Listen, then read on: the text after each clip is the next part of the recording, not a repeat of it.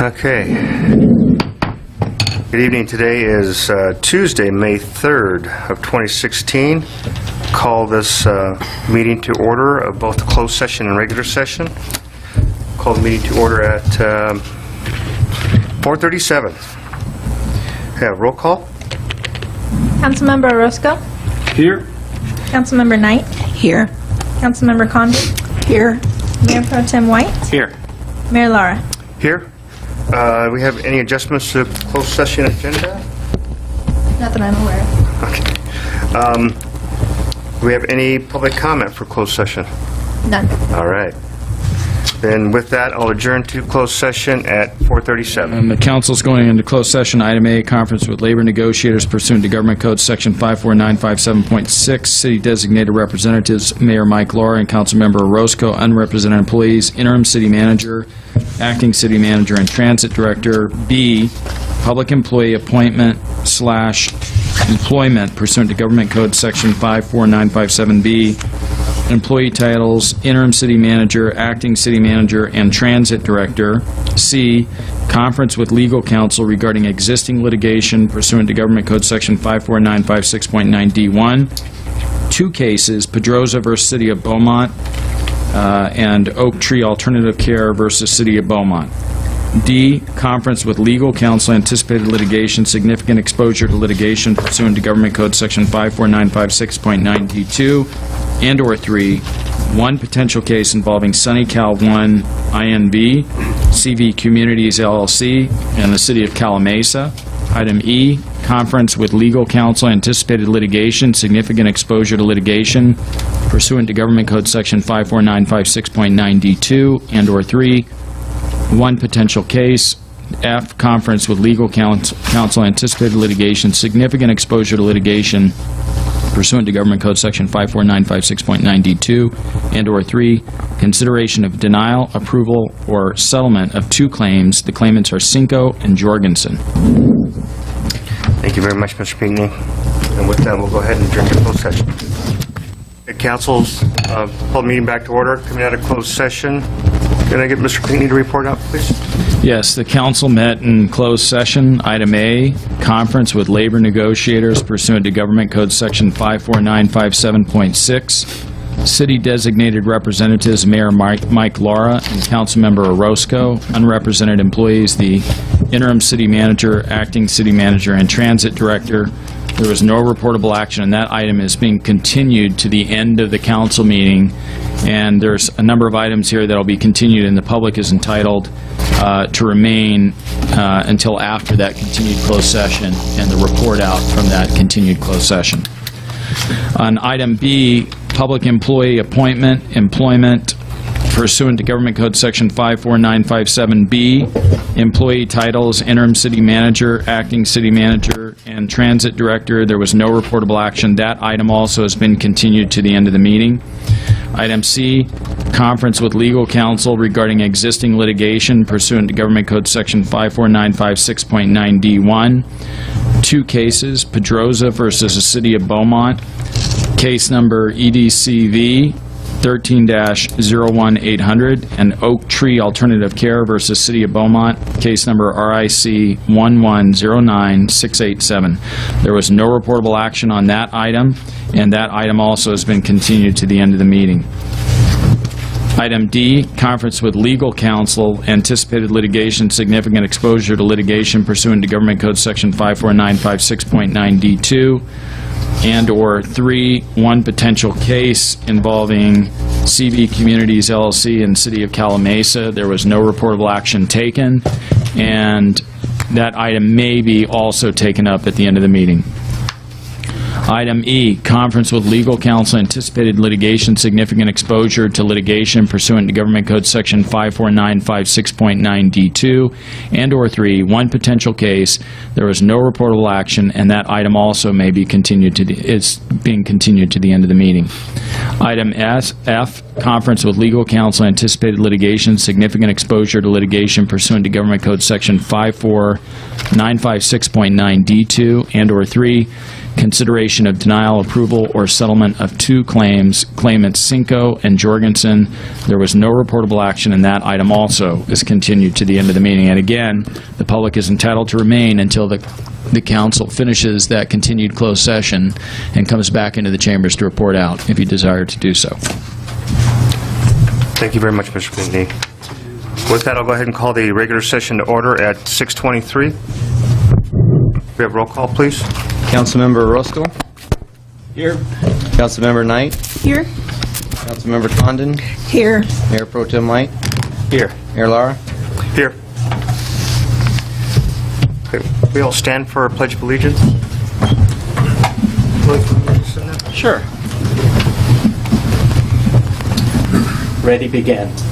I pledge allegiance to the flag of the United States of America and to the republic for which it stands, one nation, under God, indivisible, with liberty and justice for all.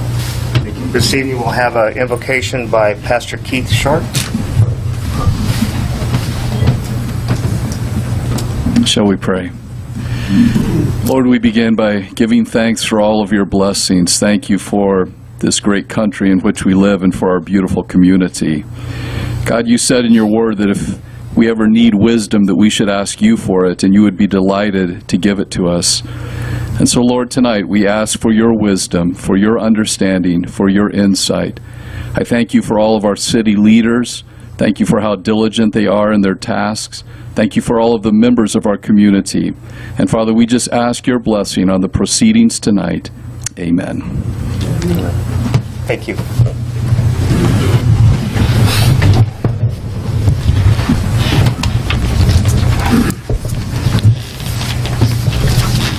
Ms. Mendoza, do we have any adjustments to the agenda? No, Mayor, we don't. With council's consent, what I'd like to direct our attorney to do along with staff is to, I've seen a lot of board meetings with the County of Riverside, and one of the things that they do to expedite their meetings or to move their meetings along is to pull agenda items that have requests to speak, and then those items where maybe a board member would like to discuss in more detail, they'd have those items pull. And much like our consent calendar, what they'll do is they'll go ahead and move to approve the balance. If, with council's consensus, just to try to expedite our meetings and also get our constituents the opportunity to speak on the items that are most interest them, and also in the interest of saving money for the city, I'd like to propose that if council is in support of doing that, or at least having Mr. Pinckney look into that option. I concur with you, Mr. Mayor. I'd be happy to do that and maybe report back at the next regular meeting or the next meeting under the city attorney report some options that would be available to you to expedite. Is that okay with council? I concur. Concur. Agreed, we're not talking about tonight, correct? No, not tonight. Yeah, no, I'm okay with that. Okay. Thank you very much. We have some announcements and recognitions this evening.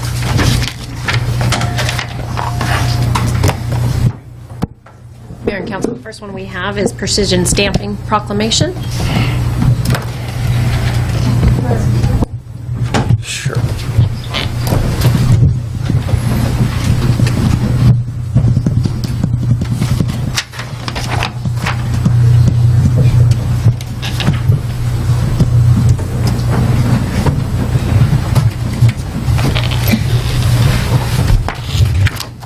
This is a proclamation for Precision Stamping. They've been in business they just celebrated their 50th year here in the city of Beaumont.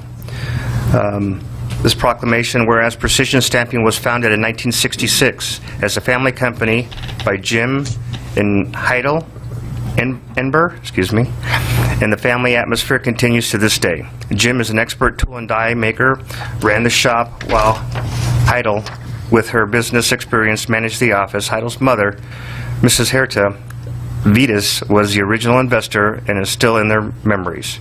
And whereas, after the tragic loss of Jim Heidel and their family, to an airplane accident in the summer of 1976, Peter Galing was chosen to succeed Jim as general manager.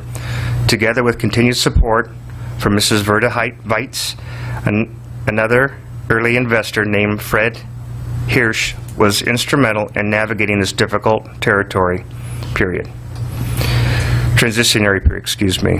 Whereas under Pete's leadership, which lasted until the early 90s, the company grew to become a formidable stamping firm with 40 high-speed presses and staff of just under 40 people. And whereas since taking over for Pete, Steve Morgan and his team have grown precision stamping to what is today through the addition of heat treating and multi-million-dollar environmentally friendly plating facility to complete their stamping capabilities. And whereas from the humble beginnings with 6 employees in a 7,000 square foot former post office building to one of the largest privately owned employers in Beaumont, they have stayed committed to the ideals that were founded upon. Doing business in such a way that is to ensure their customers, employees, and vendors remain satisfied by their side. And now, therefore, I, Mike Lara, Mayor of the City of Beaumont, on behalf of the entire City Council, do hereby proclaim official recognition of Precision Stamping, Inc. in their 50th anniversary. Congratulations.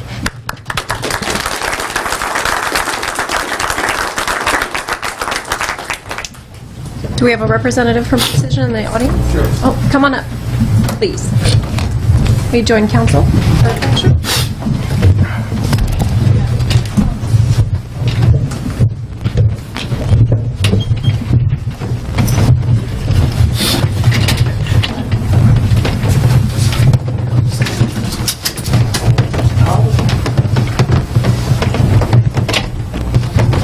haven't met you before. Steve Morgan. Steve.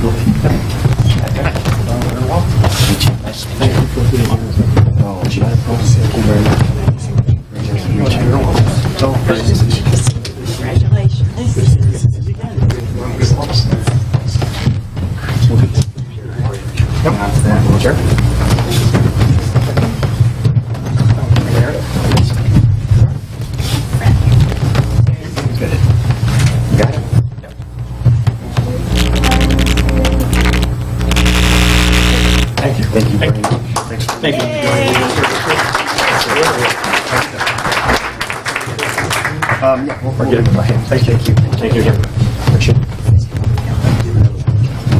Yeah, we have another one. Sure. Next, go ahead. No, go ahead. Next, we have a certificate of appreciation for the Helping Hands. Phil, representative would come up to the podium. I'll have you start right here.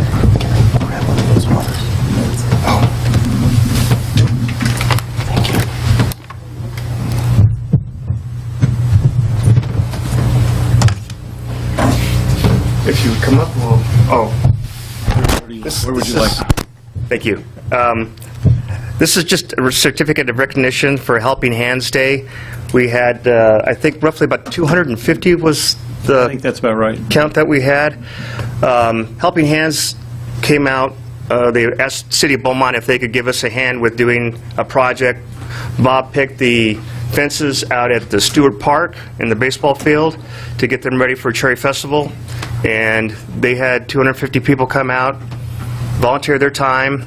They donated the paint and did a fantastic job on the rider, and I think even Mr. Roscoe was out there with his artistic abilities and helped paint the vents. So we just wanted to thank you very much for your efforts in choosing the city to do this in. Thank you very much. We want to express our gratitude to the city for letting us come and help. We like to do this at least once a year, and it's a wonderful opportunity for us to be supportive of the citizens of Beaumont and the other cities that we serve as a church, as well as our Just Serve committee. So thank you very much. Thank you very much. Would you please come up? Sure.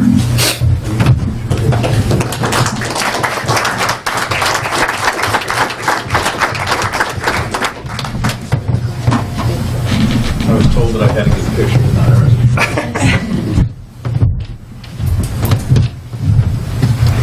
Get out of here.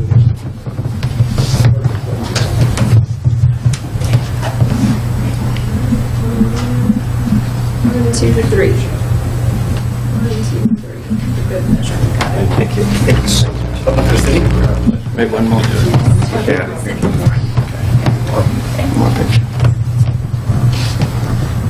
Receiver 3. We're good. Thank you very much. Yes, and creep.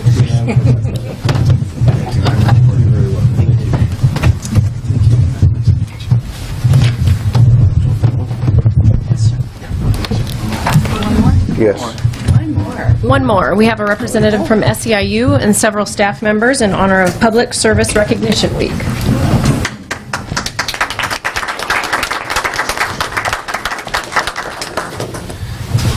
What I'd like to do is have each of us read a portion of this.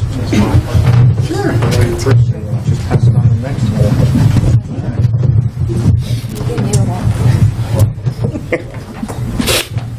I'm telling you. Okay, just making sure. Feel free to though. Okay. It's glary. All right. I would like to read a portion of the proclamation to where it reads as, whereas Americans are served every single day by public servants at the federal, state, county, and city levels. These unsung heroes do the work that keeps our nation working.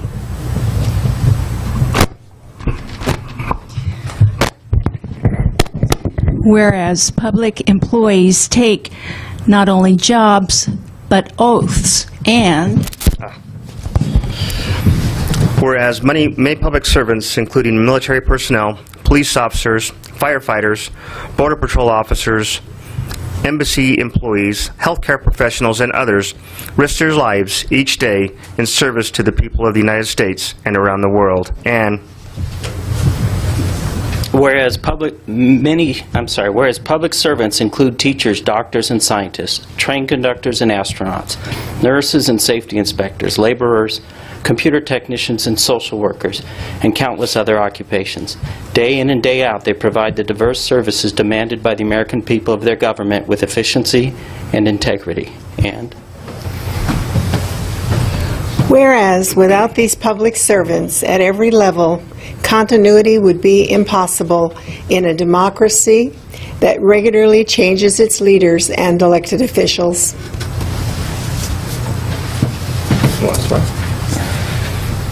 now therefore, I, Mike Lara, Mayor of the City of Beaumont, on behalf of the entire City Council, do hereby announce and proclaim to all citizens and set their seal thereto that May 3rd through 9th, 2015 is Public Service Recognition Week. All citizens are encouraged to recognize the accomplishments and contributions of government employees at all levels, federal, state, county, and city. And we thank those of you that serve our city.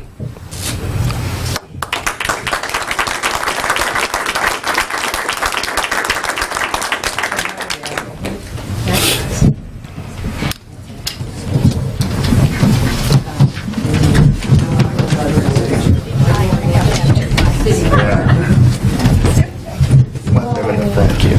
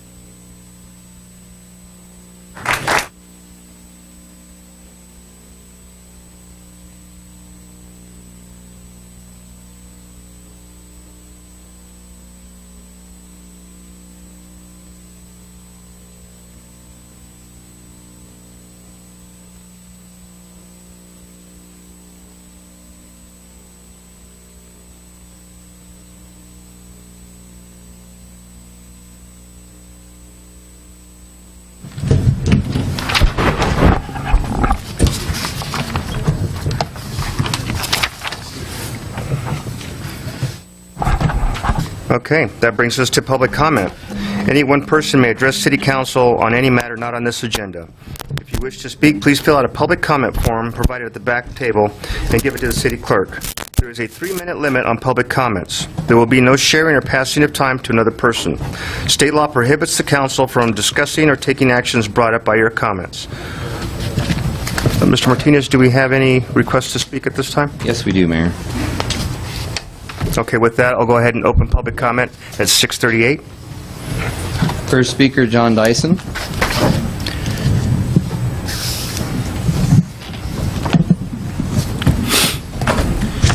My name is John Dyson, Solara resident. I just want to remind council and the audience behind that we have the Balanced Growth Petition initiative being circulated in the city. The purpose of this initiative is to balance the growth of single-family houses with the buildup of infrastructure in our city. I saw in today's press enterprise that Beaumont is ranking second or so in the state or in the county as far as growth of population. I read the article several times, and what I didn't see was that Beaumont ranked anywhere near the top in the growth of infrastructure, in the growth of water treatment facilities, in the growth of freshwater capacity, in the growth of freeway interchanges and streets. So it is very clear that the growth of houses is far outstripping the ability for the infrastructure to keep up. And what this initiative is asking is that we level the playing field as far as infrastructure versus increased population. Another thing I saw on tonight's agenda was more CFD taxes being considered. No matter how the city paints this and puts lipstick on this, it is still a pig. It is an illegal, immoral way to finance mitigation fees. Those fees should be burdened by the developers, and the city should get the benefit of the infrastructure that goes with the building. The new citizens who come to the city, there are 30,000 of us who, if you took a survey and held a CFD meeting, which you have, you will see just how unhappy everyone is paying double property taxes, especially when we cannot see the fruits of this double taxation. So I urge council, please don't continue down this road, which is totally wrong, simply by renumbering a new CFD series. Thank you. Thank you for your comment. Next speaker, Martin Bright.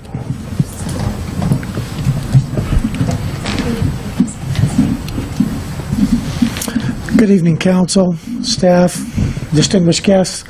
I'm here representing the Rotary Club, and we want to give you a quick update. We know how busy your agenda is, and we don't want to take time on the agenda. We had our Breezing Through Beaumont event 2 Saturdays, 1 Saturday ago, about 10 days ago. It was a very successful event. We had just close to 300 runners, had a great time. Mayor Laura came out and witnessed the event, can attest that it was a huge success. We got a lot of publicity for the city. We got a lot of attaboys for the service club, and we had a lot of great runners and exercise events going on in our city. It helped us to sponsor about 12 items that the Rotary Club does throughout the year, including the Senior Thanksgiving Dinner, the Cherries Jubilee scholarship program we have coming on this Thursday night that you're all invited to. And we want to thank you with a small token of our appreciation. We've left here with the staff. They are named in each bag with a card, so if you get a bag and it's not your name, please pass it to the person that it belongs to. And I'll entertain any questions if you have any. When and where is the Cherry's Jubilee Scholarship? It will be at the Chatney Center this Thursday evening. Okay. And there were some tickets that were added to the thank you gifts that we added to the council. We'd like to see you there. We have the door entry of $5 is being waived for anyone who'd like to come, council or public. What time does it start? They'll start about 6 p.m. Okay. Thank you. We have over 80 gifts, gift baskets, and bid items from the community. Thank you much. Very much. Appreciate all your work. Next speaker, Judy Bingham. Judy Bingham, 115 Minnesota.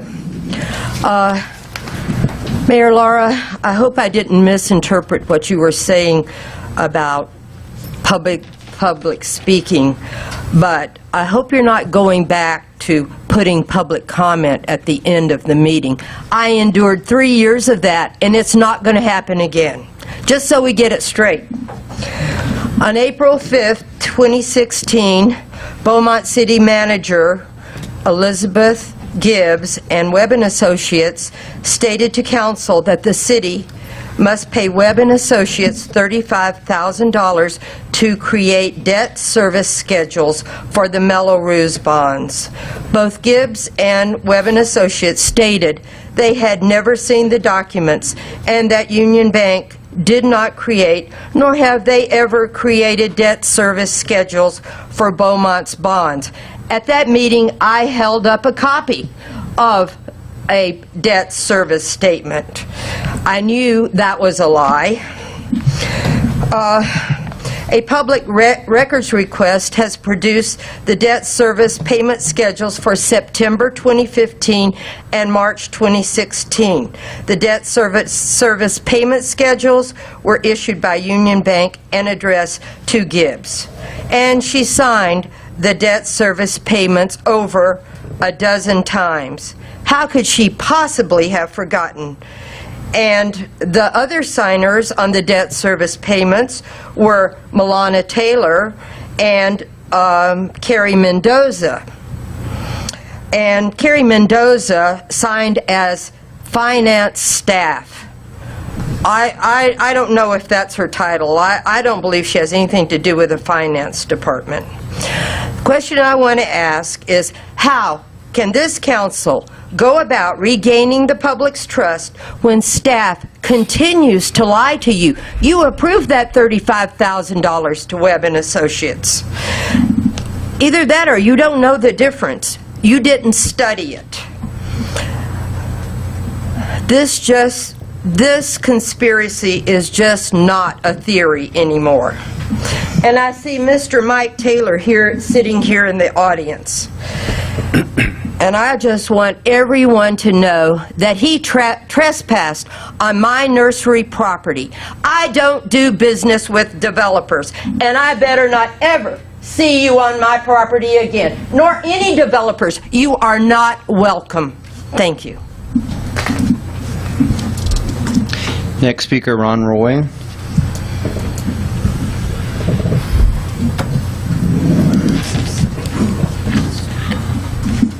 Good evening, Council. And the reason I'm here tonight is about Fairway Canyon. We've been trying to get our hands around the development of a park. There's been a lot of debate about the park, where it should go, this sort of thing. The point I want to raise tonight is that there's apparently wastewater treatment infrastructure that goes from the wastewater treatment plant to Fairway Canyon. My question is, when will and what is the council doing to get wastewater that's been treated from the home sites in the development, or from the wastewater treatment plant to Fairway Canyon? And the reason that's important is because it's affecting the development of the parks in the area. We get one plan from the Parks Department that says, you know, we want soccer fields and baseball fields. Well, you have to water those a lot to keep the fields green. And then the next thing we know is that they had to scuttle that because they have water restrictions and they're only watering a couple of times a week. And we had a baseball field that actually looked in horrible condition. In fact, that they're using fresh water to get in water for the Palmer Park field. So the idea is parks here. So I wanted to know how they're going to be funding that. Are they going to use community facility districts? Are they going to use assessment districts? Are they going to use Melrose or other special assessment districts? Will that become some kind of assessment? Is there any allocated funds available? But we feel that it's really important we get that. Also, we'd like to see if you could do a cost comparison. A lot of the debate I'm getting is, is wastewater cheaper for public improvements versus fresh water? And my presumption, and I need to know confirmation on this, is that the wastewater will be less expensive, so that it'll be a lower cost to the community to water the parks. And I appreciate that. So thank you very much. Thank you for your comment. Next speaker, Speaker Khalid Dury.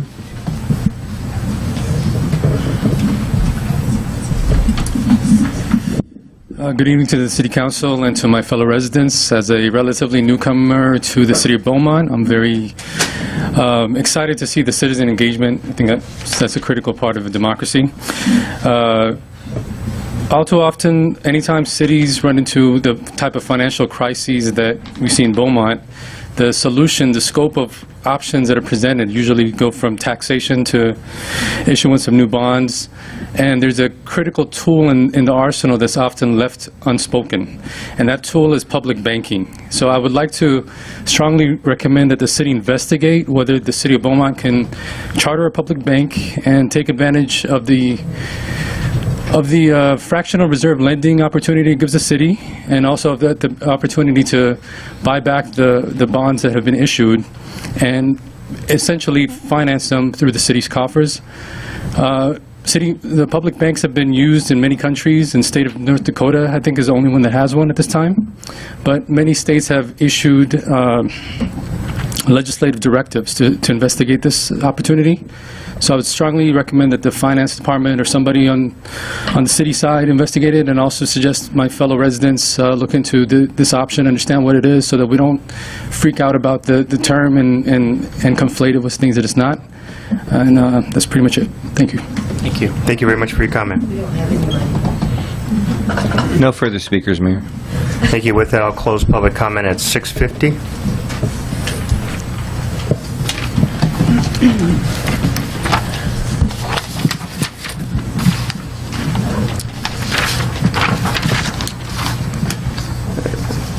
That brings us to council reports. Councilmember Condon? Well, I just want to reiterate how much I enjoyed visiting Precision Stamping's facility and being amazed that that facility is right here in Beaumont, and what a healthy industry it is. It's the kind of clean, smart jobs that we are looking to bring to Beaumont through our Economic Development Committee. We all know we've had some problems in the past, and your council is working very, very diligently to deal with those problems. But at the same time, we want to provide an opportunity to attract clean, smart jobs to Beaumont so that we're going in an upward direction while we're fixing what's in the past. And I want you to know that sometimes, we hear some pretty hard stuff from the audience, but I want to tell you the worst thing in the world is an apathetic citizenry. You're not apathetic. You come here and you say what you think, and you tell, and we listen, and I appreciate that very much. All of us are being affected by the things that have happened in the past. Average householders, businesses, developers, we're all going to be affected by the things that occurred in the past. Just hang in there with us and have faith, and we're going to set this city going in the right direction. One last thing, and I won't speak too much about it because I know my fellow council members will want to talk about it. We went to the police officers' LEAC meeting in Riverside at Raincross Square. You never saw so many cops in one place in your whole life. It was really great seeing some of the wonderful things that these people of valor have done in protecting the citizens of Riverside, and Beaumont was very well represented there, and it was really a great time. Thank you. Mayor Pro Tem White. Thank you. I, too, want to comment on the Riverside County Law Enforcement Awards dinner. I was there as well, and it was a very moving evening, and it is something that I personally want to become a part of, and I'm going to work with Commander Fagan, who actually is the chairman of the LEAC going forward for next year.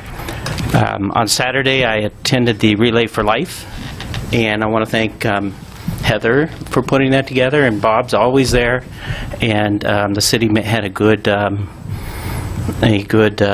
representation. I did have to use my umbrella for about 10 minutes, but then after that, it was really nice, and it was fun to walk around with my 13-year-old daughter and my wife for about an hour. We had a good time. Over the last couple of weeks, we've seen and read a lot of different 1 year after the raids reports, and so I wanted to give you mine tonight. In the 2014 election, 3 incumbent council members with 30-plus combined years on council were replaced. The 2-term city treasurer was also replaced by the voters. In the year since the raids on City Hall and the homes of our city manager and managing department heads, we have accomplished the following. We replaced our city attorney, city manager, finance director, chief of police, financial advisor, auditing firm, public works director, and bond counsel. We've hired an executive recruitment firm to find us candidates for a new city manager. We've ended our business relationship with former principals of Urban Logic Consultants and issued them legislative subpoenas to obtain documents in order to reconcile our Melrose bond payment for the last 20 years. We've issued a resolution to the State Attorney General's office to investigate and review the practices of our prior bond trustee, to help us with our investigation to complete the reconciliation of the CFD Melrose funds. And we are in the process of replacing our bond trustee. We stopped using our resale certificate as a mechanism to shift sales tax revenues from other local jurisdictions to the city by moving the point of sale to the city. We've been audited by the State Controller's Office, and as a result of Council's direction to staff to implement internal controls, we received the following comment in the SCL report, and that was that the city has begun to implement our recommendations and is taking steps to properly account for its bond issuance, fixed assets, and inventory. We've established a standing finance committee with 2/3 of its members made up of public volunteers, and last night in that standing finance committee, we are beginning to address a checklist of all the issues, the 75 internal control issues that the State Controller's Office brought up, and we're going to continue to work through all of that and make sure that everything gets done. We put in place an economic development committee comprised of community leaders, city staff, and elected officials. For the first time in years, the council has passed a balanced budget and put in place controls to monitor and adjust our spending when it is necessary to stay on budget. That's one of the items we're going to go over tonight. For the first time in recent history, a joint agency public meeting with the elected officials of the City of Beaumont, the Beaumont Cherry Valley Water District, and Yucaipa Valley Water District was brought together through the actions of this council to discuss a regional approach to wastewater treatment with the ultimate goal of bringing recycled water to the purple pipes in our city. We've committed to a level of transparency never seen in Beaumont before, and a model I believe other governments should follow. We still have much work to do, and the remainder of our time on council is going to continue to be very challenging. We will continue to have difficult decisions to make, and I believe we now have a strong support team in place to move forward. We could never have made this level of progress without the support of the community, and I want to thank the voters of Beaumont for trusting us and being the catalyst for change that our city needed. We were elected to be accountable to all of Beaumont and to make the difficult decisions to return Beaumont to solvency and re-earn the trust of the citizens. I have another 31 months in my term, and I will continue to speak out the truth when necessary, and our council will continue to make the difficult decisions. We will make those decisions in the way we feel is in the best interest of the city. That's all I have to say. Thank you. Thank you very much. Councilmember Knight. Well, that was quite a report, Mr. White. I was gone for a good portion of the week. I did attend Riverside Conservation Commission and RTA, and I did get stuck, Chief Tully's, in a closed session that I couldn't leave, and I don't normally miss the LEAC Awards, and that was a disappointment. So I apologize, and it's always a phenomenal event to support our officers and support our local heroes. I also, portion of the week, I was in Los Angeles. I attended the USC School of Public Policy. It was phenomenal. The newest thing off the press there is called Negotiation for Public Leaders, the Art of Negotiating for a Better Outcome. The professor that leads this class is actually, he was a mayor for Rolling Hills Estates. He was an attorney for 20 years until he got into being a professor.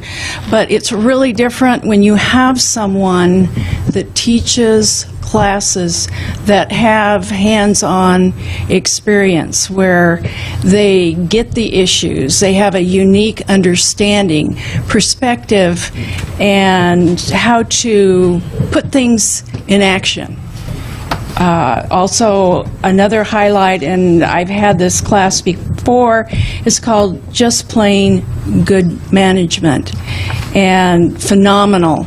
And our city staff, you know how much I appreciate you, and I do, and really support you and have tried to support you. We've been through a rough time, and I've strongly supported our interim city manager, Elizabeth Gibbs, and I think she worked her heart out for us, and I give her credit. We went through the roughest time in the city last year. We're not done, but you know, she really put forth a phenomenal effort, and I appreciate her, and I do support her, so you know. Thank you. Thank you. Councilmember Roscoe? Thank you. Just a couple announcements. Thank you. Just a couple announcements. I do look forward to our upcoming first Economic Development Committee. Excited to kind of sit down and move forward on some key important issues that will relate into kind of bringing back what we need in our city, and it's coffers into our city moving forward. But again, I want to emphasize, and Dr. Condon made this very, very clear, is that we need to do it together. Citizens, business owners that are here, staff, most importantly, right, residents, and if I didn't say that, and future potential business owners too as well, because it's their ideas and why they would want to come into our city and why we don't have them here now. So I want to look forward to that committee, and I will report. I'm sure both of us will report when we return on our next city council meeting. It is an open meeting, so people are welcome. Am I correct? People are welcome to attend that meeting. It's a Brown Act meeting. Yeah, that's I believe you treat that as a Brown Act body. Yeah, discuss that. So it would be open for the community to come in, and at that time also an opportunity for you to speak your mind on economic development. I too want, I had the opportunity to attend the ELAC Awards, the economic development. The Law Enforcement Awards ceremony. It was a great opportunity to recognize our heroes that put their lives in the line for us, and you see how important that is. And one thing that I want to point out is how made me proud why I moved to this city, and that is when I looked to find a home for my family, and I was a young family when my oldest daughter and my newest daughter, not even a couple months old. I looked for good schools, but most importantly, when I looked in Riverside County, is that I made sure that it had a police department. And that's why it makes me proud of our police department, because we have our own. And you see throughout the county, it's county sheriffs. And so it makes you proud to have your own, and to know your local police officers, and how important that is for our community. Like the mayor had indicated, I took my family out to participate in the Helping Hands. Something that is important for me to show not just my kids, but to the community, that it's important for us to, you can make it a fun event to come out. And we had a blast, kind of. I'm not a Picasso, but, we had fun painting, and the most important thing was talking to a lot of the residents that were helping there as well, different organizations. I know AYSO was out there, other clubs, and, it was nice that no one recognized me as a council member, so it was a great opportunity to kind of hear a lot of the things that were on the minds of our residents in our parks and our communities, and what they need, and, some of the concerns that we're going through them. So talked to a lot of families when I had that opportunity. The Breezing Through Beaumont, I guess, was a great success. Even with the weather, a lot of the runners didn't mind the weather because it was nice and cool. And I'm going to be attending the SCAG, which is the Southern California's Associated Governments. I'll be the representative. Their theme this year it has to do with, the light kind of moving cities forward in economic development. I'm excited to go there and be the representative for my colleagues and for our city to kind of see what we're planning here in the region as well. And I'll bring that back and I'll report that as well to my colleagues and to the community. So, thank you. Mr. Orozco, what's the date and time of the Economic Development Committee? It is going to be at 4:30 Thursday. Okay, thank you. So, I'm not sure what room it will be in. Thursday. This Thursday at 4:30, and room 2. So. Okay.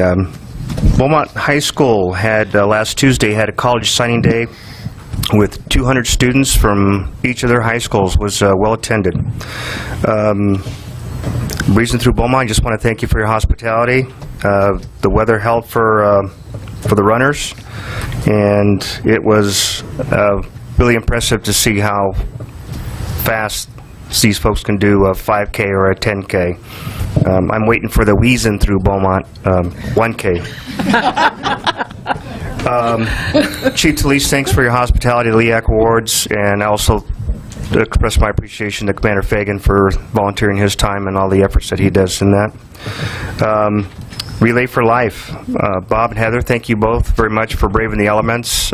Weather didn't participate with us at the beginning, but seemed to clear up a little bit later. I'd also like to thank the maintenance folks that secure the roads, block off the roads.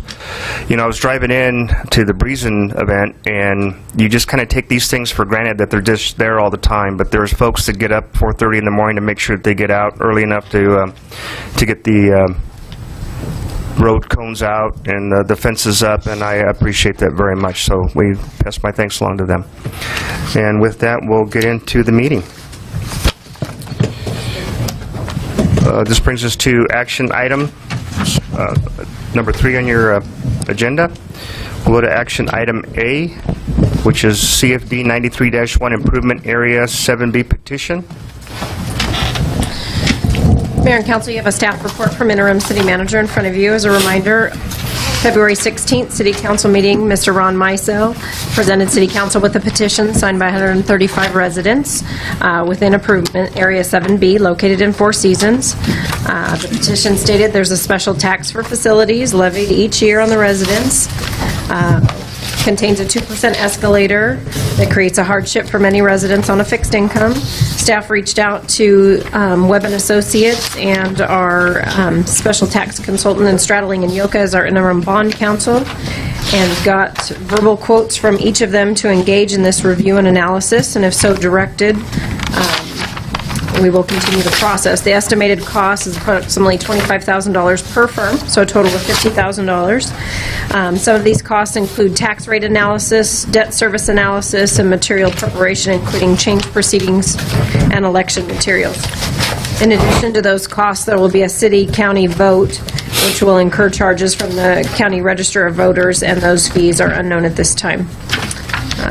No fiscal impact to report other than what was stated, and staff recommends that council discuss the petition and give staff further direction. Okay.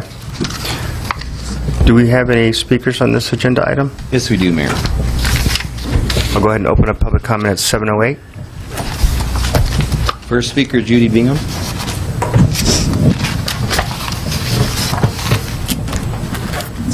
Judy Bingham, 115 Minnesota. To the taxpayers of Four Seasons, why pay it all? This is the same charade that was played on Area 7A last year to acquire bond debt. Four Seasons Area 7B listed on two bonds, the 2009 Series A for $1,240,000 and the 2012 Series C bonds for $1,325,000. The 2009 A bond requisitions list 387,826 transferred to the 2001 wastewater bond and 515,489 to the City of Beaumont for the Summit School acquisition. It was illegal for the city to use Mello-Roos bond funds to do a deal with the school district. For the 2012 Series C bond, $296,249 was paid to the city for transportation facilities, and $54,200 was paid to Urban Logic for engineering. On page 6, the 2012 Series C bond states, the authority issued its 2009 local agency revenue bond Series A's in the principal amount of $1,725,000, all of which remains outstanding. The interest and premium payments on the 2009 bond total $604,000. Because the city and/or Union Bank destroyed the documents, it is unknown if the payments were made or not. Last year, council paid Webb & Associates to prepare the Mello-Roos tax rolls and illegally overcharge every property owner over $300 under the guise of services. Were any additional services provided to Four Seasons or any other development area? No. The city didn't even use the tax money to provide basic services. Just like in the past, tax money collected was paid to lawyers and consultants. To date, council has paid Webb & Associates $194,282 to overcharge Mello-Roos property owners and conspire with city manager Gibbs to defraud the public regarding debt service statements with council's unanimous approval. Thank you. Thank you for your comment. Next speaker, Ron Roy. Bless you. Thank you. Yes, Council. First of all, I wanted to applaud the efforts of the Four Seasons community. I think this is a fantastic thing that they did. And it's clear that they put a lot of effort. They got the petitions out. I'm here to voice my support. It seems like it's a thing we need to do, and as long as it's for the entire community. I think one question that I'm probably not the only one, it has to do with the complexity of this. And, you know, as homeowners, we're aware of under Prop 13 and Prop 8, you know, how is our property assessed? It's when we purchase it, we have a sales price, and the sales price becomes the base year value of the property, and then if thereafter it's a lower the market value of the property or the factored base year value. So we understand how that works. The only way you can change the value is if there's a change in market conditions or if there's a transfer of the property. So from that framework, why do we have these? I think we need to know why they need to do this. Are they actually extinguishing this district to create a transfer of ownership? Is the market right now lower? Do they want the lower market value of today? I think it's complex. I think it's right for us to acknowledge the complexity. We need an explanation on that. For example, there's no value. They've never once showed us, well, what is the assessed value of the developers' parcels of lands? You know, I guess they average around, they start at parent parcels of about 250 acres. Then to the merchant builders, you're looking 50 to 70 acres. And for example, Woodside, I think what they have like 50 acres now, and they're building their phase 3s and stuff. But where's the assessed value of these parcels? Then this is the no-brainer. I got to throw this in there somewhere. And it's like, how simple can it, what are they doing with the money? I mean, I just have to ask that. Tell me, what are you doing with the money? Where's the money going to? Just tell us. And why would you choose a community facilities district over an assessment district? And why would you choose that over Mellows Roost? What are the relationships? I'll keep asking that a million times. It's very complex, but I hope we get finally a clear presentation. I just think that the community just doesn't understand what's the motive here. And again, I do support the efforts, and I will vote for it, as long as it's community-wide. And congratulations to the people of Four Seasons. Thanks. Thank you very much for your comment. Next speaker, Stephanie Larson.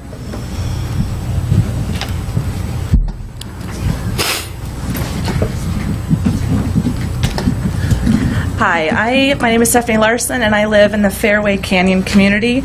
And I'm here to talk about the CFD that is being presented here again, but also my complete disbelief that to find out that there's been more bonds taken out for my neighborhood last meeting. You know, I don't understand when you can't tell us where any of our money is gone. You can't tell us how these bonds were taken. You can't tell us what we owe on our current bonds, how we're even thinking about taking new bonds out for new homes. If you were to ask the community that lives here, we are outraged. You're about to have a mutiny of citizens because we don't even know why we're paying this. You can't explain it to us, and yet you're still taking more money. When you sit there and you hear these retired individuals begging you to help them, I don't know how anyone sleeps at night to be able to do this more and more again. We can't take it as citizens anymore. You look at the distrust that we have in this city, and I was personally told, as well as many other of my fellow citizens, you can trust this council. We have no intention of taking more bonds. Was that a lie too? Because I can't trust the city still. Please, please, please show us that we can trust you. Stop taking these bonds out and figure out what happened with the previous bonds so that we as citizens can stop paying things that was stolen by people that are gone. Fix the problem. Please do not take out any more bonds. Thank you for your comment. No further speakers, Mayor. With that, I'll close public comment at 7:15. Mayor, may I make a comment? Mayor Pro Tem White. Just for clarification, we have two issues tonight. This one is regarding 7B, and the other one is regarding the Fairway Canyon issuance of bonds. I do have a hard time sleeping at night, and I do have problems that I will address when we get to the other issue, because I think this is a sort of a separate issue. My concern here is that we have been and are continuing to be maligned for doing the CFDs the wrong way. And Mr. Roy, to answer your question, and Mr. Spicer, you can correct me if I'm wrong, special assessments are one group, and a subset of special assessments are CFDs / Mellows. So CFDs and Mellows are the same thing, but they're a subset of special assessment districts, correct? Close. Okay. Assessments and special taxes or CFDs are separate in the way that they are determined, the way they are applied. Sorry, Shane Spicer, Albert A. Webb Associate. The assessments are based on direct and special benefit. They go through a benefit nexus. It's a different type of process, different code, Streets and Highways Code versus a special tax. Through a CFD, also a Mellows, which is based on a tax rate not derived directly from direct and special benefits. So they're distinct. They can accomplish similar things, but they are approached differently. They have different voting requirements, so there's a lot of different laws that govern the two. Thank you. Then I would, in a future opportunity, discuss the difference between special assessments and CFDs and see if there's a way special assessments may benefit us more. I don't want to go there now because I only got 5 minutes. Absolutely. Okay. So there's a couple of issues we have to worry about. I believe that when we did it for 7A, we didn't do it right. I honestly believe that. I just think that we need to review the way we're doing it. I mean, the question comes up, my community, long before I was on council, presented a petition of 100 homeowners representing 100 homes. And there's some interesting things about petitions. First of all, if my wife and I live in a home, only one of us can sign the petition, not two. So we had one signature from every homeowner. And the council didn't even consider our suggestion. We weren't asking for anything to be reduced. All we wanted is the debt to stop being issued. We were willing to continue to pay our payments, our 2% escalator. We weren't asking for anything different. 3A came. There was no petition. They worked with the city, and a whole different process was done. 7A, I said. 7B is here tonight. This is something that we should be doing as a community, because what happens if we make this arrangement for 7B? Why can't another area in Fairway Canyon come and ask for the same thing? I understand that there's issues such as the escalator is put in place to make sure that the debt can be retired, and I also understand that there's a max tax versus the number of debt issued, and the only number of debt that should be issued is amount to cover the facilities that are supposed to be completed for that area. So until we understand whether or not in 7B there are more facilities that need to be built, or the money is there now to cover the debt, that's what the charge is for a consultant to come in and do that analysis and figure it out for us.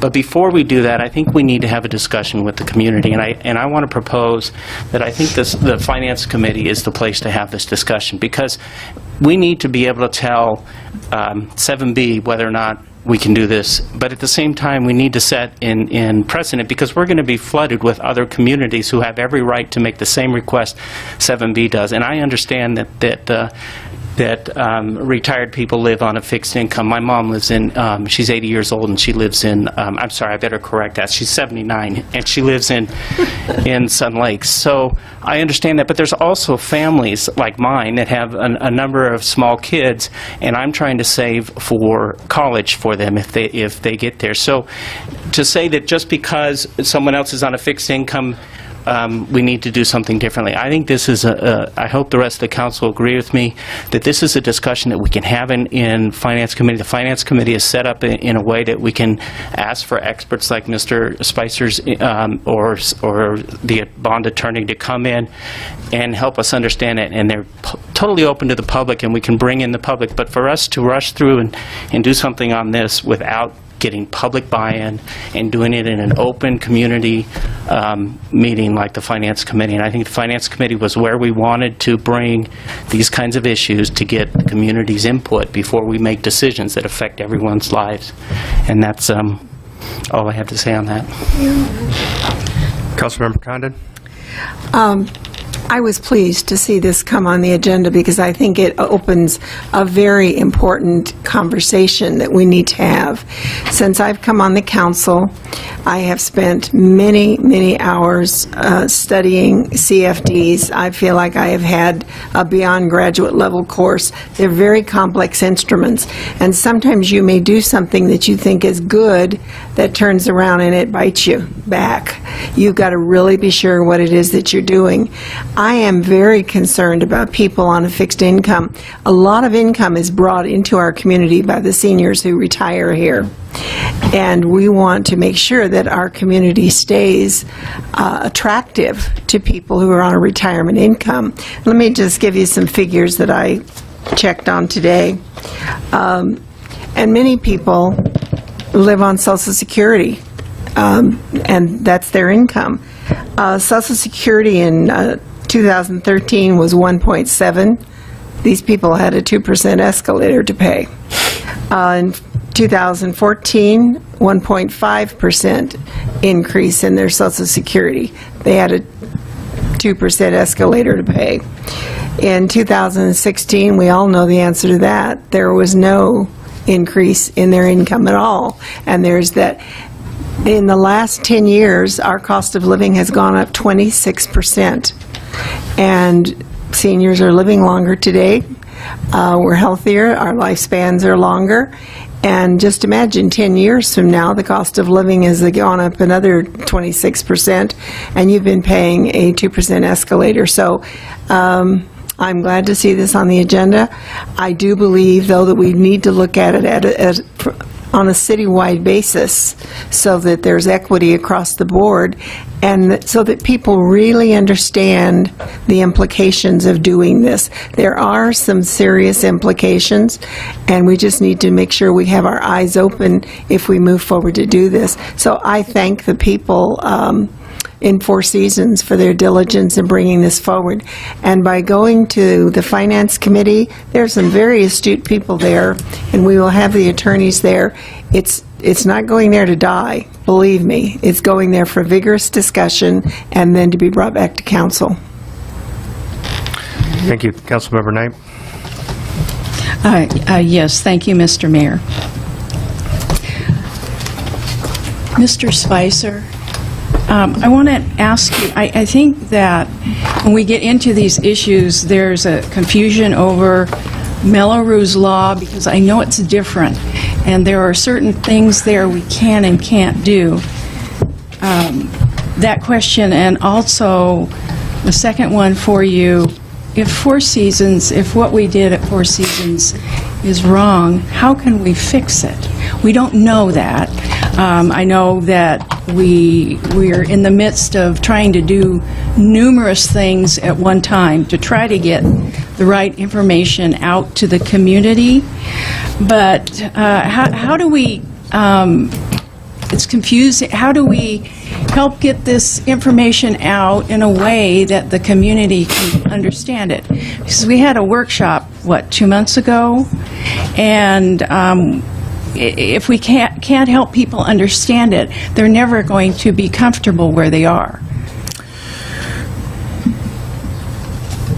It's a very complex, thank you for the question. It's a very complex topic. I think the challenges that we find ourselves in is that each of these different communities have a different set of circumstances, and it sometimes can be confusing of what affects one community may not be the case whatsoever for another community. And where we kind of find ourselves is information loss, and we're trying to get that information through these reconciliations, through these efforts to try to understand where are we in the situation with each of these individual improvement areas and each individual debt issuances.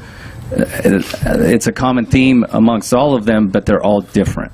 And so I think that's where some of the complexities lie, is that each of these really do stand on their own. You have one CFD, but you have really 25 CFDs. And so each one has its own set of parameters. How do we clear up some of these confusions? Obviously, I do agree that a finance committee setting would help us focus on various issues one at a time, because when we try to talk about all 26 issues at one time, you have 26 separate types of questions. And so I think if we were able to do this on a case-by-case basis, we'll be able to answer some more direct questions, conduct more specific research to that. I also note that Brian Forbath with Stradling as bond counsel is here as well, and he's very knowledgeable on the Melrose Law. He's been involved in the discussion of this petition, and that there are certain situations that go outside of my realm of experience with regards to the procedures that may need to be handled, specific to not only which I can work with is the tax rates, the rate and methods, and how we structure that improvement area going forward. But what are the implications on the existing bondholders? What are the requirements to the covenants that are already in place? How do those get addressed in this type of manner, because you have more than just the taxpayers, you also have those that invested in those bonds that need to be considered in how they're handled through this process. There's a number of these issues that I believe you have the right team to look at it, but it's going to require some time to address the matter individually. Okay, thank you. Mark's question. Councilmember Roscoe. Yes, a couple questions here. And I'll reserve my comments after my questions. Sure. First of all, have you heard of the term backloading? Backloaded in regards to debt? Yeah. Yes. Deferral debt, right? Correct. Can you explain that a little bit? So backloading the debt and deferments occur when you want to optimize the amount of proceeds that you can receive. And so sometimes the debt can be structured in a way that you have a lower front-end payment but a larger back-end payment. And that's definitely the case with escalating tax rates, and where you're going to have the debt spread over the maturity with a higher back-end payment due. Okay. And what does that? How would that benefit the city, residents, all the parties involved? How does that? As far as the residents, you know, the intent of structuring a CFD or with an escalator to that effect really helps ensure that there's sufficient funding to help provide the primary infrastructure needs. It's something that not all agencies employ. There's different policies throughout, and each one is individual to the councils and the situation with that community. But it's one that comes with disclosure that there's going to be a tax rate, and it has prescribed in that an escalator. So, you know, it depends on the community. I live within a CFD that has an escalator. I know that that's part of what I bought into, but, you know, it is something that is troublesome if you have some of the issues we addressed here with being able to have residents make that payment in harder times. Mm-hmm. Okay, well, I don't think I have any more questions for you. I think you've answered some of the other questions, but, well, actually you do. So, the $25,000 that's proposed on here, where does that come out of? Where does it? How would that get paid? Yeah. Where does that come out? Who pays for that? So, it requires upfront payment to do the analysis. I mean, obviously, if you're not able to collect that through the tax rolls as you go, because you need to adjust things, it could be paid through the city's general fund and then repaid by the tax rates as part of the restructuring. It could be requested as part of a deposit requirement from the community. So, okay, so there's different ways. There's different ways. Okay. Good afternoon, Councilman. Brian Forbath from Stratton Yucca. The statute that talks about forming a petition makes it clear that the petitioners are supposed to come up with the deposit to pay for the cost of the change proceedings. So the obligation, whether the council wants to proceed or not, would be an obligation of the petitioners to come up with. Now, the question that the council will be faced with is, what does the council want to do with that regard? Does the council want to require the petitioners to come with that money? Does the council want to pay for that itself? Does the council want to explore if there's ways to use existing CFD funds to pay for that? We have not looked at that issue. I don't have an answer for you on that topic. It's not. This is not something that comes up. I've been doing Melrose Melrose formations in California for 18 years now. This is the first time I've ever been faced with a CFD where residents are petitioning to lower taxes.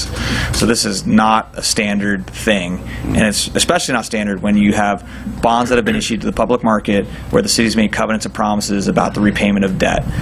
So that will need to be something that'll need to be analyzed as part of the council's decision to go forward on it, and it'll ultimately be your decision on who pays for the costs of this to move forward. So I just want to, I'm going to probably need a few more minutes, but just, you know, I think I'm good now. Yeah, I'm okay. But kind of going back what was said, I mean, what's important here, I mean, I understand the residents, and especially our seniors that are in a position, and I think it's important that we take a look at that, but at the same time, we need to consider, like was said on the council, there's too much at stake here in terms of how we go about this. And I think the financial committee, that was the intention why we set that up, is to take a look at certain things like this. There is so much information that needs to be taken a look at in terms of the unintended consequences that we're going to be faced with this. I mean, there's a lot of unknowns. I mean, as our I need you to wrap up, council member. Sorry. I'll need you to wrap up. Okay. I know Councilman might have a few more minutes, but My red light never came on. yeah, then I forgot to push the clock, so I'm just asking for a little more time. Can you please wrap up? I will. So that's what I'm afraid of. And I'm afraid of also the question, right? Does this fit into our plan of sustainability down the road? There's so much unforeseen consequences. Like was said by our bond attorney, this never been done before. There's so much unknown. And I think for it going to the financial committee, that direction, we get to take a look at going forward with all circumstances, all situations down the road that we plan to do, maybe for all our residents. But most importantly, I mean, who's going to pay for this? Is it going to be out of the general fund? Is it going to be all the residents? These are all unknown questions that I would like to take a look at, but we need to collect information, we need to collect data, I understand, collect data and information down the road that will benefit in making our decisions when we having to be faced with this again. And I think we will be faced with this situation again. So, thank you. Okay, I think we've kind of... May I make one comment? I will try to be brief. Sure, if you would, please. I will try to be brief. And I'll try to get mine in. I discussed this with some of the consultants, because Urban Future specifically, because I was concerned that if, and Dr. Condon actually brought this up, that if we do this for one area, and that doesn't mean that we don't want to do it, we need to know if everybody across the city that happens to be in a CFD area, what will the projection of this do to the city in terms of meeting our administrative costs, our services costs. And Urban Futures recommended that we do a 7-year projection of the CFD funds, and if we have enough to cover services, we have enough to cover admin, and the impact of reducing something like the escalator, even without the legal issues of what's already been done.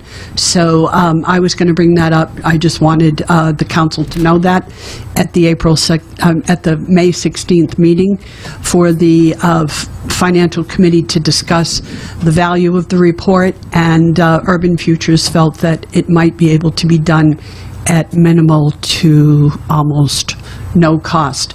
But that would give the council the understanding of the impact of this, not in just one CFD area, which is what we're discussing tonight, but across CFD areas. And it would give a projection of going forward, if this gets carried forward into other areas, what the impact of that would be as a city. Thank you. Thank you. Well, with all the discussion in regards to the complicated issue that we have before us, I would like to suggest that we obviously do some additional investigation and turn this over to our financial committee for further review. I'll second that motion. You want to take a roll call? Councilmember Orozco? Aye. Councilmember Knight? Yes. Councilmember Condon? Yes. Mayor Pro Tem White? Yes. Mayor Lara? Yes. Okay. That brings us to item B, CFD Administrative Policies and Procedures. Do we have any, report? That's okay. What you have in front of you tonight is another draft of the administrative policies and procedures as they relate to CFDs. Staff updated the title and received comments back from the mayor. A reminder that this is a baseline document. It's a working document. We reviewed it with our consultants again today, and Just wanted to remind everybody it's an administrative procedure, and it's steps for finance and public works to follow, and for truly finance to understand when and how to cut a check, what approvals to get, and where to go. So it is just an internal process. And I know earlier this afternoon, a debt policies procedure was also set out, separate document. So we do have two different documents we're dealing with. And this is just to provide a little more structure than we've had in the past and how to process these, what to do with bond payments of that sort. I know in the past things were sent to the bond consultants, they cut the checks. My understanding is this is to bring it back full circle. Staff has some input. Bonds are paid to the city, and the city processes the payment. So it's to line up procedures a little bit more on those lines. So again, it's a work in process. I don't think it's ready for formal adoption, but we're here again with another draft for more updates or direction. Thank you very much. Do we have any requests to speak on this item? No, Mayor. 3B? Okay, we'll close public comment. Any comments? Mayor, may we have a time, open and close for record? I'm sorry, 7:38? All right, thank you. Thank you. I can tell you. My apologies. It is up for formal adoption tonight. Okay. This is the second time we've brought it back, if you so choose. Councilmember Condon? Thank you. You know, I heard this referred to at our last meeting as what Dr. Condon wanted, and we had gotten the document just a few hours before the meeting and hadn't had time to review it. Well, I've had time to review it, and I've had time to read it, and it's not what Dr. Condon wanted. This creates a huge bureaucracy. There may be a place for it somewhere in the city, but it creates a huge bureaucracy. It has positions in here that aren't part of the city. In one point, it calls for the approval of the Board of Supervisors. It kind of gives me the feeling that, you ever read something you feel like it was ripped out of another book somewhere? Anyway, this is not what I wanted. Let me share with you what I want. And we have developers who have business they need to do and they need to move on with. And I feel like sometimes that maybe we're slowing things down. Here's what I want. And I hope that other council members agree with me. I want what Betty Yee, our state controller, wants. And she put it in our list, our checklist of documents. She talks about total lack of accounting for and questionable use of bond proceeds. Now that's the past. We can keep beating up the past if we want to, but I'm really concerned about seeing us move forward into the future. And it says here, 2016 and moving forward, it lists 6 items that are required for following CFD funds. That's all I want. It can be on one piece of paper. I want to be able to look at a piece of paper and it says CFD, $16 million. Curb and gutter work, $3 million, and proof that it was done. Outstanding balance on the CFD. Additional projects that are planned on that CFD. Then every 3 or 4 months, bring it by the council so that we can look at each CFD and see that we know where the money's going. I've heard that 3 or 4 times tonight, and I hear it in the community all the time. Where's the money? Well, we're trying to find that out. But, you know, if you have a bank and they keep screwing up your bank account and your balance is wrong and there's money gone and you don't know where it went, you're an absolute fool to keep on doing the same thing over and over again. I have got to have a document that shows me what is happening with these CFDs before I can feel comfortable in pushing them forward. And by the way, I'm not against CFDs. A lot of the wonderful homes we have out here that are affordable are because we have CFDs. And they just haven't been handled well. And that's made all of us as mad as heck.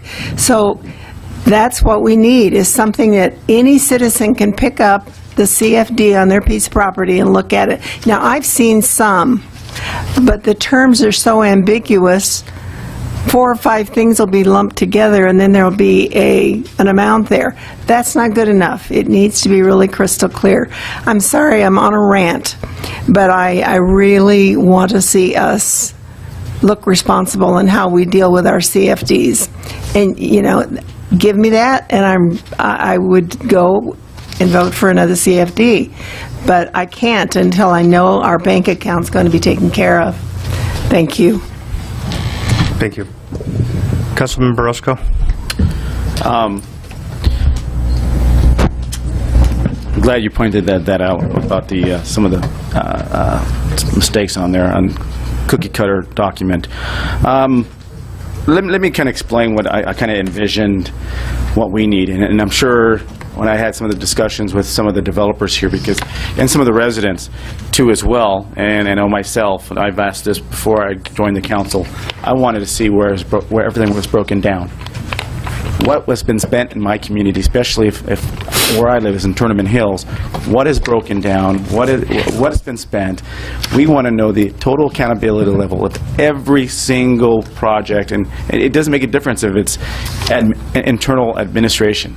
It needs to be clear, right? I would like to see, you know, for me, the staff and the residents can see it.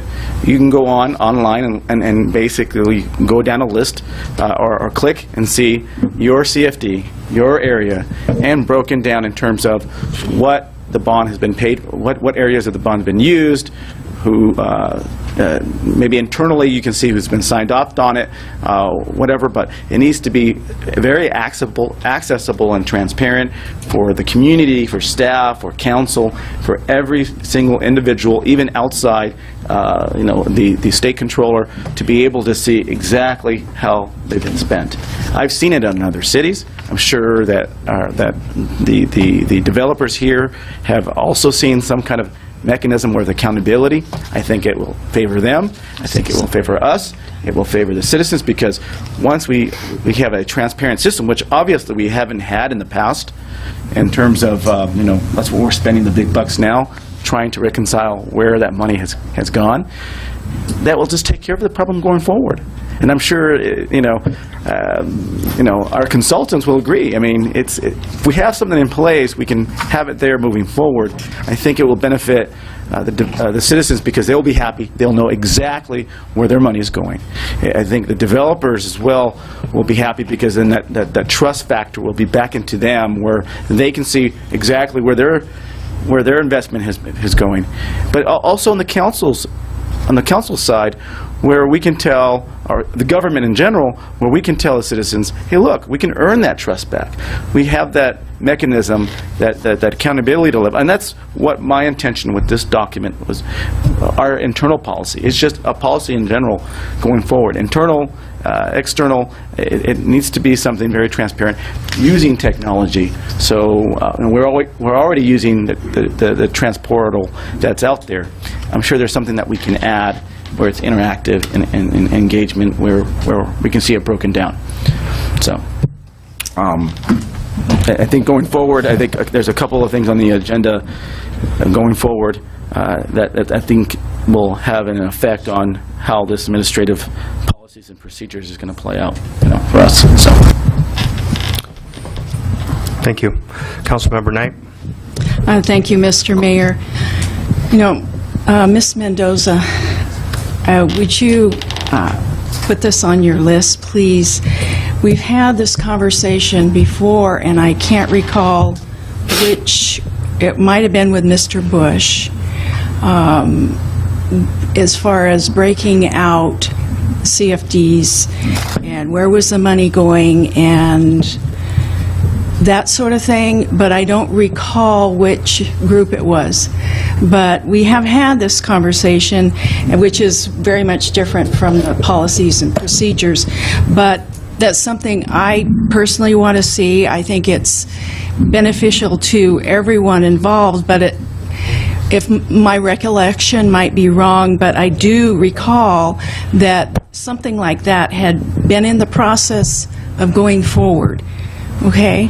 I think you're talking about the CFD reconciliation of each of them and what it's been spent on, the breakdown that everybody's talking about, which my understanding, last update I had, is due later this month. That will answer a lot of the questions that many council members have raised in the community in regards to where the breakdown, where's the money gone, what's it been spent on. So that's still, obviously, The end of the month? The end of this month, the end Okay. of May. That is correct. That was the last update I had. So basically, I want to run that by. At the end of the month, we're supposed to have a breakdown of where everything has gone and a whole breakdown. What we've been able to track, what we've been able to trace based on the documents we have, yes, that is correct. Okay. Carrie, I have an update on that. Thank you. That I'm going to give verbally during the treasurer's report. Perfect. Mayor Pro Tem White? So I don't know who we address questions to on this document. I mean, I have some questions and concerns. I don't know if Brian or Shane, you folks have read this at all. I don't want to put you on the spot. But not only are we supposed to get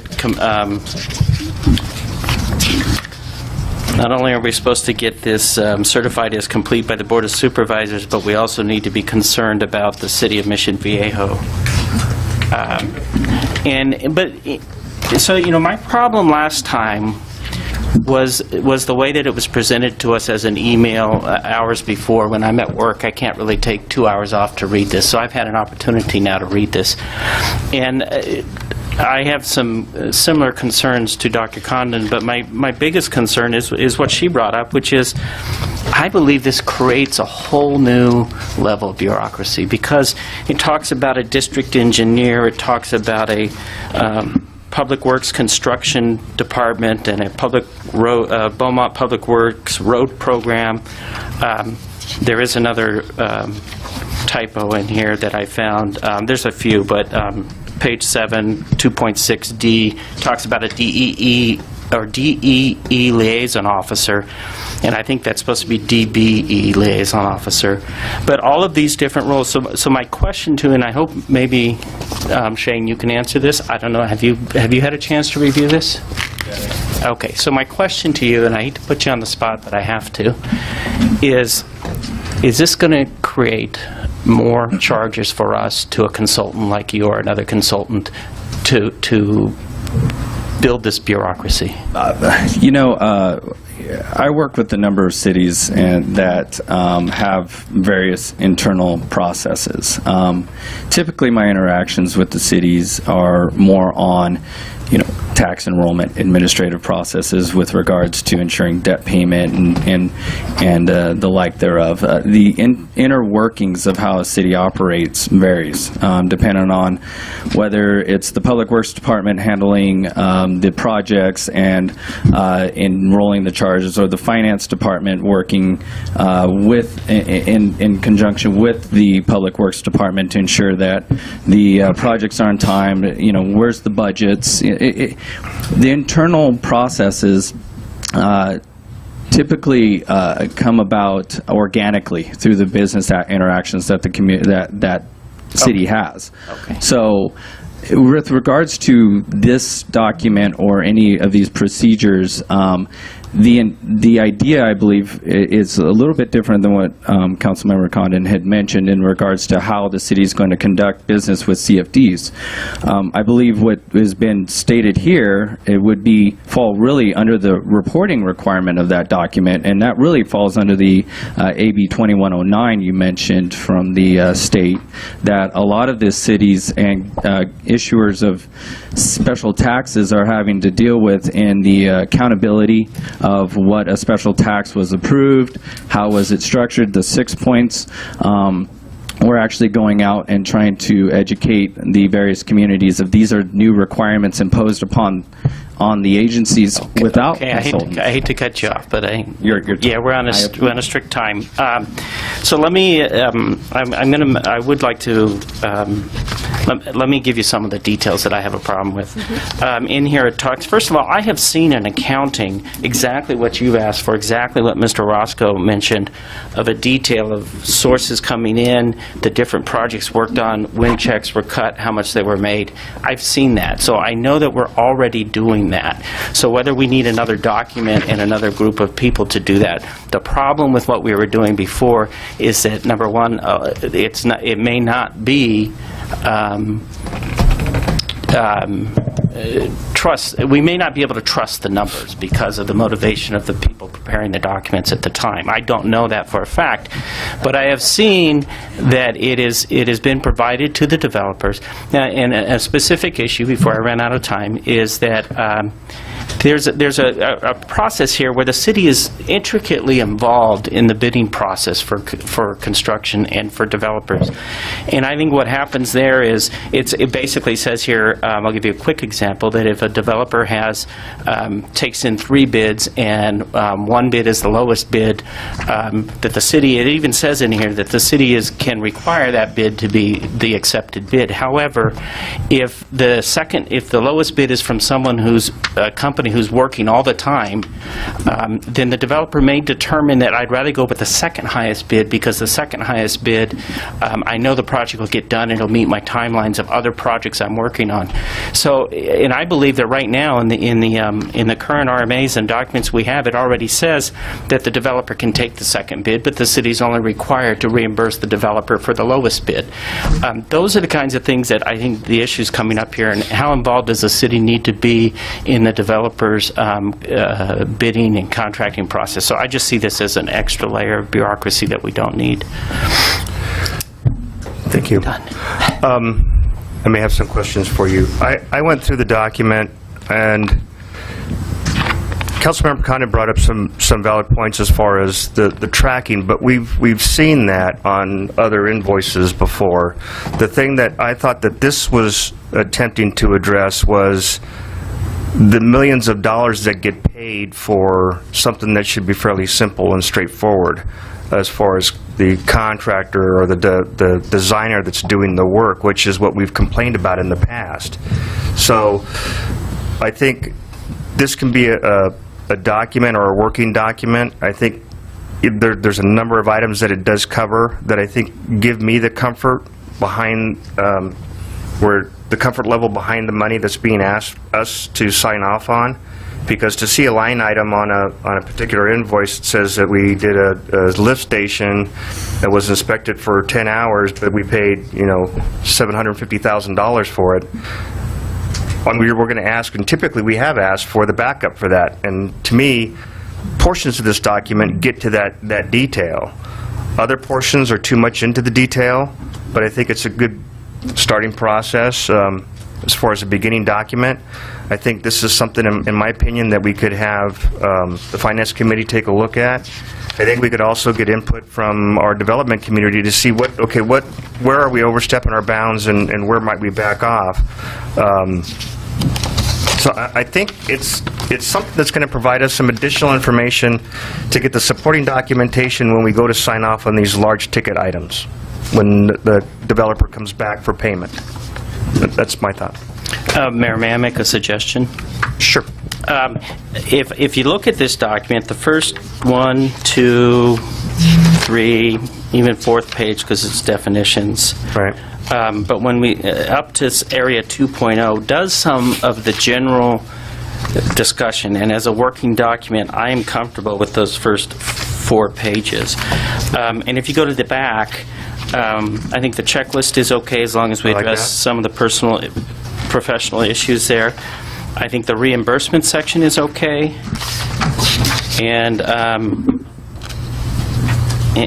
I think that section 5.0 is okay. I'm really uncomfortable with sections 2, 3, and 4. So I'd be willing to make a motion that as a living document, we start with accepting the entire document with the corrections, the misspellings, the removal of Mission Viejo, and that kind of stuff. But we rework sections 2, 3, and 4 as you directed, with input from the developing community and maybe some input from the community through the Finance Committee. So I would like to make a motion that we accept this with excluding items 2 through 5. Okay. Before we make a motion, may I speak? Motion's been made. She can still Go speak. ahead. Go ahead. Thank you. I just want to say, we're talking about the tracking of the CFDs, and I heard some discussion about some documents. The State Controller's Office is telling us we do not have those documents. They are telling us that we have, their word was total lack of accounting for and questionable use of the bond proceeds. And this document and the motion that you've made, I will feel comfortable with in relation to that. But we still have not complied with the State Controller's Office request that says what we need to do from 2016 moving forward. We're not doing that yet. We don't have that checklist, and that has got to be an agenda item that we have to move on as quickly as we possibly can and get to it immediately so that we can move forward some of these projects and other issues. So with that, I will stop, but I just want to make it clear that I do not believe we are properly, that we in the past have properly accounted for CFD money, and we don't have a plan moving forward to do so. And that's what I want to see. Mayor, may I respond to that? Sure. Last night, and I think it might be, and I hope I'm not stealing your thunder, Ms. Carroll, but last night in the Finance Committee, you were there, and I asked you not to speak because of the Brown Act and all of that. But you can still talk about what went on there here. We are taking the checklist that came from the State Controller's Office that Ms. Gibbs has updated with things that have been done and have not been done, and we're building a collaborative document in the Finance Committee to start working through that and make it a public process of making sure that we address all 75 of the internal controls report. So I think we do have that in the process, and the Finance Committee will be bringing that to the council for the final approval of the process when we do it. Thank you. We got a question about that. Yes. So, what's been spoken at the Financial Committee is, and it talks about here the financial control accountability. Does that measure into that, or is that the portion that you don't want to be a part as we move forward? Where is that? Page 2. No, see, I was good with items up to Section 2.0, the pre-advertising procedures. I think everything else is a good start. When you see financial control and accountability, you see that page? I see 2. Where are the words? Page 1. Page 1. I'm sorry. So page 1, which is financial control and accountability, and it says reporting requirement. Correct. Now, what was discussed at? Because I wasn't privy to what you guys discussed. We did not discuss this document at all. All we discussed was the checklist on the back, and my discussion to the Finance Committee is let's wait until council has a chance to discuss the overall document. Okay. So the checklist was tabled. Okay. But that was a separate issue. I was just trying to address her issues about the State Controller's concerns. No, but I have some concerns for the State Controller as well, and that's where I'm asking you, because you're saying that this was part of the discussion. No, I'm saying it was not part of the discussion. It was not part. No, only the checklist on the very back was an agenda item, and we tabled it because we wanted to allow council to have this discussion tonight before the Finance Committee weighed in. Okay. So have you read? You said you read the first page. I've read, yes. And you're satisfied with what it's indicating in there. And do you, as a council member and a member of the Financial Committee, aligns to how we want to move forward? How it was mentioned. And I can't speak for anyone else on the council. Is there a gotcha you're bringing up here? No. Okay. No, it looked. It had that discussion between council. It looked good to me. I had no problem with it. Yeah. Okay. I think I made that clear with my motion. Okay. And again, it's a working document, so it's a basis. Do you want to repeat the motion? Sure. I move that we. Is approve the right word, or receive and file? That we approve this document, excluding sections 2, 3, and 4, And I'm not saying that eventually we may look at 5 and 6 in Section 1 and want to make some changes, but you told me it was a working document. Right. But I'm just saying that at the first reading, I'm comfortable with everything but Sections 2, 3, and 4. And I'll second that. Okay, so we have a motion by Mayor Pro Tem White and a second by Mayor Lara. Roll call. Councilmember Orozco? Aye. Councilmember Knight? Yes. Councilmember Condon? No. Mayor Pro Tem White? Yes. Mayor Lara? Yes.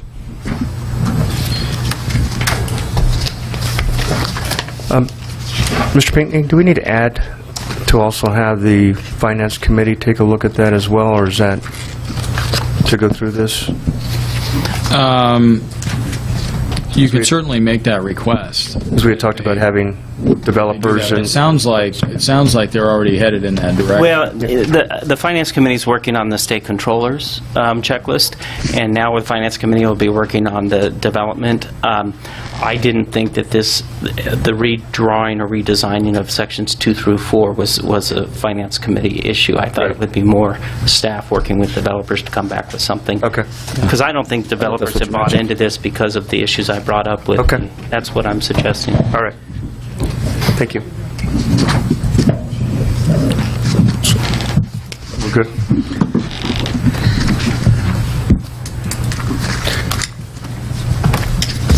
So we'll move on to item 3C, dissolution of improvement area number 19B of CFD number 93-1 and formation of CFD number 2016-1, Fairway Canyon.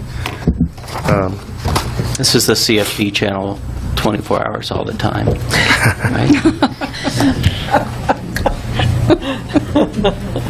And I'm looking for Mr. Forbath. There he is.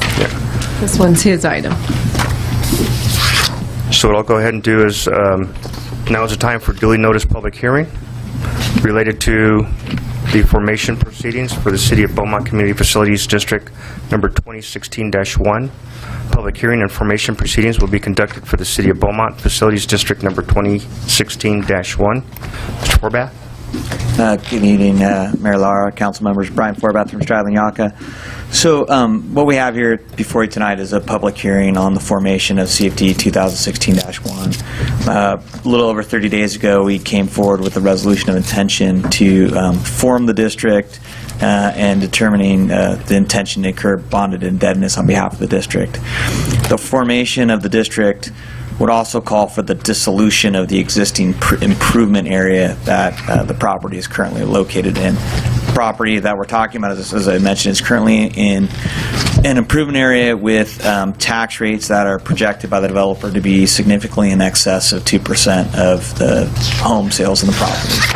So the developer petitioned the council and the city to take proceedings to form this new community facilities district in order to lower the tax rates on the property within the improvement area and to dissolve the existing improvement area. The actions before you tonight, first of all, would be the resolution to establish the public hearing, to establish the CFD, and then the resolution to determine the necessity to incur bonded indebtedness. Excuse me, let me step up. After I'm done, there's a public hearing that needs to be held. And following the public hearing would be the consideration of the adoption of those two resolutions. Both those resolutions call for the holding of an election to be held tonight on short notice. Underneath the election codes, it's a landowner election. The Registrar of Voters for the County of Riverside has certified that there are no registered voters within the boundaries of the CFD at this time. So accordingly, by statute, it is a vote of the landowners, with each landowner having a vote for 1 acre each or a portion thereof that they own within the boundaries of the CFD. The property owners are present. The landowners have submitted ballots to the city clerk, and assuming the council decides to move forward on the election, adopt the resolutions to approve and the resolution determine necessity to incur bond indebtedness, the election would be held, and after that point, you'd come back and you'd certify the election results. And then if the vote was in favor and was certified, then there would be two ordinances that would be introduced. The first ordinance would be an ordinance authorizing the levy of the special tax within the community facilities district, and the second would be an ordinance directing and the recordation of a notice of cessation of the special tax for the existing improvement area. I know the developers, the property owners, their consultants are here this evening, and I'm sure they can answer any questions you may have on the project. I'm here and more than happy to answer sort of any of the procedural steps or questions you may have. And I know the folks from Webb and Associates are here too that can talk about the tax rates and methodology of apportionment, facilities, and so forth if you have any questions about that. Thank you. Go ahead and open up public. Oh, yeah. Yep. The public hearing relating to the formation of CFD 2016-1 is now open. Council has received a staff report on this matter, which is hereby entered into the record of this public hearing. I would first ask staff for any comments on this matter. None, Mayor. Seeing that there are no comments at this time, I'll ask any members of the public wishing to speak on this matter be heard. I have 807. 807. Okay, our first speaker, Ron Roy.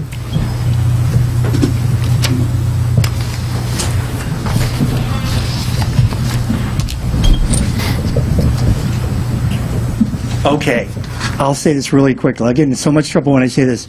There's a French philosopher, St. Francis Foucault, who talked about the archipelago, just for all philosophy.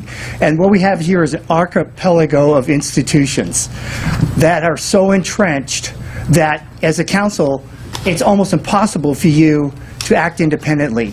There's so much law entrenched. This has been so institutionalized going back to the Melrose Act of 1983 that it's almost impossible for you to act independently and go against this. This is another example.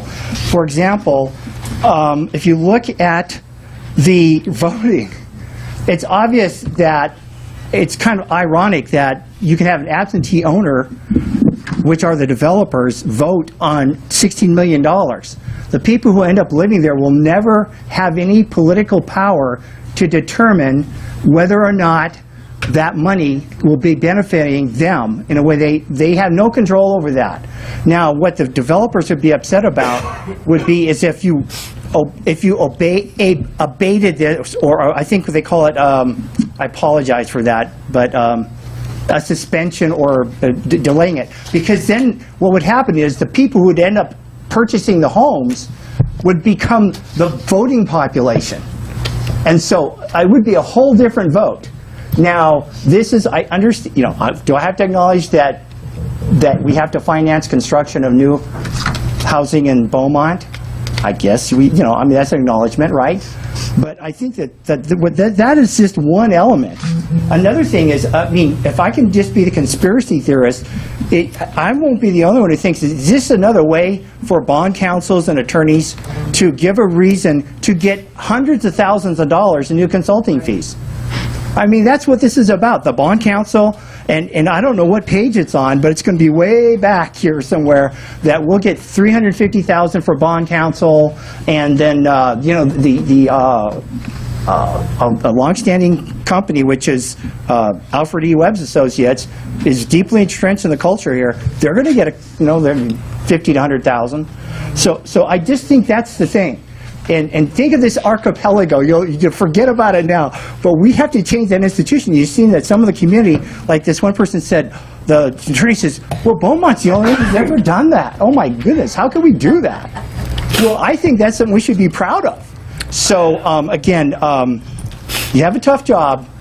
I get that. Okay, but I'm just saying that you should obey the vote. Think about suspending the vote and ask them what the consequences are financially. Maybe there are no consequences. Thank you. Thank you for your comment. Next speaker, Judy Bingham. Judy Bingham, 115 Minnesota. I am opposed to this. It is beyond reckless for Beaumont City Council to approve more housing and bond debt, especially in Fairway Canyon, where families are 15 minutes away from fire and safety protection. On April 19, 2016, the Santa Ana Regional Water Quality Control Board issued violation R8-2016-0026 for sewer plant capacity violations. Beaumont staff never acknowledged the regional board's November notice of capacity violation and could not produce the document when I requested it. Apparently, Beaumont staff threw the documents in the trash with council's approval. After a 6-month-long song and dance, Urban Futures was scheduled to appear before council today, May the 3rd, and present the results of 1,300 hours worth of work reconciling the bond fund accounts. Council has paid Urban Futures $126,378 for nothing. The city proclaims that they and Union Bank, the bond trustee, have destroyed government documents regarding Beaumont's Melrose municipal bonds. City Attorney Pinckney invented the brilliant excuse, "We don't have to release documents we don't have." Pinckney has forgotten that it is the city authority utilities district's responsibility to have the Melrose documents. State Controller's Report, page 8. The indenture requires the authority and district to keep or cause to be kept proper books and record and account prepared in accordance with the GAAP, and with complete and accurate entries shall be made of all transactions relating to the bond proceeds, the revenues, the district bonds, and all funds and accounts established pursuant to the indenture. And one other thing, is council really serious about hiring and paying Webb and Associates for advice to a standing finance committee when they lied to you to get $35,000 as recently as April 15th? You gotta be kidding. Thank you for your comment. Next speaker, Nancy Hall.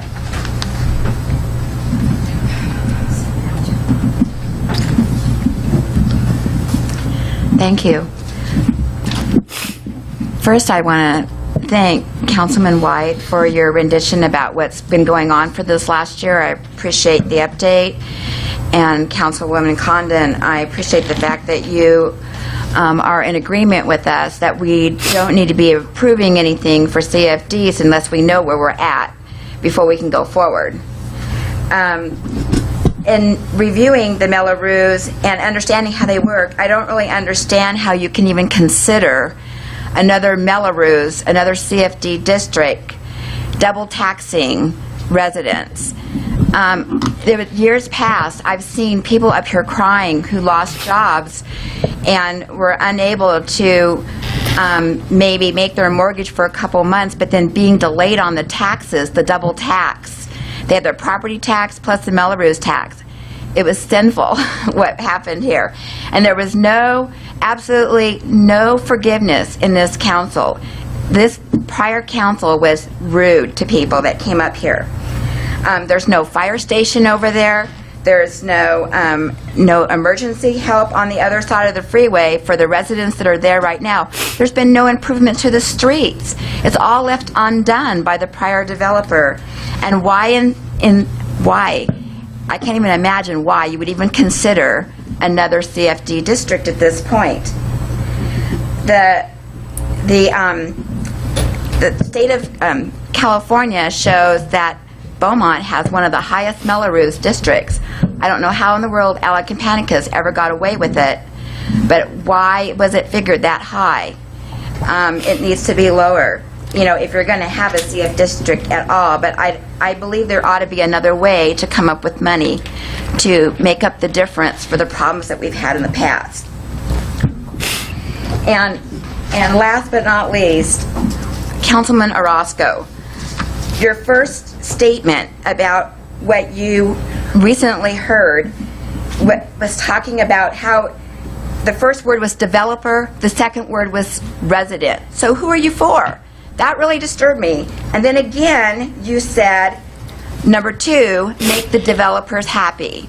So I question, you're on the Beaumont City Council. Who are you there for? The residents or the developers? Thank you. Thank you for your comment. Next speaker, Stephanie Larson.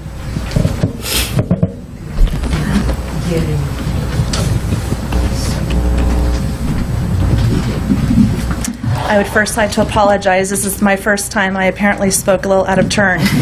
So I apologize. Thank you for letting me speak again. I am begging you to not do this. I have friends that have lost their homes. I have 2 children that don't have a fire station or police nearby. We constantly are having crime, and we're going to be in more debt in our city. We have nothing to show for it. My friends can't sell their homes. They have to let them go because no one wants to buy in Beaumont. I don't know why I'm crying, sorry. Partly because I just had to pay a lot of money, and that's a lot of money for retired. It's a lot of money for us with small children. I work part-time. There's been no accountability. This does not have to be the way it is. We do not need this debt. Developers can pay this. There are cities in this state who do not allow Mello-Roos and CFDs. They make the developers pay it. Why can't we do that? There's no reason why we need to put this on the citizens. There's nothing to show for it.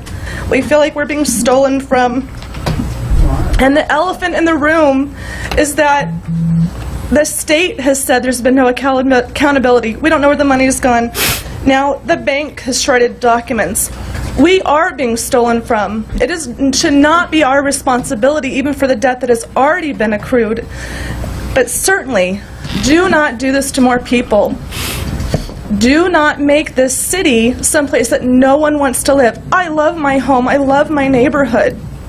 But people do not want to move here, and that means our houses aren't going up. It means a lot of things because people are staying away. A lot of us have been lied to about this. I was personally lied 3 separate times by my builder that there was no Mello-Roos in our neighborhood until a year after I was in.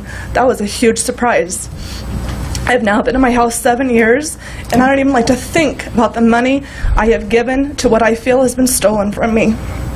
I am begging you, do not keep doing this. Stop it now and help us figure out what's happened and help us figure out how we can fix it. And I thank you, Councilwoman Condon, because I feel like I have some hope to hear you and what you want to do. So thank you, and I apologize.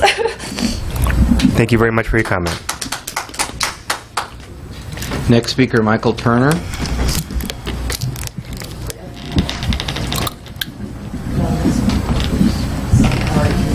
Mayor, members of City Council, I'll keep this short. I think I spoke at the meeting on March 22nd. What we are simply doing, this is an existing CFD. It is not a new CFD.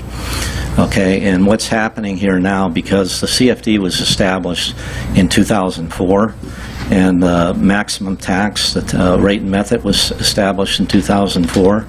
The taxes were higher because the values of the homes were higher at that time.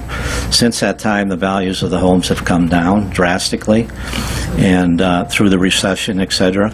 And right now, what's happening right now is that we are simply going through a process of reducing the tax on this improvement area. And so the method, the legal method of doing it is what Brian said. He explained that. There are different ways to do it, but he explained the process. We're literally lowering the tax. Right now, if you take an average house out there of $350,000 in this improvement area, of which Woodside is selling right now, that tax used to be about $4,325 currently existing today. That's what they would pay. With this approval tonight, the tax will be reduced to $2,050 roughly annually. That's the CFD maximum tax. So what you are doing here is lowering the tax on the existing what you call improvement area 2016-1. Right, last, I think, beginning of April, Woodside had their first release of homes up there, and I think some of you may have looked at the homes. They had 11 out of 12 contracts written with the knowledge that the tax rate is going to be coming down to this 2%, lowering of the tax rate that I just explained. And if this comes back to the homeowners right now that are sitting there waiting for their houses, they may not be able to qualify for their loans. So I'm just being very simple. What we are doing is lowering the tax rate by an average of 50%. Otherwise, it would stay at the high rate, and it's not good for the homeowners. Okay. Thank you for your comment. No further speakers here. No further speakers? Is there any discussion, or are there any questions from members of the council? I have some discussion. Mayor Pro Tem White? Can you close public comment? I'm sorry. Or hearing? We'll close public comment at 8:22. Mayor Pro Tem White? Okay, as I've stated before, until we get a reconciliation of all of, as much as we can, of where all of the bond money has been spent, I'm not going to approve any more I'm not going to vote for it. I'm only one person. I also have a problem with this having that 2% escalator that we're talking about. Now, I think it's important that we get away from 93-1. I think it's important that legally we are required and we're liable if we don't follow the development agreements. Now, my problem specifically with this issue here is I believe it's in the RMA that says that if first of all, this 2%, excess of 2% tax, what we're shooting for, I've been told it's a policy. It's a city policy, it's a developer policy, and we want to keep it under 2%. And I don't want to confuse the 2%. That's the 2%.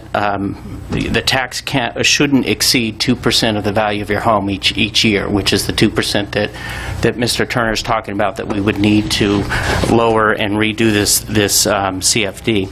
So my problem here is the reason, unfortunately, I'm the same boat as you are, and unfortunately, the reason we are stuck in an unending loop is because of development agreements that were drawn up 20 years, 15 years ago that go on for 25, 30 years.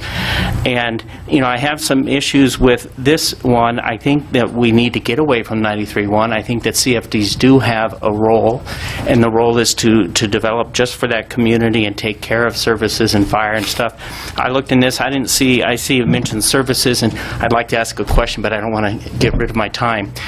So maybe someone can answer this later. But it says services. The services aren't distinguished as police and fire. It's just services. And before, the former city manager here told me personally as a citizen that includes police and fire, and later we find out, no, it's maintenance and other upkeep. So I'd like to see police and fire in here. My bigger problem is those development agreements. Now, I sat down with Mr. Turner and discussed the idea of redoing the development agreement. The RMA says that if we keep the max tax rate at a value greater than 2%, that the developer can buy that down as opposed to doing what we're being asked to do tonight. Now, I'm okay with addressing that because I want to lower the taxable amounts on that area too, and we're required to do something.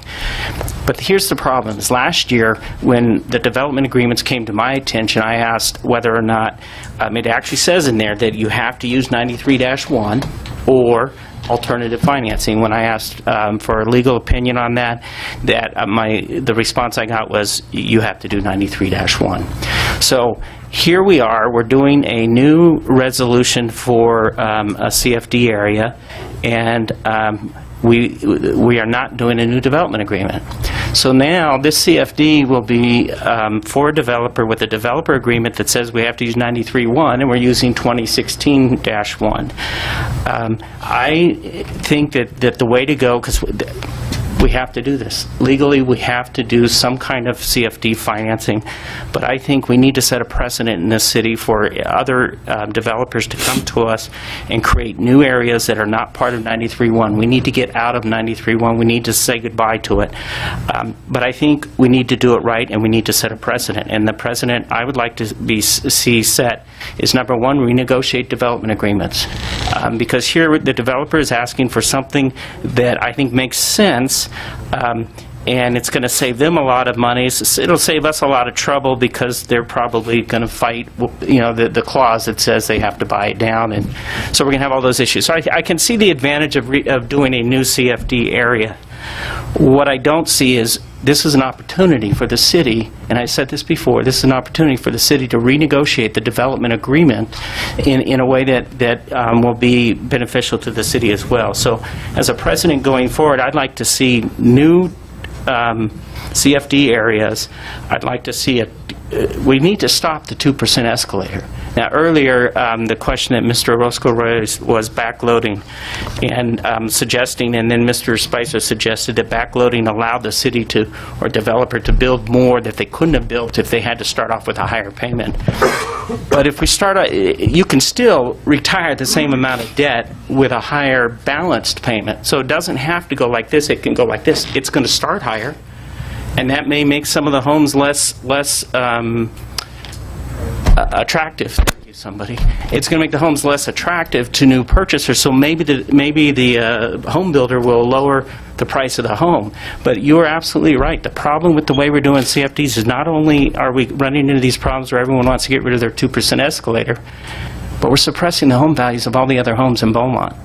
And we're doing that because we have, people would rather go to Calamesa's new development or Banning's new development, or Yucaipa's doing it without CFDs. And I just think we need to be doing this right. So I'm going to be voting against this because we don't have the reconciliation done and because there's a 2% escalator in it. Do you have any other comments?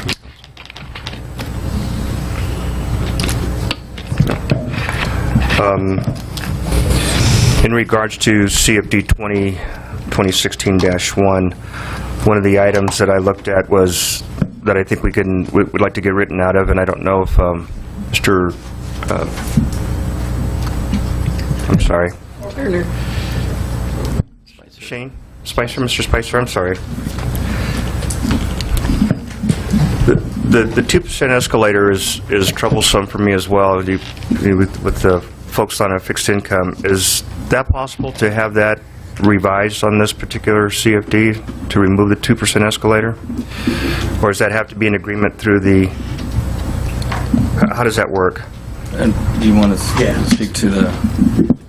So, speaking, yes, I mean, the council can choose to do whatever it wants to do in terms of the 2% escalator or not. What was presented and approved in the ballots that were approved by, submitted by the property owners assume that the 2% escalator is in that. Okay. So if the council would like to go forward with that recommendation, they could do that. We would need to not hold the election tonight. We could hold the public hearing, conduct the public hearing tonight. You could move forward with that recommendation. We would not adopt the resolutions for the adoption tonight because those resolutions include the 2%. I mean, I guess you could adopt it and just strike the 2% escalator from it and move forward under that basis.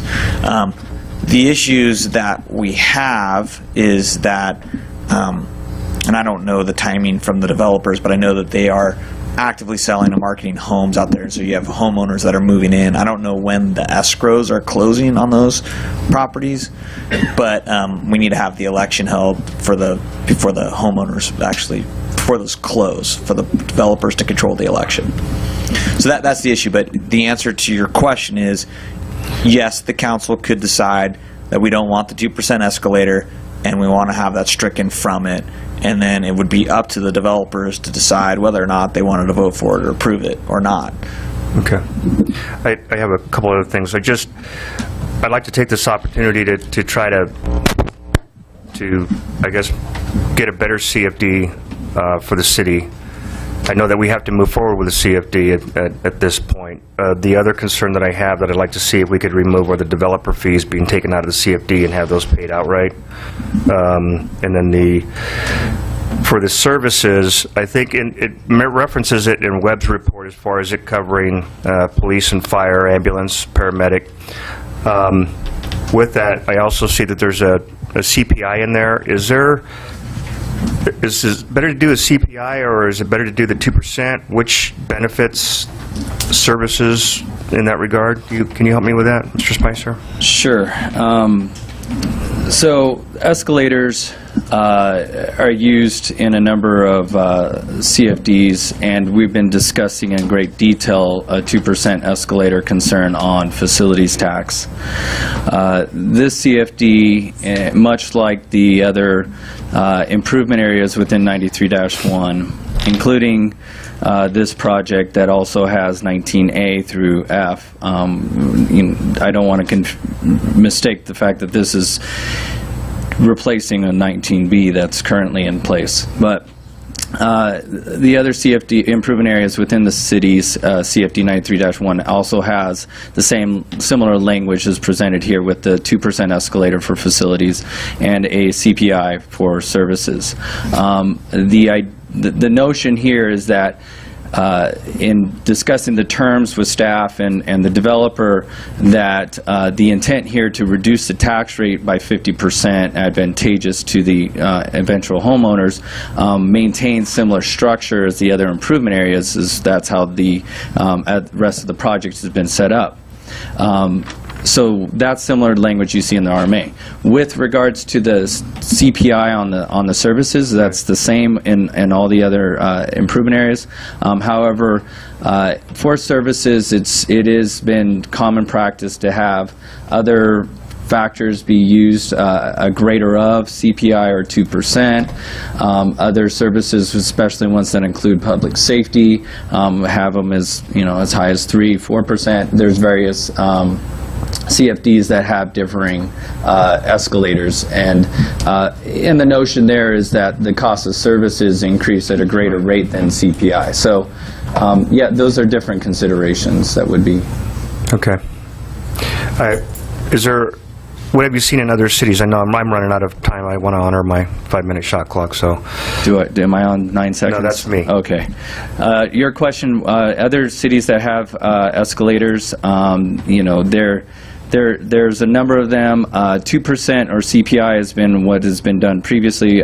For public safety, we've seen them as recent as 4%, adopted in the city of Corona, other communities that are dealing with these types of issues. Okay. That was on the services or on the CPI, the 4%? Services. That was on the services. Yeah. Right. That's what that my makes focus sense, was. yeah. Okay, thank you very much. I'll. Here. Councilmember Roscoe. Yeah. Okay.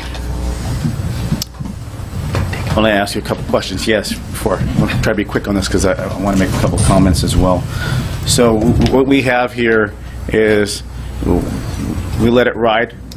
What we currently have now, which is what has been in place previously, which is 2% more what they're proposing now. Correct? So it's like. We're replacing an existing tax rate to bring it down to where the current market and the 2% effective tax rate, not CPI or the escalator, to bring it down by 50% and keeping a lot of the other arrangements from the prior improvement area. Now, I don't know where the developer is exactly in terms of closing, but I think you answered a lot of my questions that I wanted to get answered, but I think it was more in comments, and maybe stay up there in a bit here in terms of what I'm going to say. I do see the benefits and costs. I'm going to acknowledge what was said by Councilman White. I think we are in a position now, we got to have that foresight and taking a look in terms of we can solve a lot of the problems that we're facing now on what we have to deal with in front of us. Now, I'm not really speaking in terms of, it's a big jump when you have to sit with their developers and discussing the DAs in terms of developer agreements, but kind of to foresee some of the things that we will have issues with. And for me, what I'm not comfortable with, and you acknowledged it, that what I was anticipating to be in here is the service fee for fire and service. I mean, that's one, right? It is included. There is the ability to provide that service. Okay. Yes. In here particularly, right? And what percentage is that at? That's at the $312 per unit tax rate, but it has the ability to be used for services beyond just landscape and maintenance. Which also includes fire. Now, has that been calculated in terms of what's if you look at it, break it down, it's 300 and something. Now we can either use that for landscape and fire and police. Yes. It has a so again, the effective tax rate that was presented was to work through an existing improvement area 19B. The tax rates for services are similar to those tax rates that were in the old improvement area 19B. The focus was to reduce the tax rate on facilities. This is not a brand new CFD from the perspective of a new development bringing no ties to the council is saying, here's how we want to address new CFD formations. This is a workout of a legacy issue with an effective tax rate. So a lot of the issues we've had dialogue before about policies were not part of this consideration, as this was an issue that is addressing a 50% tax rate reduction. That was the primary goal. Primary goal. And at any point, I think this venue here, I know staff is at the point working with our developers and kind of negotiating back and forth, but this is also a venue for us to, as a consensus, to say, you know what, we're not comfortable. We want to negotiate a little more. And I think in terms of we need to do that here, I think there's a couple of things that we need to see that we kind of foresee some problems in terms of, I think, in fire and safety. I'm kind of looking at the amount. I'm not comfortable with it, just kind of foreseeing some of the issues that we're going to be dealing with down the road, and has other cities, like, for example, Corona. You know, they have their own police. I think they're kind of foreseeing some issues down the road, like some other Riverside County cities. For example, Hemet is currently going after a measure to raise money for their fire and police. I don't want to see that as an issue down the road. Two is, of course, the two-point escalator. This is an opportunity for us, I see. And what do you think, as our consultant, as an opportunity to kind of go back and, again, negotiate those terms? With regards to the existing agreements and the structure, you know, if you have a number of issues with working this one out with the existing 19B. I think the discussion points that I think Mr. Forbath brought up with between the developer voting for this new CFD on their property and where are those talking points, I think that's something that, you know, are, I think, always on the table in regards to forming a district, but whether those have been vetted, I can't answer to that.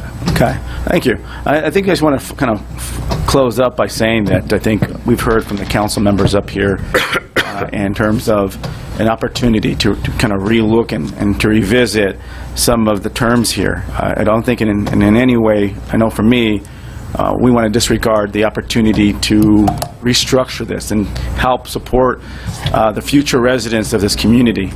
At the same time, I'm concerned with what was mentioned here previously about we're not 100% complete and the reconciliation process, and I still want to see that process for me going forward.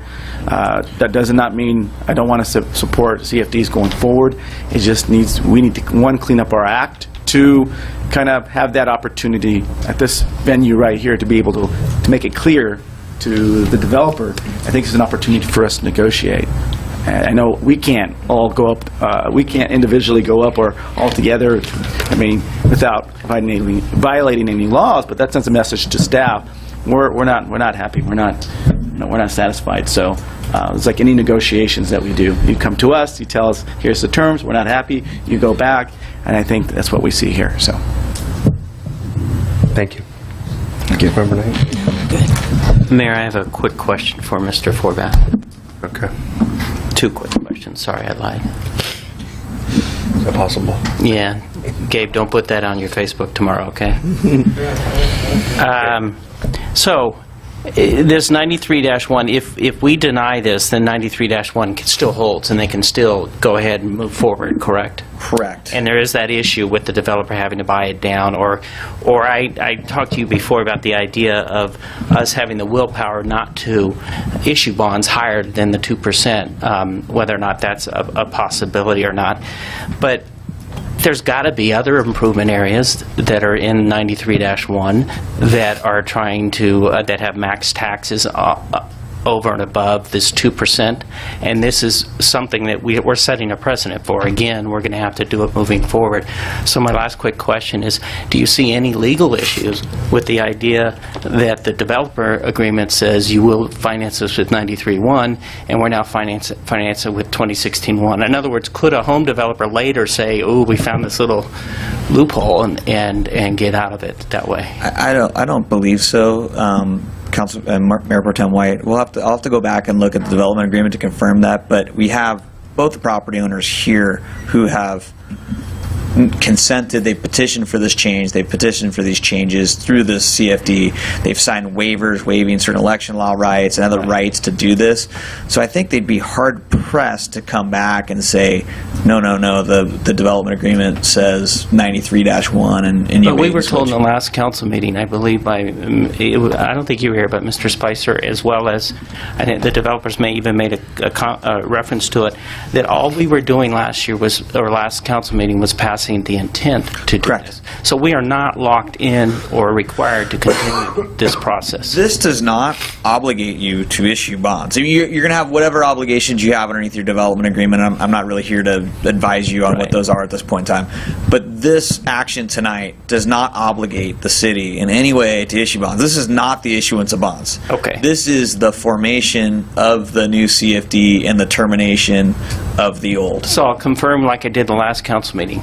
You were saying, and someone will tell us when we're at the point where we can't turn back, you are saying that this does not obligate us at all to issue bonds, and issuing bonds, the way we do it with the 2% escalator, other than the fact that you talked about the election process, we can do that differently when we get to the issuance of the bonds. That is correct. I just want to make sure I'm clear. I'm not telling you what the development agreement says or not says. I understand. No, I'm talking about the developer election. Developer election. 2% in the developer election is something that we will need to address if we hope to eliminate that when we do issue bonds. So just to clarify, while you were talking, I was thinking on my feet a little bit when you said, when you had this discussion tonight, and I've sat down and thought about it a little bit more. I think the council has a couple different options they want to choose tonight. One is not proceed with anything. Second is proceed with, has the rate method and everything that's ahead of you. The third option would be to make a motion to strike the 2% escalator. We could read that in the record, and you could approve the formation of the CFD and the approval of the rate method without the 2% escalator. The impact of that is that we would not be able to hold the election tonight because Woodside is not here in person to cast their vote. They cast their vote absentee via mail. That election could be held at a later date, and you could come back at the next meeting and certify the election results if they decide to approve it or not. And at that point in time, you'd enact assuming it passed, the the developers were favorable of it, you'd certify the election results, and you take the other steps that we had on the agenda tonight, the introduction of the ordinance and the introduction of the ordinance to cease the special taxes. Okay, so I think those are the three sort of options. I think I fully understand it now. Thank you.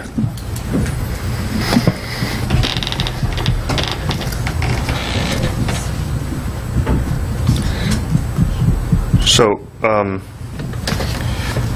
but if I'm not mistaken, Mr. Spicer, if we remove the 2% escalator, does that lower the 16 million down? Or does that have any effect on that, or am I misunderstanding that? So with the documents as they've been prepared based on the analysis and the rate and method and everything that has been structured so far for the formation of 2016-1, you have the maximum authorized amount that could be issued is 16 million, and I believe that's previously 19B was 25 million. If you do strike the 2% and the developer agrees that they would go for that, that would bring down the amount that can be authorized, and that calculation would be redone as part of the agreement. So the $16 million amount is a not to exceed amount. Okay. I don't think anybody thinks that the revenue stream that you have is currently based on current interest rates is going to net $16 million. It's going to be in the $14.5, $15 million range or something like that. So the $16 million is sort of to provide flexibility if rates plunge super low and added capacity. So by approving $16 million, a not to exceed amount, you're not authorizing $16 million of bonds. That's at the point in time when the bonds are brought forward to you to approve. You're going to have a whole financing plan that's going to say, here's what, we've done a bond sizing. The bond sizing based on the special taxes, and it's usually based on 110 coverage. You have to provide some sort of coverage. Here's what this would generate without the 2% escalator if you go that route. And at that point in time, you would approve whatever the amount of bonds are that are to be authorized based on an appraisal and so forth of the property. But approving $16 million tonight doesn't obligate you in any way to actually issue $16 million in bonds. Thank you for that clarification. Has the clerk received written protests of any matters addressed in this public hearing from any registered voters or landowners more than 50% of the acreage located within the Community Facilities District 2016-1? No protests. Okay. So you have received 0 protests. Are there any further comments from the public or members of council?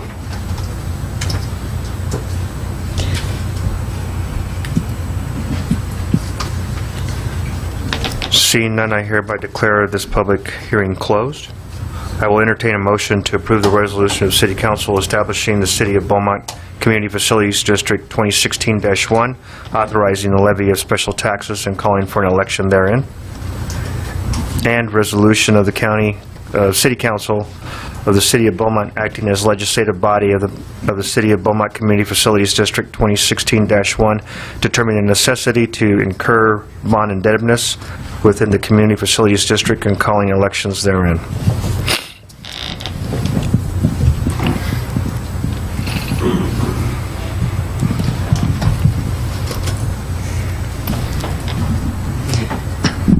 I move to approve.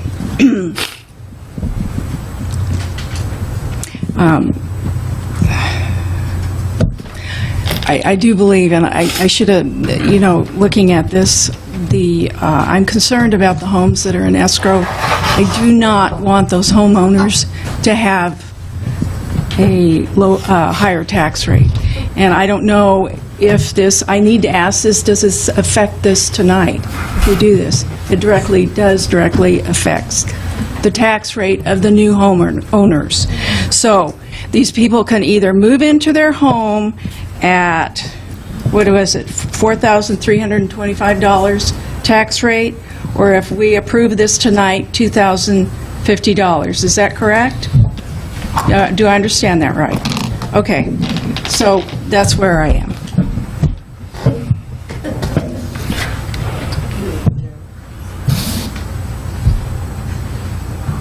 No second.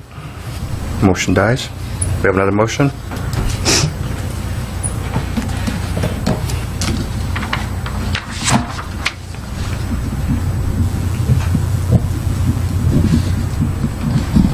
I move that we meet with the developers and talk about renegotiating our contract, the development contract. I'll second that. Now, I have a question for counsel. For legal counsel. Or I totally agree with them. I second. The question is, if this motion dies, or it doesn't get in a vote, and it just dies with lack of a second, or without no votes, and there's no motion, we can bring up this agenda item, this item, at a later council meeting. You can. First, that is not on the agenda. What was the motion that was just made is not on the agenda. The items that are on the agenda are the items that are listed in Section 3C. And, you can make a motion to approve it. If there's a lack of a motion, it dies for lack of a motion. but those are the items on the agenda. You can certainly give direction to staff to do that, to move forward and meet with the developers. If it dies, right? Because like you said, with motions, the proposed motions are what we can vote on here. So we can't add anything. We can't add Well, you can change it, but what you're talking about now is, a motion to meet with the developers to renegotiate, I'm assuming, the development agreement. And staff is understood. And I think that you can give that direction to staff, and they can do that, but in terms of voting on it tonight, it's not really on the agenda. So what I want to do is sorry. My intention is that, at this point, I think the best option is to let it die and let staff an opportunity to... Well, if there's not a first, then on the items that are on here, then it would die for lack of even a first. Okay, well, I pull my second. But you understand her motion is not on any of these items. It's on a whole separate issue. So it's a different issue, so it would be inappropriate because That's it's... what I'm saying. Yeah. I withdraw the motion. But you can certainly, I think the direction is clear to staff, so. So recommendation dies for lack of a motion. The item 3C, unless there's a motion to approve and move forward, then it would die for lack of a motion. Mr. Pinckney, sorry to interrupt. The other, just to make it clear, so we've had a public hearing. It's been opened and closed. So I apologize. I was going to suggest we continue the public hearing, but I guess it's been open and closed. So there's no point in doing that at this point in time. Yeah.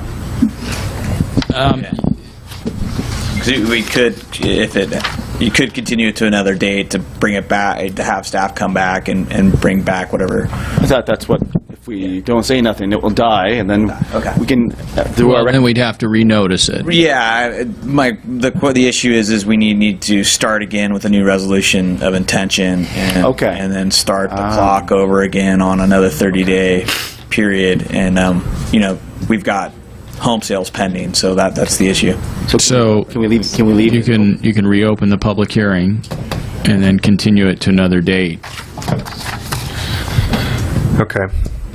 I'll go ahead at this point and reopen the public hearing at 8:53. And do we have a motion to continue the public hearing at a different date? You got a speaker. You have a speaker, somebody wants to speak now that the hearing's been reopened.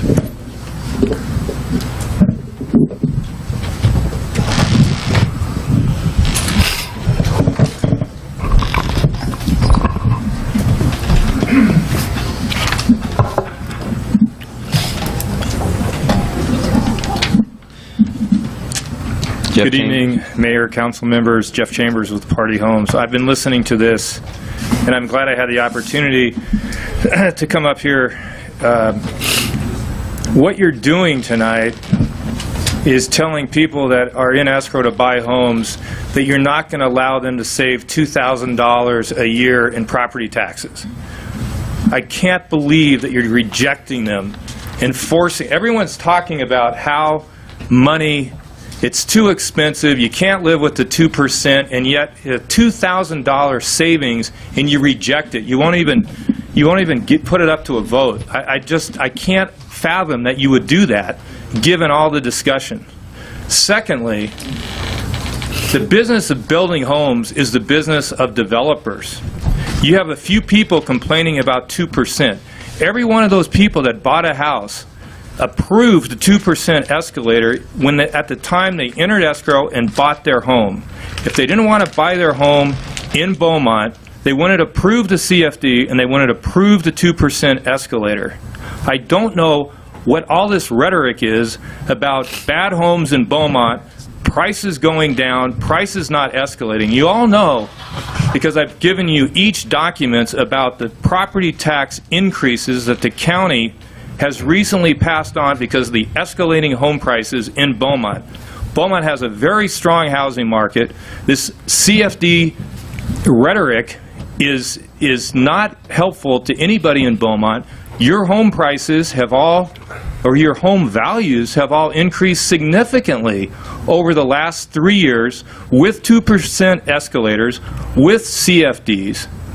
We, Party Homes, continue to sell many homes, as many as 40-plus homes in the last 2 weeks throughout Beaumont in this area, with CFDs, with 2% escalators. I just don't understand why you're injecting yourself so strongly into our business of selling homes. If people don't want to accept it, they don't have to buy the house. They just don't have to buy it. This is how we finance our homes. Why can't you ask the developer if he can accept this? I haven't heard anyone go back to the developer. So anyways, I can't understand why you're putting yourself in the middle of the business. We agree we need to know where the CFD money is. We've never been told either for many years, and yet you collect money and there's no bonds, and we can't even find out where the money is.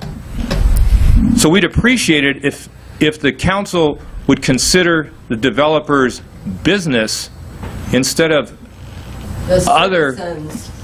instead of people who don't sign up to buy our homes. Thank you. Thank you for your comment. Next speaker, Ron Roy. Mitigation fees. Excuse me, can we please not have comments from the gallery?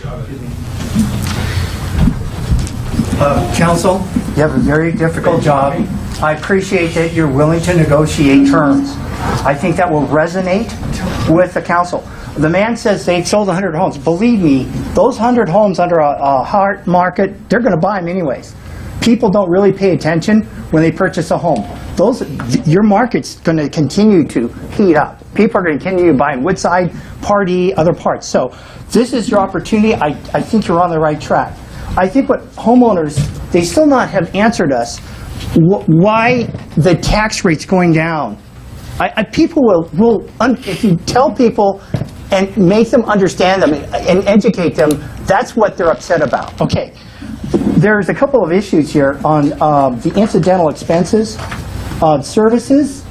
There's no itemized breakdown for police, fire protection, ambulance, paramedic services, street sweeping, traffic signal maintenance, and the maintenance of city-owned parks, parkways, open spaces, etc. Under services, what we would want is some kind of estimated cost breakdown.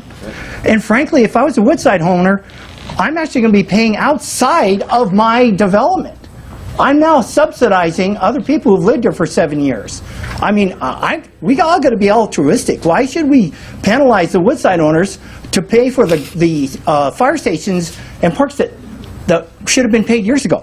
You're negotiating terms. I believe that you're earnestly going to work with all deliberate speed. I mean, the community wants this to go quickly. I could understand being in the next council meeting. And I do appreciate it, but there's no itemization. People understand a budget. Where's the sewer improvements? I talk about the purple pipes. I've been over the top with Nicholas Park.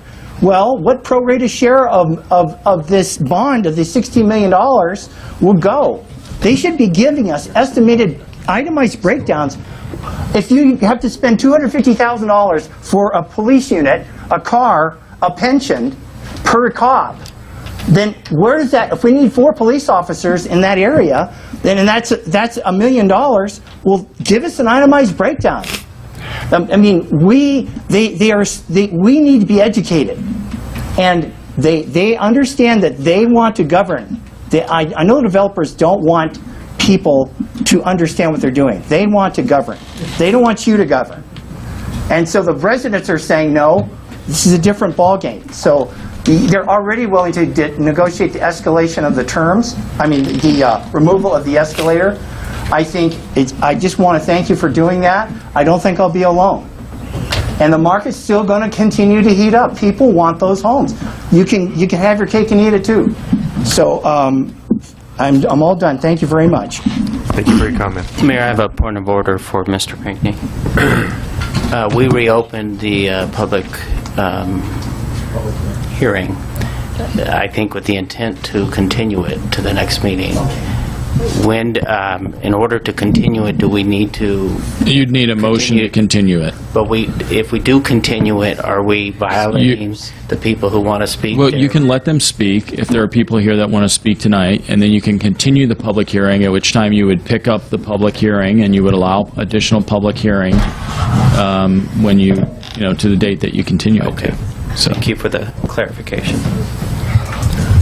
But there are people here that came tonight that want to speak, so.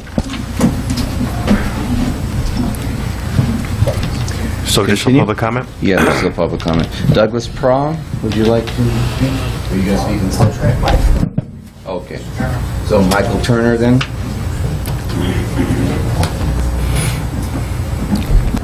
I spoke before. I represent the developer. The developer is represented by investors. Okay, we have investors that bought into this project after the recession. Okay, based on the assumptions that we have with our CFD, with our development agreement, and so on and so forth. To date, we have placed in the ground over $20 million of infrastructure, including purple pipe, potable water lines, water tanks, roads, storm drains, sewer lines, sewer lift stations, over $20 million, and I will show them to you if you want me to. There's over $20 million that have been submitted for reimbursement from the CFD. We have been reimbursed only about $7 million to date. We have 4 books that have been submitted to the city with all the documents, the checks, everything's. We have all our bids. We have competitive bids. We don't know where the books are. They're with the FBI. We'd appreciate it if you find the books for us. We have invested over $20 million with a return of over $7 million. So when we hear about, well, let's take away the escalator, let's take away the fees, let's take away that, we haven't got anything, okay? Nothing has come to the developer. That's why there was a recession, okay? That's why it happened. And we have a lot of things in the ground. If you have asked 95% of the residents in Fairway Canyon, they're happy. Come to our HOA meetings, we welcome you. Come to them, anybody. Come to our HOA meetings, we welcome you. Okay, we want to be a partner with this city. We have already paid $625,000 plus in fire fees to the city. $625,000 for the entirety of Fairway Canyon. It's documented. Where'd it go? Okay, we know you can't find that. We want to find it too, but we're willing to pay the fee going forward. Okay, because we're willing as developers to share in getting a fire station done. Don't you think we need a fire station? We've paid $625,000. We're paying a ton on our other projects that we have in Calamasa. Okay, so we're going to be paying. We're going to be building it. Someday you will see. We will be building the fire station. Okay, so I just want to tell you. You can't keep going after the developer, okay? Because the last time everyone went after the developer, there was a recession. Is that what we want again? We have homeowners waiting in line to buy homes right now. They've been waiting a long time, and they read their contracts, they know what they're paying, and they signed the contracts.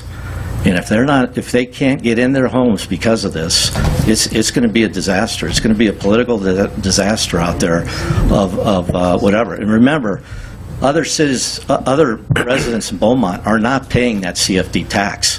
Only the residents in that improvement area. Okay? And we're keeping it below 2%. That's what we're supposed to do. We're doing what we were supposed to do. I need you to wrap up. We don't look at it as a negotiation time to talk about development agreements and things like that. I need you to wrap up, please. We're doing what we were supposed to do by our agreements. Thank you for your comment. Dealing with a bunch of criminals. I'm sorry, please, no comments from the gallery. Next speaker, Blair Ball.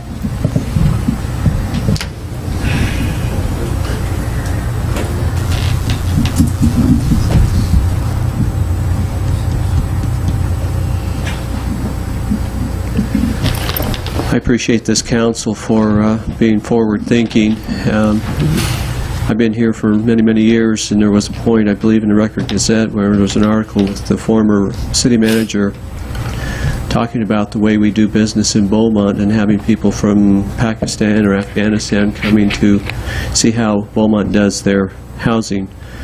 And yet, it seems to me that we are one of the few, if the only city doing it this way. So I appreciate this new council having questions and thinking and wondering.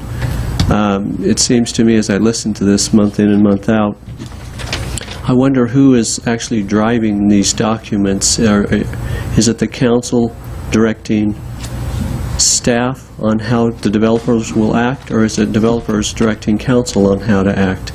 There needs to be this open dialogue, and I appreciate that comment that you need to sit down and rehash a few things, because moving forward in the way we've done it in the past simply appears to be a roadmap for disaster. Now, those who purchase homes should read the documents they're signing. There's no excuse for them, and yet time and time again I hear these people say, I was never told, I was never told. There is a responsibility on their part to read those documents before they sign. Investors choose to invest. They should read their documents. They know that when they invest their money, not every investment is going to turn out 100%. So for you to be told that simply because someone has invested money, you ought to act in a certain way is wrong. I invested in the stock market. Did it go up? No, it didn't. Who do I run to for recourse for my money back? They took it upon themselves and chose to invest their money. So, having said that, we're all adults here. We all know that there's going to be good and bad. My other question is, those who purchased their home in 2004 are next door to this group of homes that are going to have their taxes cut in half. Will they get recompense too? Will they get cut in half simply because they purchased their home years ahead? Their home escalated, they bought high, it's now 50% of what it was worth, and yet they're still on an escalator. What's their tax rate going to be compared to those who are now going to get a 50% cut in the action? Some questions that need to be asked, I guess. Thank you, Council, for what you do. Thank you for your comments. Next speaker, Mike Taylor. Good evening, Mr. Mayor, members of the council. I think I've said before, part of the benefit of being able to build homes here with CFDs is the home prices that we can sell houses for. There's a reason in the Inland Empire that home values and home prices are as low as they are, much lower than other areas in Southern California. If you look at San Diego and lots of areas in LA County, home prices are significantly higher than they are in the Inland Empire. The majority of all new housing developments in the Inland Empire are financed with CFD financing. It helps that CFD amount that home buyers accept when they purchase a home, and they're told that is the cost of developing the home. That is the cost that includes and is supposed to pay for infrastructure that is supporting those developments. Again, I totally understand your concern about trying to account for where those dollars went, and we want to set up mechanisms with you to help ensure that going forward you know exactly where those dollars will go and what they'll be spent on.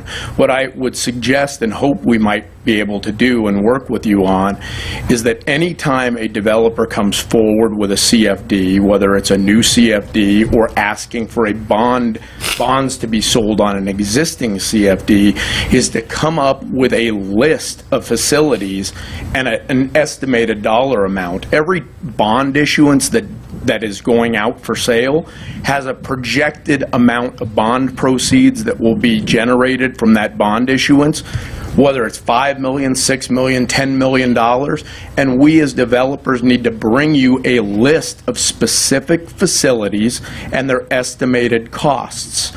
And then those are the eligible facilities that we should all agree on will be financed with that bond money. We would agree to that right now. And then as we build those facilities and seek reimbursement, what we would need to provide you are multiple bids showing you that we've gone out to public bid, we've secured multiple bids, We've selected the lowest bidder, lowest qualified bidder that we all agree can do the work.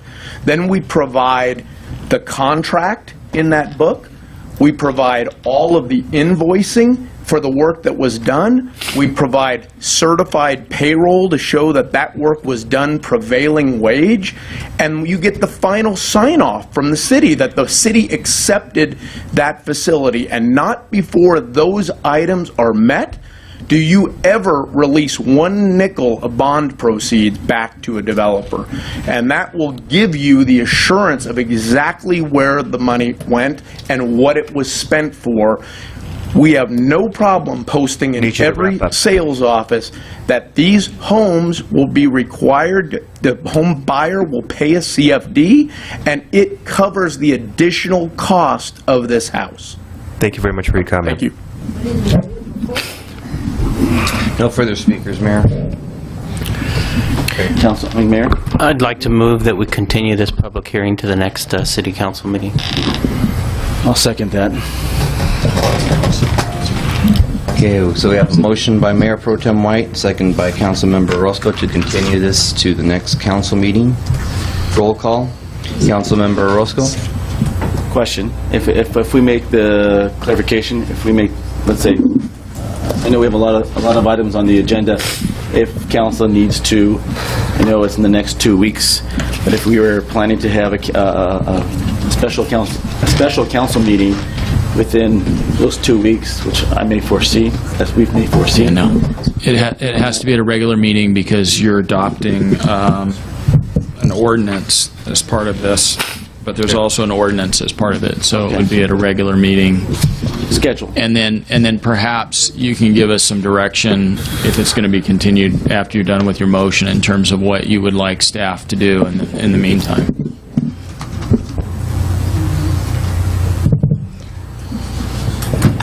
Here. So are we not taking a vote now? No, we have a second, a motion and a second, so we can vote, right? Would you like to continue?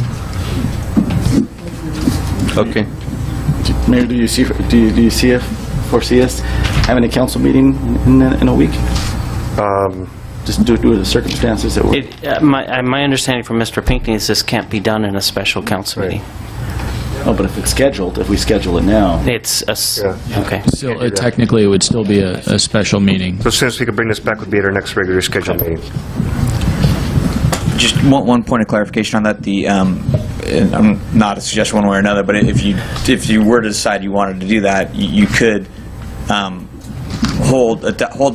the public hearing, adopt the resolutions, hold the election, and then you can decide to enact the ordinance or introduce the ordinances at a regular scheduled meeting if you wanted to go that route.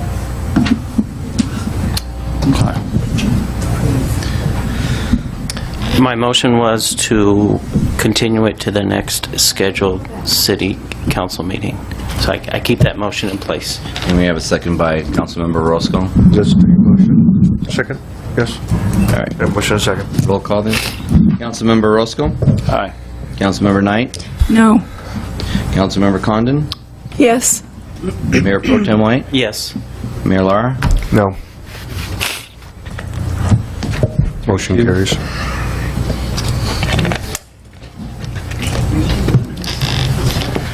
Okay.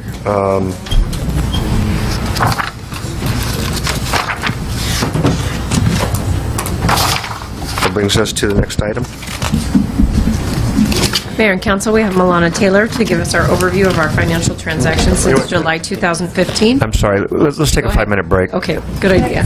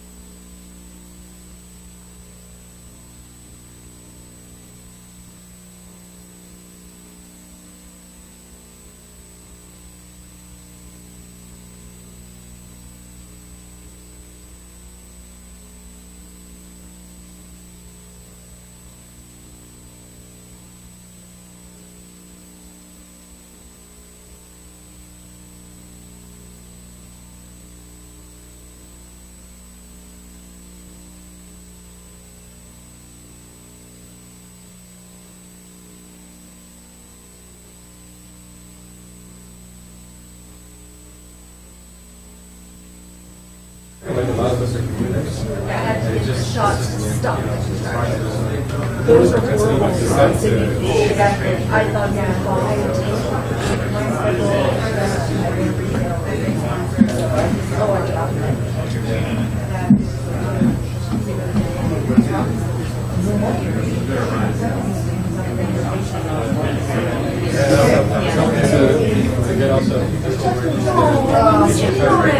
am I going to get my general ledger, my bank statements? When are they going to be put up?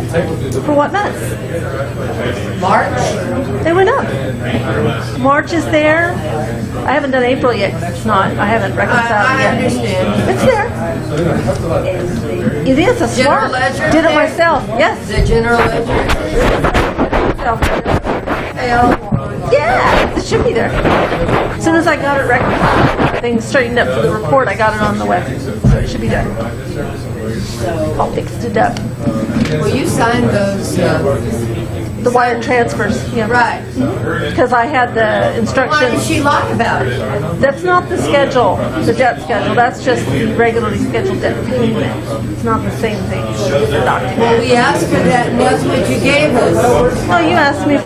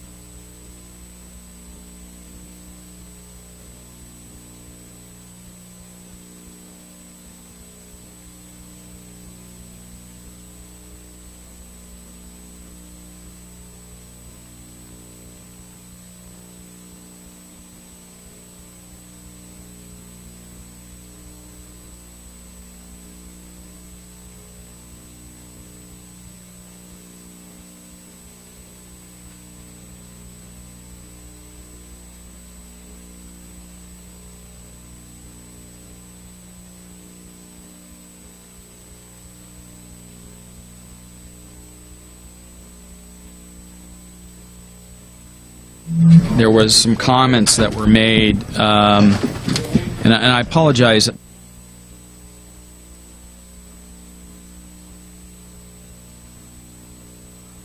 Started. Are we good?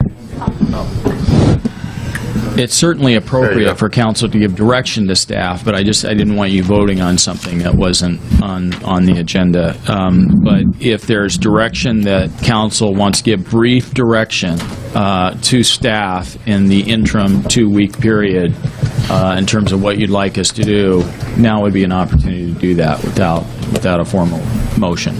Okay. But I just caution you to keep it brief. Quickly, I'd like to direct staff to work with the developer on removing the 2% escalator, removing the development fees out of the CFDs, so all the CFD monies can go to infrastructure. And in regards to services, either having a 2% escalator or CPI, whichever is higher, to cover services, not facilities. Can I also add to that too, Mayor? Quickly. Quickly? Okay. Yes. Thank you. Appreciate it. I mean, we're talking. But it does need to be brief because we're. Yeah, I know. When you discuss, I would like to see it broken down specifically with details. I mean, something that Party Homes made a good point on was what we want to see is we want to see it broken down, and I don't think that was done before prior. So I would like to see it broken down. That comes later when we issue the bonds, right? That comes later at bond, doesn't it? Oh. Yeah. Yes. So you have your bond counsel here in the audience who heard the comments and the direction, and also your CFD consultant, and so I think they've gotten the direction they need, and with the nods of their head, I think that's what they were looking for. So thank you for that clarification. Thank you, Mr. Pinkney. Okay. That brings us to item 3D, presentation of the March interim financial report, providing an overview of financial transactions during July 2015 through March 2016. Good evening, Mayor and Council. I'm hoping this will be a happier presentation and that there's not a lot of confusion. I do apologize that you got the information late. I was really hoping to get you the packet much, much sooner, but with all of our deadlines last week, just time crunched up on me, and it was tough to get everything completed as quickly as I wanted to. But with that being said, I wanted to be sure to present to you tonight the 9-month financial overview for the city. On a quarterly basis, it's always a good idea to look at everything overall. I focused mainly on the general fund because that's where the bulk of activity is for the city for the 9-month view. So the first thing that we have are cash balances, which is in the packet, the report of cash balances. And they're broken down by the different cash accounts, individually as well as by bank, financial institution. And just to review, the reason we have these accounts set up the way we do is that Citibank is for all funds. Some of them are restricted funds, some of them are government funds, some of them are general funds, but it's a pooled cash account, so it's shared by all these different funds. And then we have 3 segregated accounts at the Bank of Hemet. The first is the payroll account, which we keep separate. It's for the ability to have security and tracking of just payroll items, especially for fraud. Believe it or not, with payroll checks, that seems to have a higher incidence, and so that way we keep that account separated. It only has money in it to cover payroll so that not everything is at risk.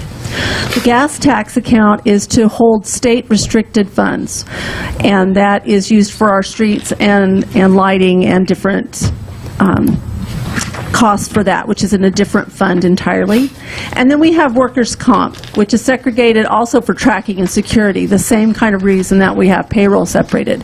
We have a third-party administrator who generates checks based on claims in order to process those. So there's always an extra risk there for that account number to be copied or coded and to have the account be in jeopardy. So we keep that separated. It's not part of the pooled funds. And then we have the LAIF fund. LAIF is just savings for the city. Most of the time, that money is holding a majority of restricted funds, but it is also part of the pooled funds in total and is shared with all the different funds. The only interest-bearing account then is the LAIF account. The interest comes in quarterly, and it's then allocated between the funds based on the formulas of the restricted funds themselves. This time around, we've included the reconciling balances in the schedule. Now, this includes the items that have not cleared the banks or cleared the banks when we weren't ready for them to clear the bank, which does happen, which we'll talk about in a moment. The first is the deposits that have been made to the bank but have not been credited to our account. We're tracking those on a daily basis, so we know exactly what the time lag is. There's a different time lag for cash deposits than for check deposits, than for electronically processed checks, and also credit cards. So everything has a different timeline, and we're tracking every single day, every different type of fund. So we also take into account deposits that may be on the books that haven't cleared our bank account yet. Then we also have checks that we've written that have not cleared. We've now gone through and made a determination of checks that haven't cleared, and we will be doing some investigation and probably some reissuance of a few checks that should have cleared but didn't. We don't know if they got lost in the mail or what, but we'll put stop payments, we'll get that cleared up, and that's something we will do on an ongoing basis from this point forward. Then in the payroll account, there were disbursements that came out of the statement on the last 2 days of March that for our purposes on accounting, the payroll date is April 1st, which was a Friday. So the way direct deposit works, the way the tax impounds work, Paychex takes that money a day or two in advance in order to then have it transferred over to where it needs to go ultimately. So in our accounting records, we hadn't recorded those bank transfers out yet, but they did actually come out of the bank account a day or two early. So that's why we have some add-back reconciliation items to the payroll bank account. And that happens based on timing. It just so happens that last day of the month is the 31st and pay date was April 1st, so it caught us right there. The other column that I added to the cash was the transfers. Transfers should always net to zero. That means that the accounts all recognize the transfers out and in at the same time of the same day, which should always occur because we do them electronically. There should never be a timing difference. There should never be a problem in making electronic transfers. If that ever does come up, then there's a serious problem either within staff or there's a problem with our financial institution. So it should always come to zero. The one thing I also noted was your significant transactions for the quarter. I have all the account transfers that were done have been listed by date, so you would have them and which accounts they came to and went to. Then I have 5 of the largest deposits for the quarter. Those 5 deposits were 64% of the total deposits for the whole 3 months. So you can see where the bulk of our money comes from. It's in the taxes themselves. Then we had 6 large disbursements, and they represent 43% of the total disbursements. And then, for good measure, I let you know that all of the payroll disbursements, direct deposit net checks, all of the tax deposits, garnishments, all of those related payments for the quarter is 12% of the total disbursements for the whole quarter. That is more than 50% of your revenues and expenses right there in those few little transactions. In the report, I think it is Exhibit 2, is your all fund summary. I have the general fund listed first, and that's something I'll talk about in a little bit more detail in a moment. Then we have fund number 2, which is PEG fees, and those monies have to be used for cable-related transmission type expenditures, which we're going to use when the cameras get up and running for the council chamber here, the second cameras. Then we have the gas tax. We have AQMD, which is a specific use of funds. It's very strict, and I have that document, something I've been reading in my spare time so that we know how we can spend those funds. We have CDBG funds, which is a reimbursement program through the county. You have to spend the money first on something that they've approved Then once you've spent it, you prove you spent it, then they will give you the money to pay you back. And you'll see on this schedule that there are expenses for CDBG with no revenues, and that's because we haven't billed them yet. We have to wait till we're at a certain point in the project in order to get those funds back. But we will get them back before year end. Then we have those accounts. Those are for law enforcement, the seizure accounts and the other accounts. And then we have the CFD and mitigation funds. Those, as far as the finance office accounting goes, I am not doing a lot with those at this point in time, other than letting them collect the fees that are going into them and the interest that's collected on the investments themselves. Because we're working on the reconciliation, I didn't want to mess with those numbers until we have them all settled and we can get them accounted for properly at one time. So in looking at the general fund revenues, I'm a fan of charts.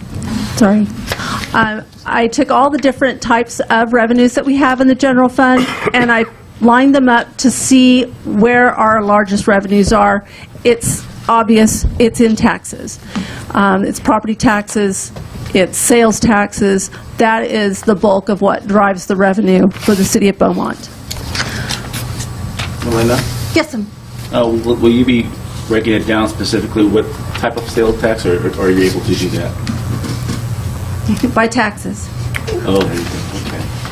I cheated. I was ahead of you by a little bit. So I looked at it because I wanted to see how we've balanced our taxes, how the tax revenue base affects the city of Beaumont. And it's actually pretty well balanced between the property taxes, the property transfer taxes, and the sales tax. The sales tax is an excellent revenue source, and we had a meeting last week with HDL talking about the future of sales tax and the kind of base and industries that are in the city of Beaumont which generate sales tax, which then comes to the city. We have a very balanced set of industries, and in having that kind of balance, we won't have a lot of the large spikes that some cities have.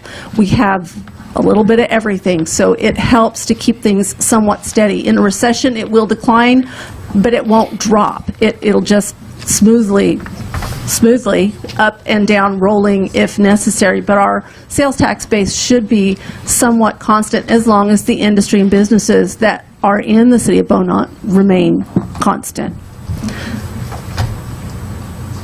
So then I looked at our general fund expenditures. When you do this by department, it's no surprise that the police department has the highest cost. It should, and it does. So that's exactly the way that it should be. These are ranked from largest to smallest. This is for the 9 months, total cost by department. And I just wanted to see kind of how the departments stack against each other. Administration, Public Works, those are your next two big cost departments, as also you would expect. So I tried to get a feel for where the departments lie.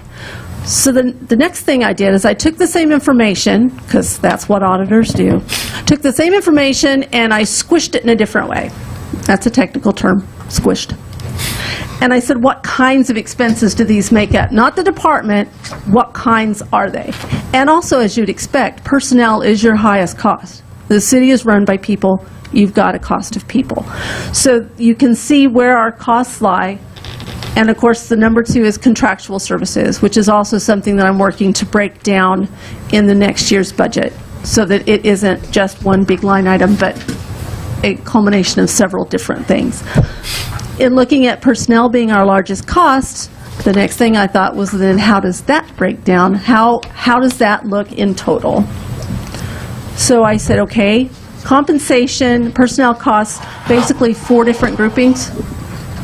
How does it look actual to budget? And I wanted to know if it was the right percentages of the total, not just the percentage to budget, but the percentage of total, how it weights out. So the first thing I looked at was the percentage of budget.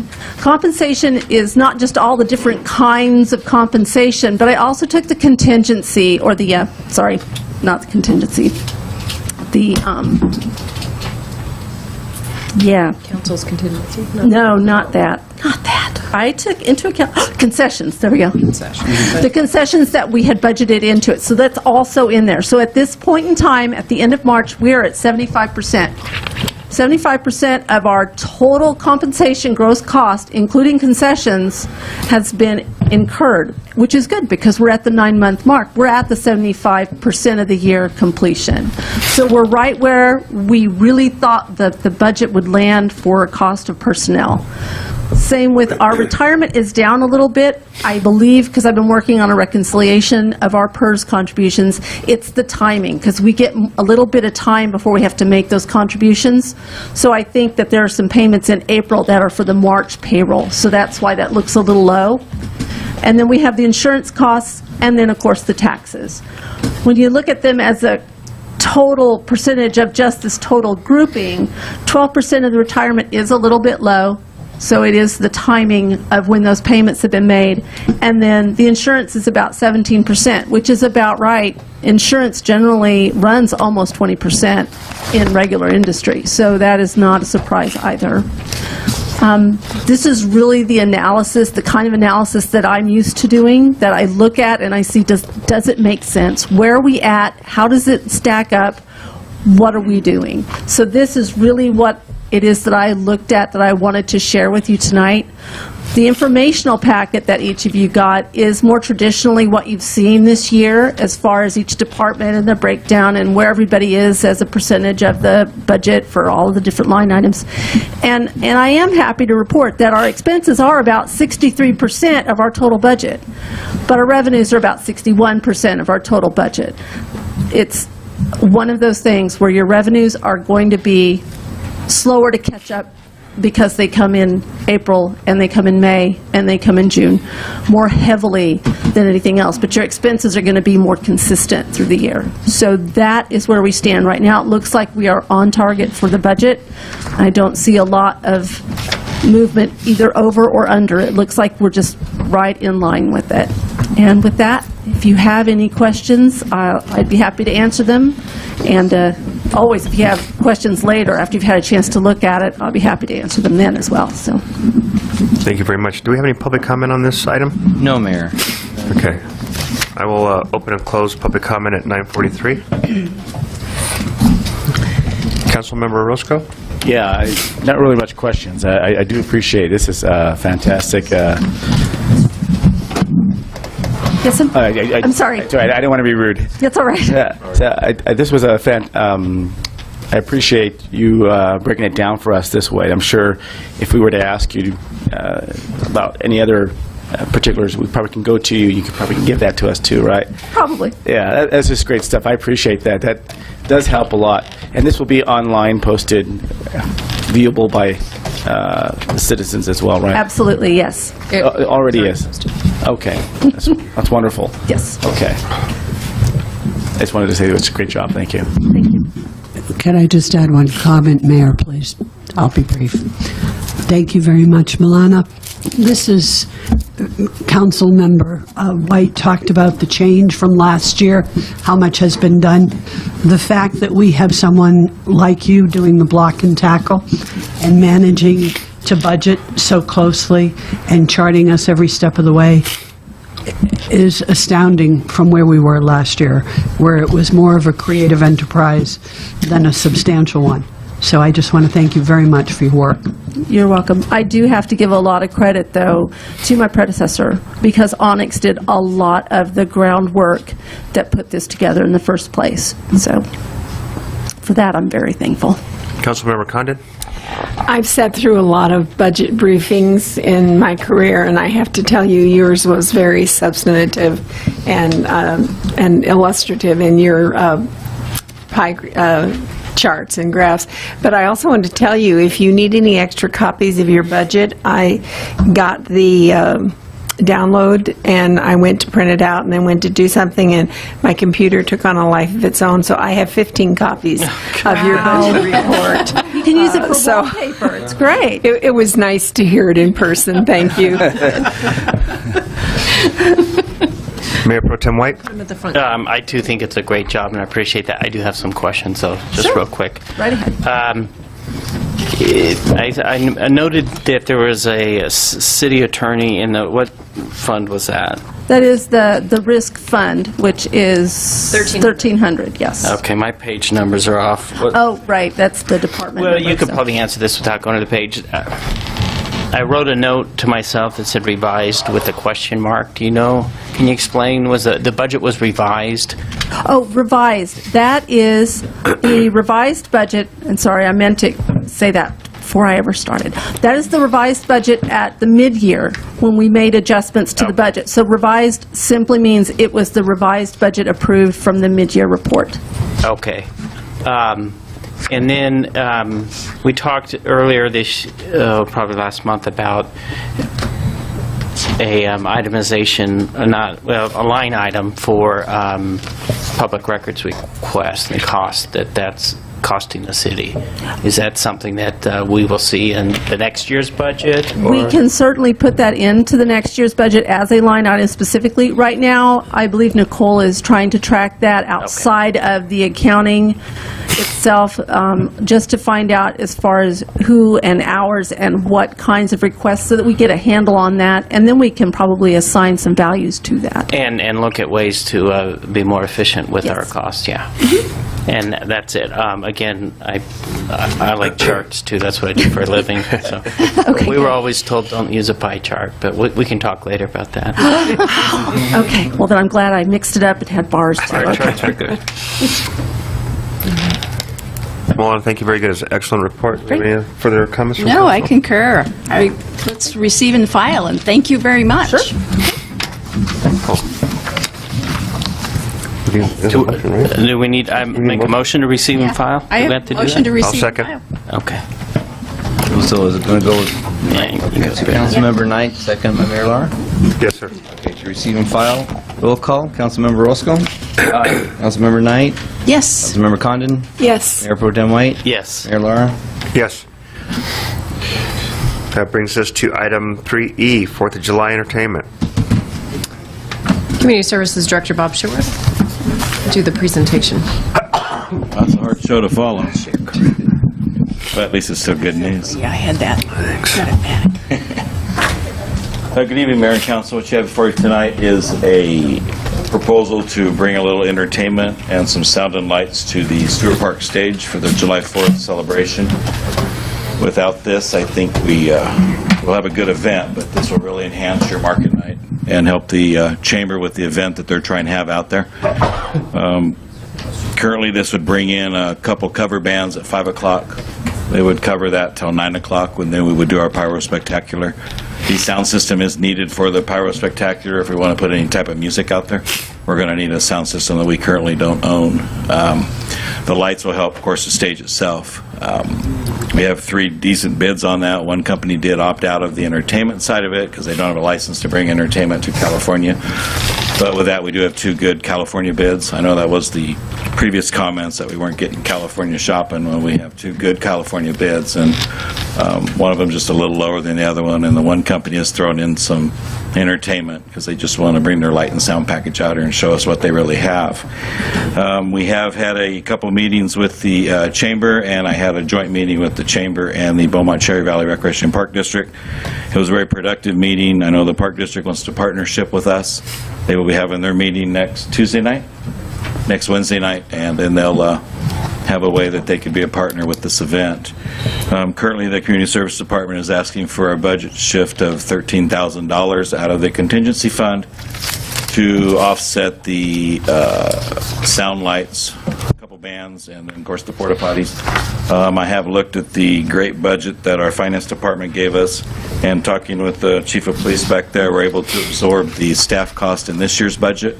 We do have room in our budget to absorb the staff costs that we had previously said would be in next year's budget, because it actually will hit that, but we're able to put it into this year's budget. So all we're really looking for is the $13,000, and that would cover that event in full. And I promise you I won't come back for round 3. And that's where we stand. If we have any questions, I'll be glad to answer those. Do we have any public comment on this item? No, Mayor. No, I'll open a closed public comment at 9:50. Any comment from council? Do you have any idea which cover bands? No, I don't. We kind of left it up to that company because they did make us a great deal. Well, I'm not going to bet anything on it, but I know that it'll be outstanding, and I think they'll do a fantastic job for us. There could be a tribute out there with it. It's just really going to depend on July 4th's a really, really heavy draw for bands and stuff, but I would trust them that it's going to be an outstanding couple cover bands out there. It appears that, I know, we've used M&M before. Correct. And it appears that they've gone down dramatically just for this one event. They have. Like I said, they understand the no summer concerts. I mean, it hit everybody, not just one person or everybody. It hit all companies, anybody involved in stuff like that. So they're willing to do it to the community. The community was good to them for 10 years, and they're willing to give back. So M&M really was only your entertainment side of it. That wasn't your production. M&M now has production, so that's why they want to bring the production out, and they're willing to throw your bands in there with it. They want to showcase their equipment. We should have asked them a long time ago. They didn't have it till this year. Believe me. It's a deal. They have talked about it. Yeah, it's a really good deal. That's why I said you couldn't. And then the other company was AV Props out of Oak Glen, who has been trying to get business in here, but they just can't come up with the same price structure for this year. We'll definitely reach out next year. Okay. Mayor Pro Tem White? Mr. Burke, what time is your meeting on, it's the 11th, I'm guessing? 6 o'clock? Okay, thank you. Bob, is it, this would be a maximum, so if Beaumont Valley Park and Rec kicks in, then there's the 13 go down, yes. Okay. Yes. I'm just trying to get this locked in because we do have to get that contract out to M&M and, of course, the porta potties. That's a little different story there. But, yeah, we need to get that taken care of, and then we can always backfill that with that. Okay. And we did discuss, I left that out with the Chamber and the Park and Rec and the city doing a joint partnership letter. Okay. All three entities on this letter. So, great. Reach out for the partners for that. Speaking with the Chamber, and you can probably speak to this, the market nights are more successful if you do have that entertainment there to keep people there longer and get them there earlier? Yeah, I think you would really notice that in the summer concerts because we downscaled that about 2 years ago and really only did 3, and then the Chamber would do a chamber night with something else going on out there, and your market night was really paid the price. July 4th, I think if we bring something out on that stage at 5 o'clock, then you're going to get the families out there at 2 or 3, start getting their lawn chairs up, the barbecue's going, knowing that they've got some type of music. This town really likes cover bands and tribute bands, and it's always been very successful. So I think it'll benefit that market night definitely. And like I said last time, Raceway Ministries has joined in, and they will have their fellowship tent out there also with us. So, thank you very much. You're welcome. Any other questions or comments from council? Do I have a motion? I make a motion to approve or recommend to approve items E, 1, 2, 3, and 4. I'll second. Okay, so motion by Councilmember Roscoe, second by Mayor Lara, to approve 3E, 1, 2, 3, 4. Roll call. Councilmember Roscoe? Aye. Councilmember Knight? Yes. Councilmember Condon? Yes. Mayor Pro Tem White? Yes. Mayor Lara? Aye. That brings us to item 3F, proposed settlement agreement with CV Communities, LLC and the City of Calamasa. I need to recuse myself from this issue because of the proximity of my home to the development. You going to come sit with me, Judy? Come on down. Come on down with the regulars. Good evening, Mayor and members of the City Council. Bob Patterson with Slovak Baron MP Murphy and Pinckney. I believe you're somewhat familiar with this settlement agreement concept between the City of Beaumont, the City of Calamasa, Sunny Cal LLC, and CV Communities LLC. This arises out of a pre-annexation and development agreement that the city entered into with a previous developer, and which, according to the City of Calamasa, the EIR for the project does not adequately address impacts that may affect Calamasa. There was a discussion of a lawsuit, and in lieu of entering into a lawsuit, the parties decided to propose a settlement agreement, and essentially what this settlement agreement does is it provides that some of the transportation mitigation from the EIR will be expended in the Calamasa area. Specifically, this is going to be improvements to the Cherry Valley off-ramp. And those improvements will be to the extent of $1 million. There's also a $13,000 expenditure on traffic signals. Now, under the environmental impact report for the project, the developer is required to pay a TUMP fee and impact fees that are required by the city of Beaumont. So essentially what this is going to do is it's going to shift some of that mitigation over to the city of Calamasa. Now these were mitigation measures that were called for in the EIR. So the EIR had a laundry list of potential mitigation measures for traffic circulation that the developer could engage in. And so these were on the approved list.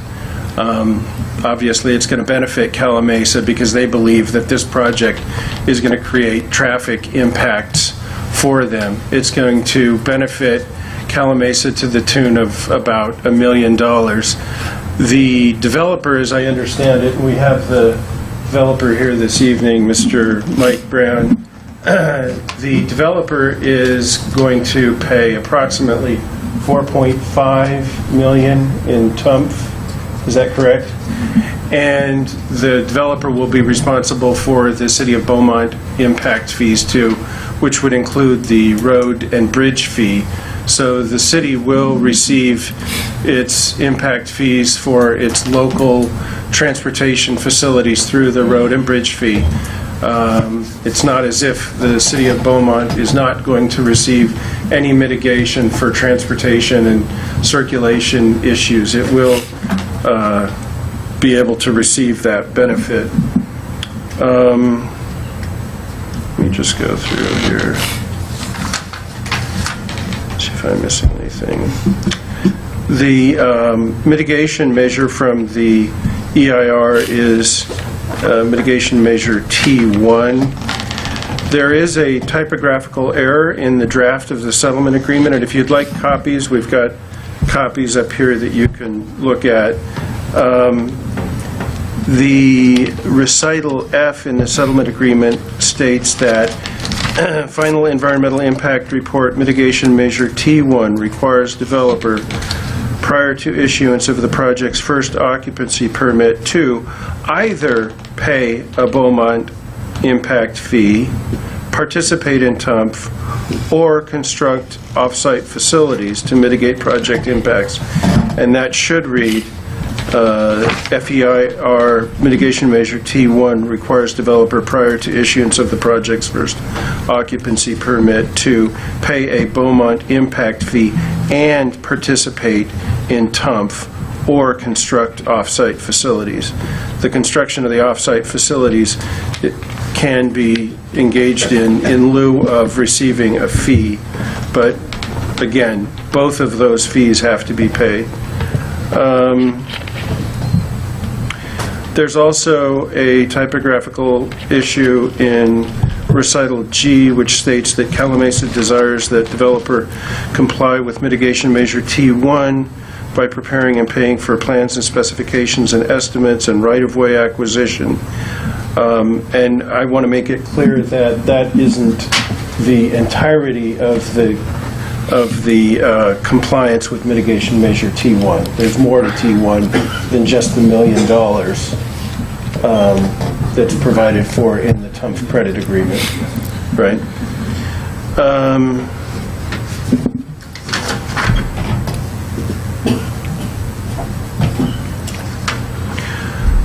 So we have the developer here who can comment on the settlement agreement also, and I can answer any questions you may have about it as well. Do we have any public comment on this item? Yes, we do. I'm going to go ahead and open public comment at 10. Mike White?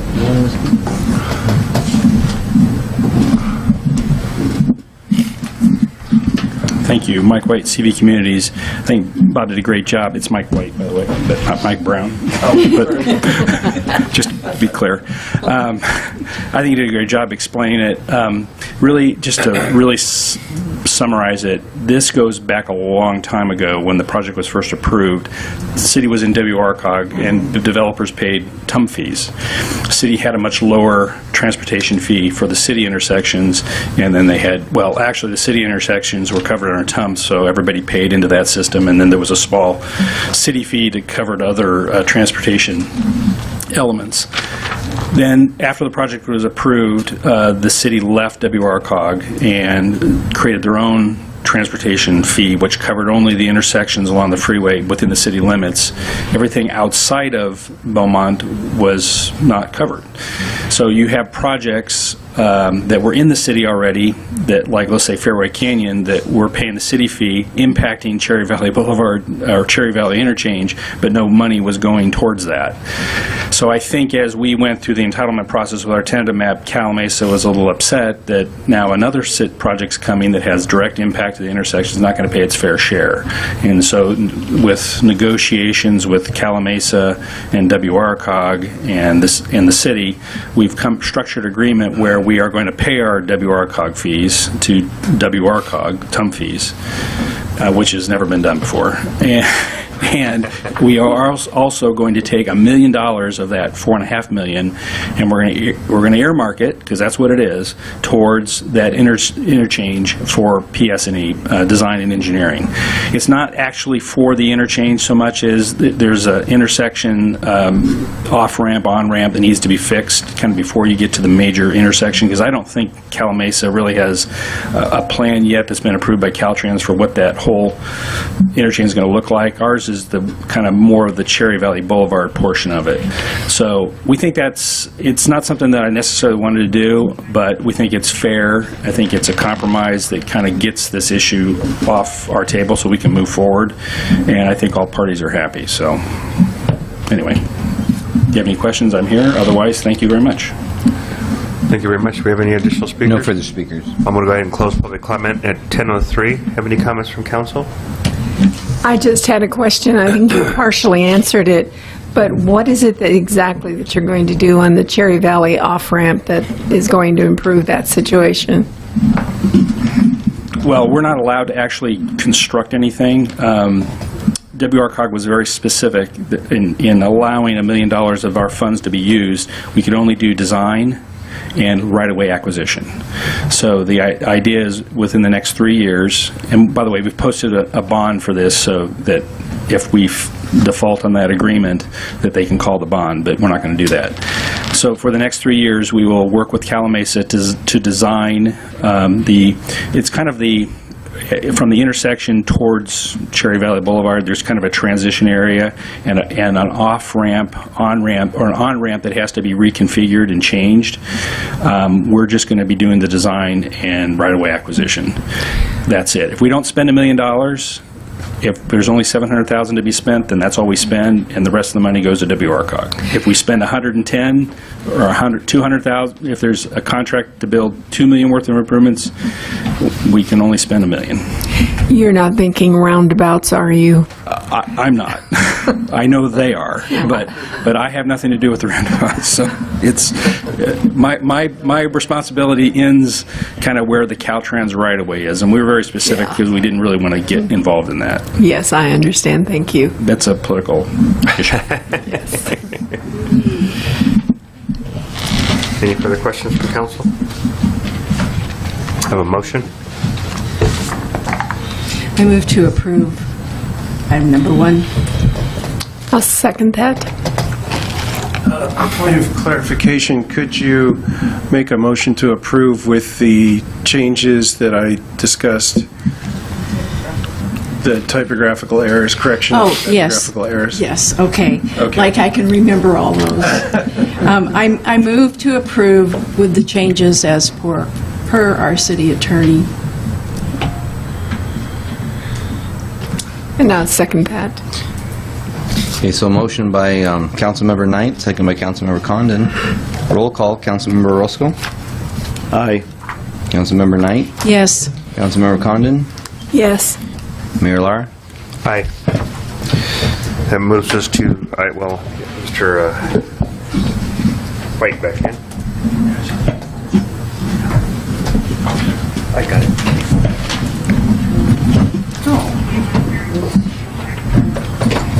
Listen up, I know. Like it was nice and quiet. It's quiet.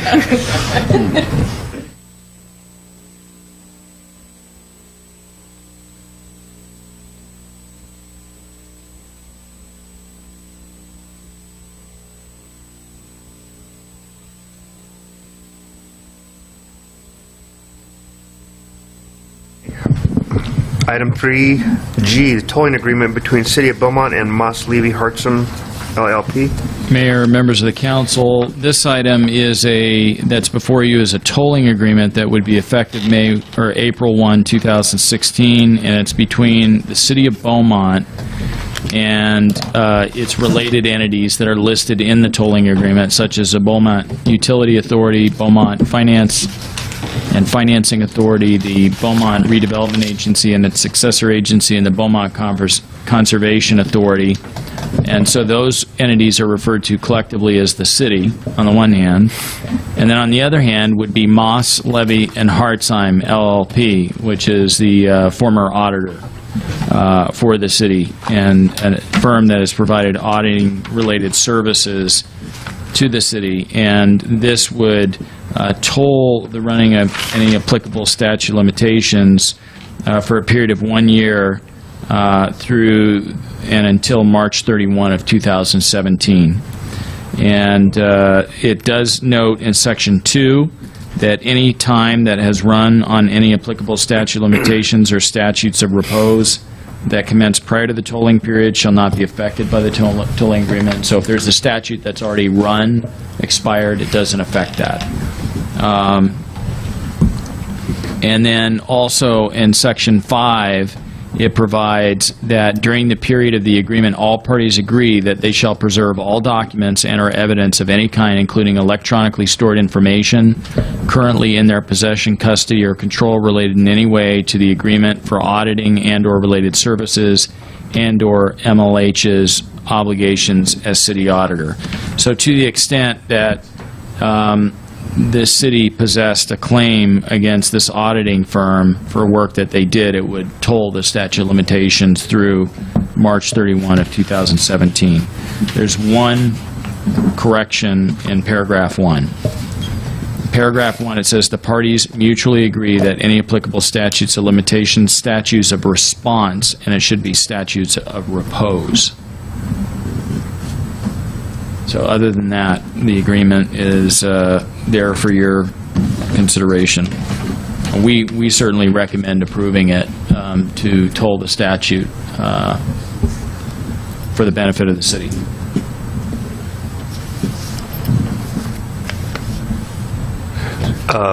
Do we have any speakers on Yes, this item? Mayor, one speaker.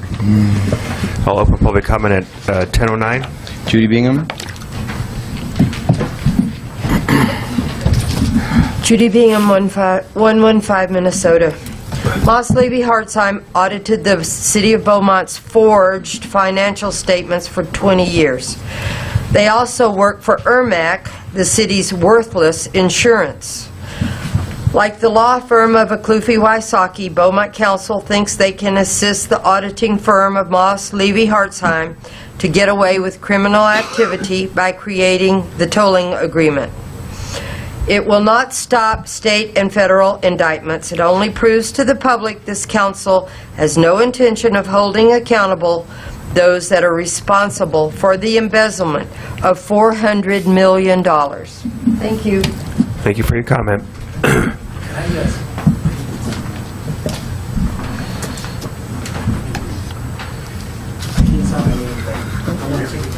Okay. We have any additional? Ron Roy?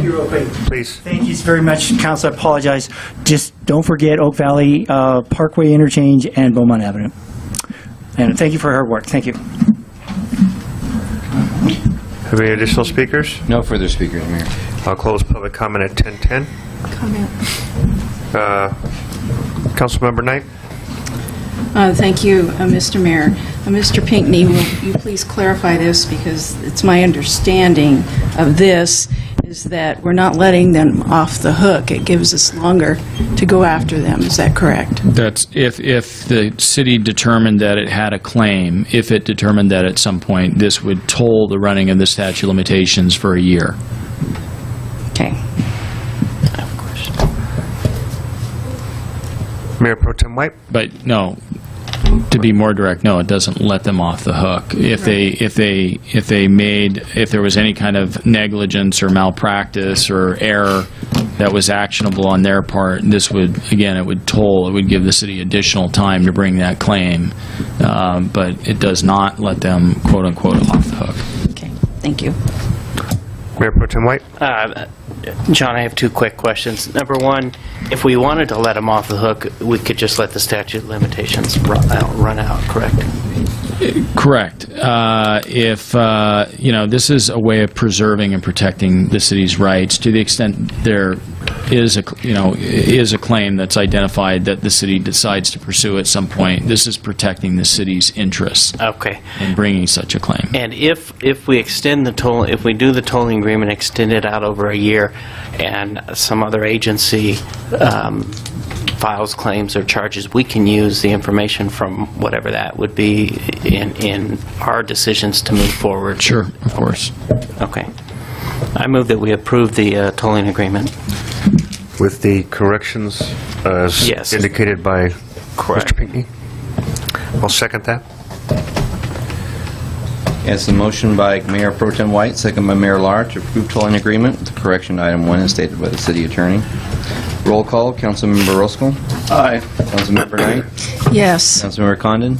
Yes. Mayor Pro Tem White. Yes. Mayor Lara. Yes. Brings us to item 3H. Approve ordinance amending Chapter 1707, first reading.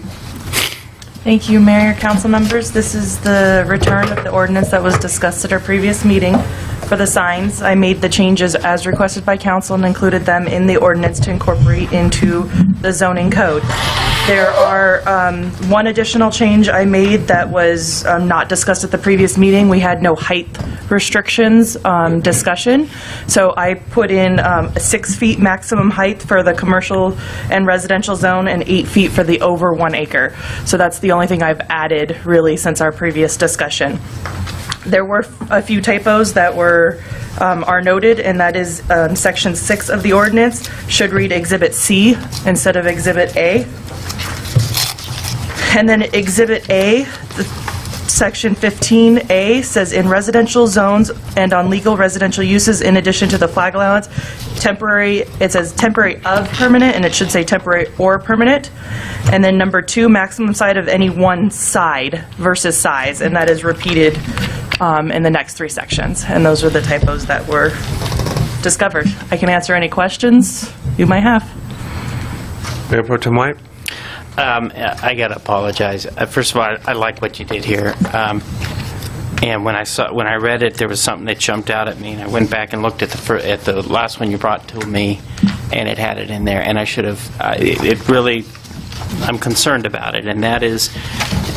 And I'm not going from the ordinance. I'm going from your staff report. Okay. And at the very end, right above fiscal impact, you said, however, these limits on size, number, and total area, but not height or placement, may be doubled during the time period, which means we could have some signs that are huge, in my opinion.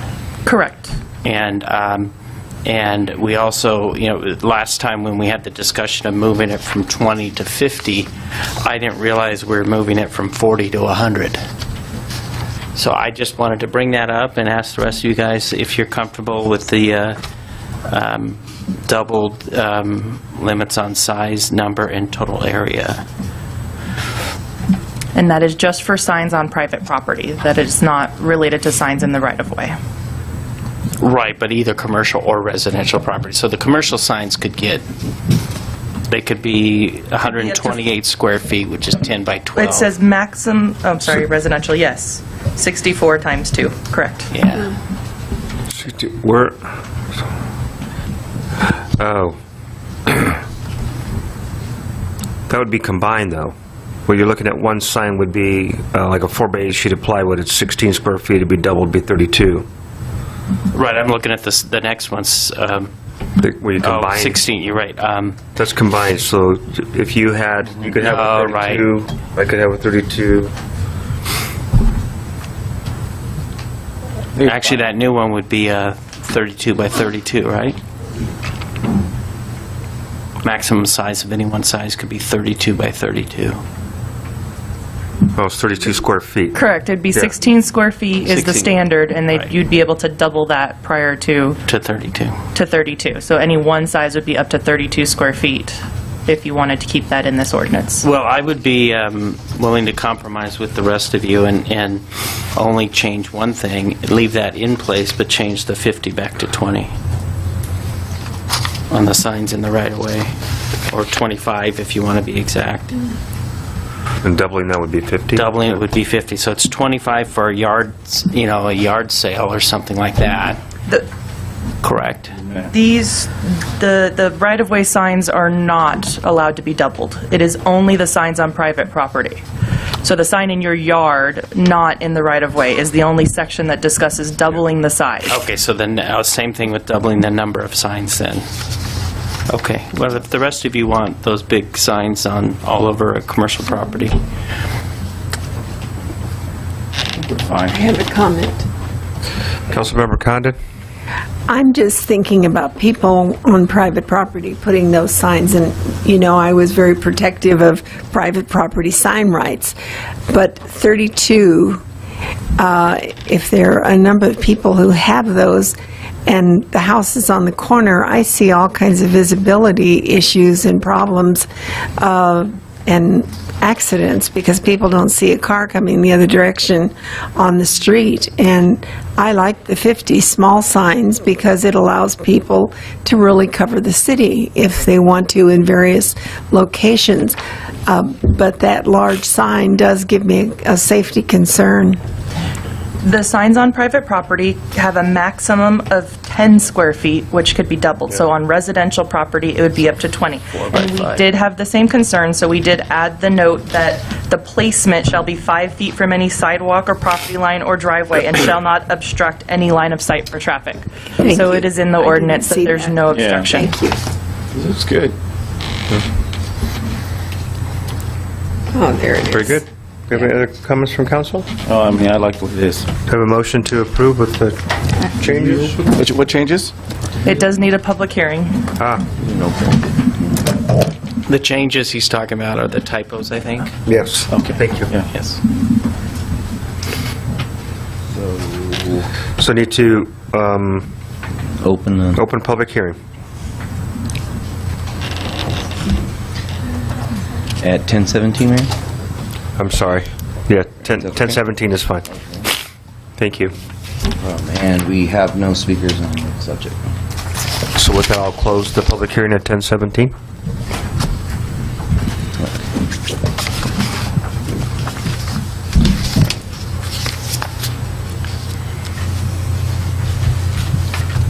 We have a motion now? I'll make a motion, we approve it, the ordinance. I'll second. This is a first reading, right? Okay, so we have a motion to approve the first reading with corrections from Mayor Pro Tem White, second by Councilmember Roscoe. Roll call. Councilmember Roscoe? Aye. Councilmember Knight? Yes. Councilmember Condon? Yes. Mayor Pro Tem White? Yes. Mayor Lara? Aye. Okay, that brings us to item number 4, City Treasurer's Report. Thank you, Mayor. Thank you, council members. Sorry, I'm losing my voice.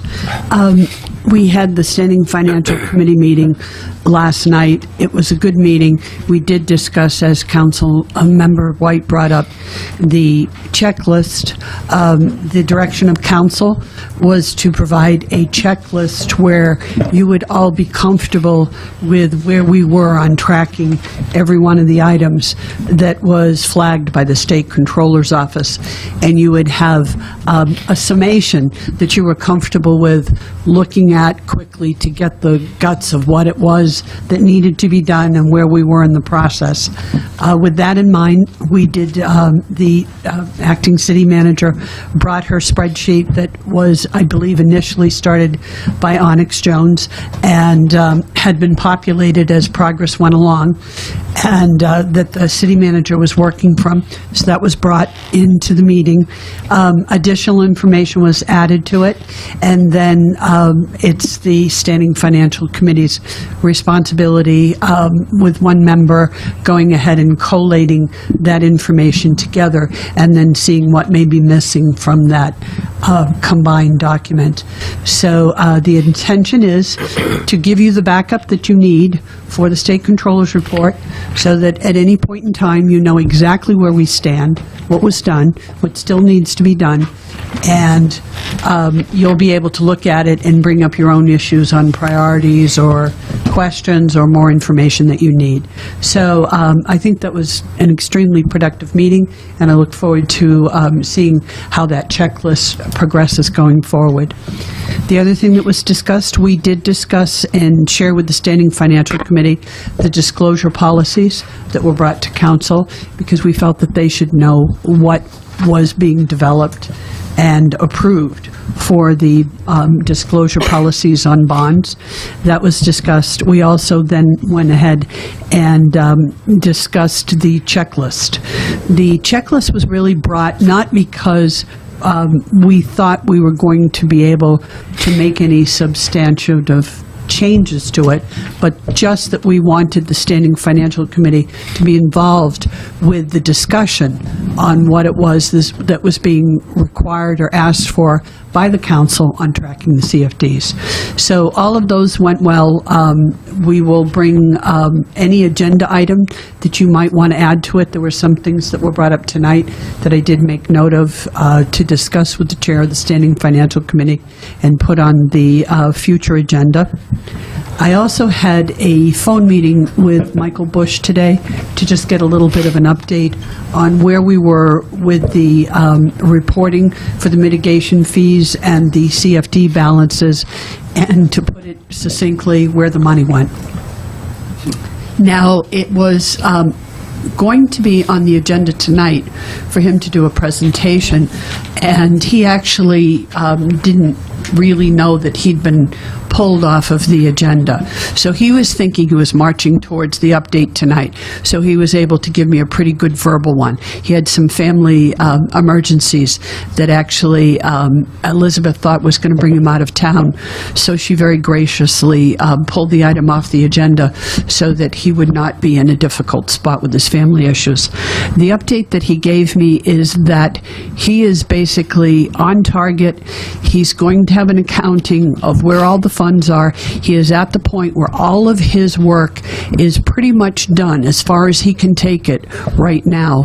And what he wants to do now is to meet with the city staff to go ahead and to get clarification and edification on the requests for the funds. There's not enough backup documentation for him to give him the clarity that he needs to do that report. So now he must work with staff on getting any expansion on any of that documentation that he can get in order to finalize his report. So I thought that was good news. He said basically he really does know where the mitigation fees stand. He does know where the CFDs stand. All he now needs to do is to drill down and make sure that he has that communication with staff so that he can clarify any remaining points. So I thought that was pretty good news for us. Mayor, I have a quick question. Mayor Pro Tem White? I apologize if I missed this, but did you address the RFP for the bond trustee? No, I didn't. Thank you. Okay. Thank you for reminding me. We also discussed the RFP that was done for bond trustee.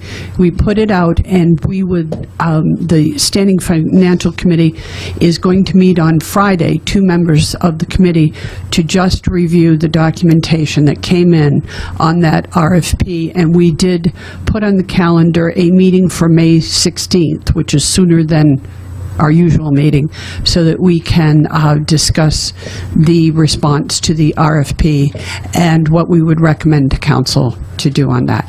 And I haven't connected with the city attorney on any of the background on that yet. Right. What we're looking at is we received one response, and considering a lot of what's going on, we wanted to review and see if that one response met the scope and requirements of the RFP.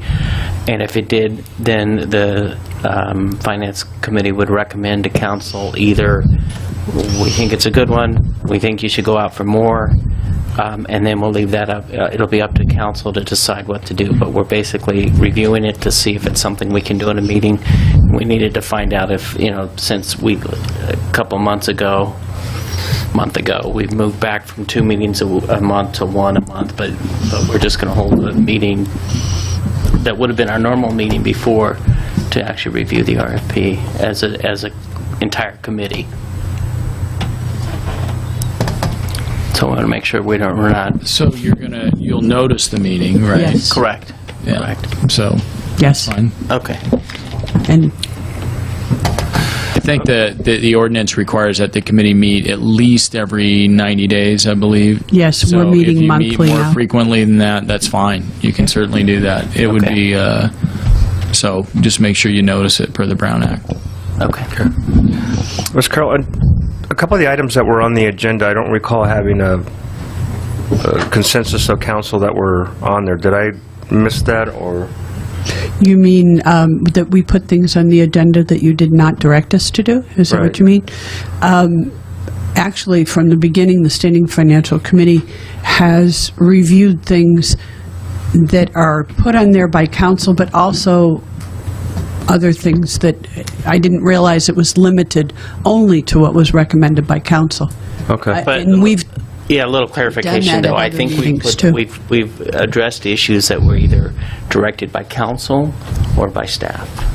I don't think the Finance Committee is, like the checklist. I think that was Elizabeth's idea to bring that. Correct? Actually, that was directed by council. You brought it up. I'm You talking said about the other checklist. I'm sorry. Oh, okay, that checklist. Yeah. It's more of an informational. The Standing Financial Committee can't do anything about it per se, but if they aren't made aware of things that happen financially here, then they're going to fall behind and they're not going to be useful to you as a tool. In other words, if they don't know that we're clarifying the CFD accountability policies to make sure before we write checks, et cetera, then they're not as useful to you. So those things, they're not really taking any direction on it. It's more of an informational where they get to discuss and understand what it is that was trying to be done with the checklist. Okay. Thank you.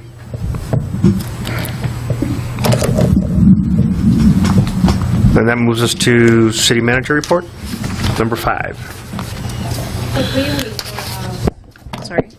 Quickly, we've been approached by the City of Banning to enter into an ad hoc type committee. They call them 2x2s to meet about like issues. So if the mayor chooses to move forward, Banning would like to address it at their next meeting, but have an ad hoc committee with the City of Banning, yourself and another member of council to meet with them. I don't know on what kind of a basis, if they discussed monthly, like the mayor's breakfast or something along those lines, to discuss 2x2s. Mayor, may I jump in here real quick? Sure. I was going to send you a message because I sent it to Elizabeth, didn't send it to you. She passed it on to me. It's on the agenda. Because I know one of the things, I've been lobbying really hard with their city manager and their mayor on having this, because I know he meets with you, or meets with the mayor one-to-one, and my suggestion to him when I had a conversation was, I think, going forward and having negotiations, not negotiations, but discussions, having 2 council members going into with their council gives it a little more strength in terms of going back to each other's council and moving forward. Building that relationship with our partners. We talked about that, the mayor and I, from Banning, and he thought it was a great idea, because I know mayors meet, but having someone there as well, 2 council, makes it, I think, a little more powerful committee, and it will help us move forward. So. Okay. Do we want my thought was, is Mayor Pro Tem, or? I would like to be a part of that, if it's possible, because Consensus from council? Sure. That would be on Mr. Roscoe, Councilmember Roscoe?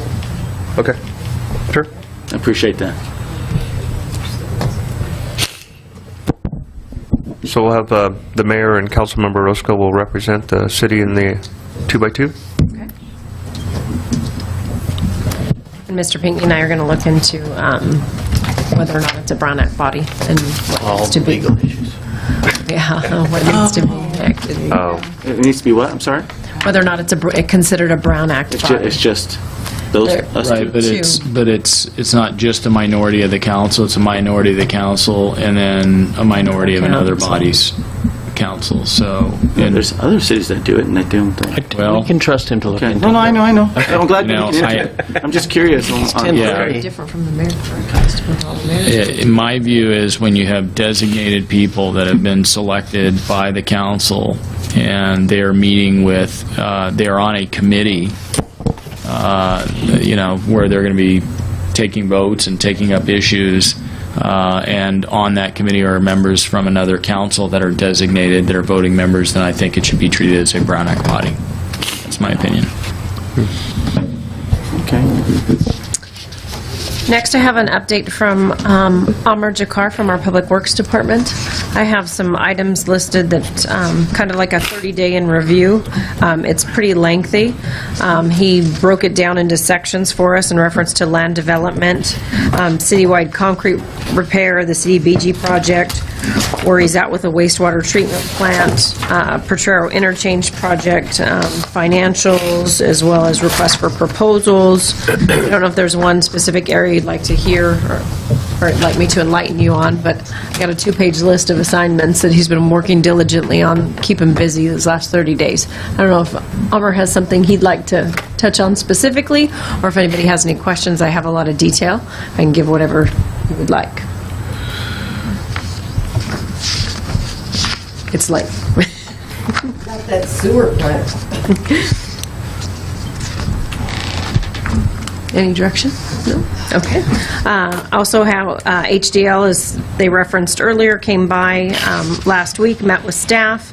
Happy to report sales tax over same period last quarter last year. We're up 9.8% over the same time period. So we thought that was good news to share.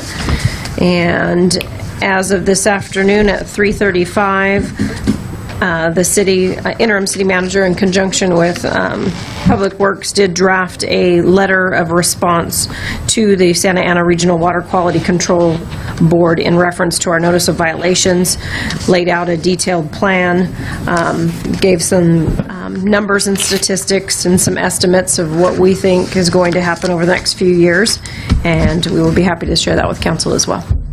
Can I get that as a public records request? Okay. Mayor, I had a question for the... Councilmember Roscoe? Yeah, there was another item I wanted to... wasn't sure if Elizabeth was going to put in here in time, but... and something that I would like my council colleagues up here to consider. The city of Banning, one of the things I also talked about was, I know they're looking at the cannabis issue, and I see it as, we're neighbors, and they kind of beat me to the punch in terms of developing a committee. And one of the discussions is that getting some of our council members, or a council member, a representative, to be on that committee, because it does affect us, to look at the issue that they're dealing with. And I think something that we would consider. I thought we were going to be able to meet first in this ad hoc before they were to bring that up, but I guess they moved on it. It's something that you guys may want to consider, us participating in their cannabis committee, just to kind of get information and because it's going to affect us. What they do is going to affect us. What we do. I think this needs to be an agendized item. No, I agree, but I'm just saying that. But I can't respond to your comment and where I think I may disagree or agree with you without this being agendized. Do we want to propose to put on an agenda? Yeah. Sure. If you want to go that way again, then we can do that. They're just looking into it. I just want to be a part of that. I don't think there's anything stopping you from being a part of that, but just not representing the council until we get to agendize it. And that's why I'm bringing it up. Okay. I want it to be agendized. Okay, great. Duly noted. Okay, so we can just put it on the agenda, but if you take a vote, you can always vote to put something on, take action to place something on a future agenda if you choose to do so. Sure.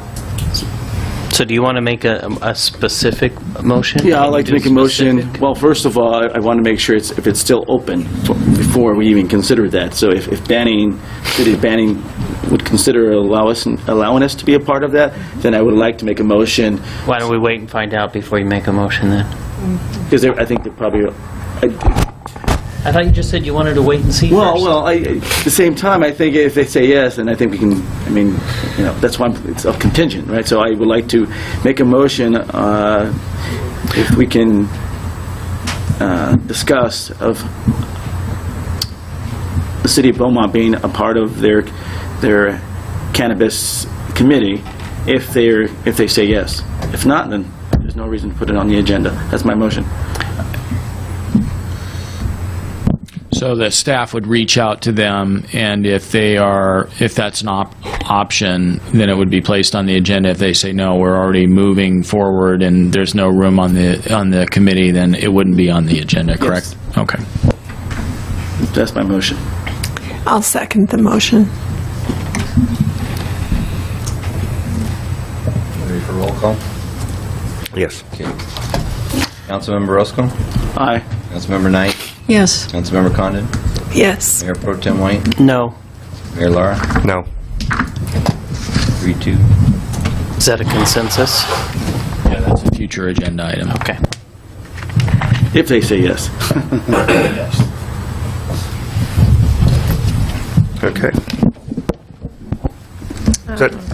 That's it. Your community outlook calendars in your packets. That's all I have. Mayor, we do have a speaker on this report also. Okay. I will open up public comment at 10:38. Judy Bingham? Mine was for Nancy Carroll, the treasurer's report. It says city managers. Do you want to speak now? I did? Yeah, that's okay. I'm sure the mayor will allow me. It's late. No, I did it earlier. Could I just ask I meant the treasurer. That's fine. I'll allow that.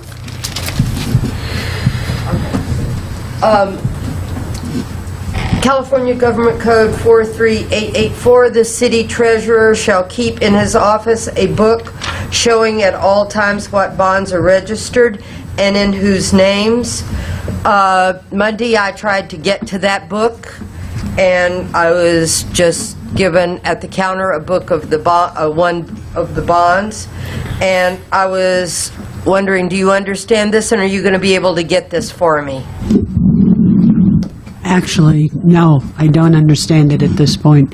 I talked to the city attorney about it and make sure that I can understand what book it is, because you were probably given just the book on one CFD bond. Is that what you were given? Yeah. Yeah. So it refers to the book, and I actually don't know if that's a compilation of all of the CFDs, or is that, so I'll talk to the city attorney about it. It's a book that shows what the bonds are registered, in whose names. I've never seen one of those books. So the city doesn't have one? I've never seen one. I'm not saying the city doesn't have it, but I will talk to the city. If they can find it. I will talk to the city attorney about it. Okay. I will close public comment at 10:40. Mark's leaving. Water.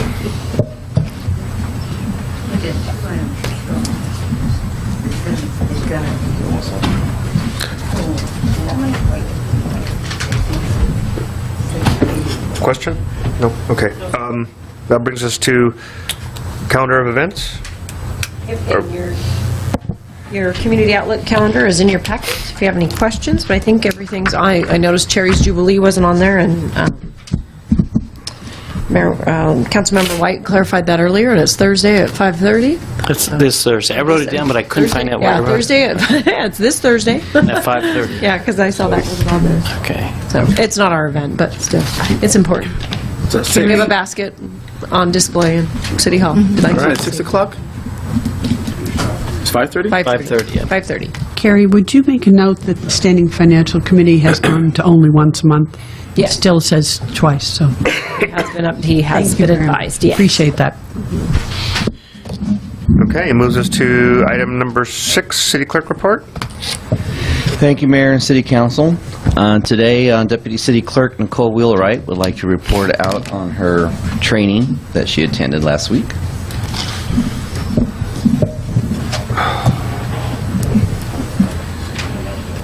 My goodness. Mayor and Council, I am reporting out from a 4-day conference that I attended last week, where I had the privilege of meeting and listening to a variety of speakers and was able to network with 250 other clerks from all agencies all over. Some of the keynote speakers included the Secretary of State, Alex Padilla, Director of Human Resources and City Attorney from City of Alexandria, Virginia, Record Management Director of City of Sacramento. I left the conference with ideas, reference guides, and a vast network of people to reach out to. I'm now better equipped and informed on the upcoming hot topic of digital records and how to store them efficiently, the reality of the ever-evolving government process and its direct correlation with technology, and ideas to achieve the goal of transparency. I want to share and say with confidence that this experience proved to be an investment in learning for the city. And I want to say thank you for the opportunity.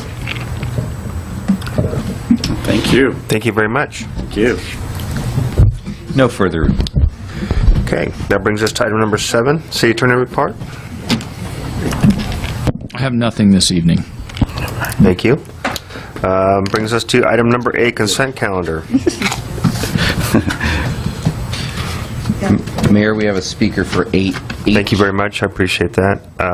I'll go ahead and open public comment at 10:43. Judy Bingham.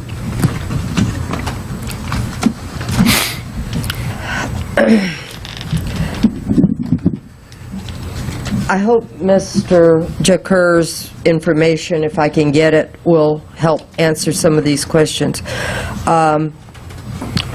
Another $25,000 to Webb & Associates, this time for sewer plant services. The background analysis says that Webb was gifted a $10,000 contract for wastewater utility engineers services. There was no council meeting on February the 8th, 2016.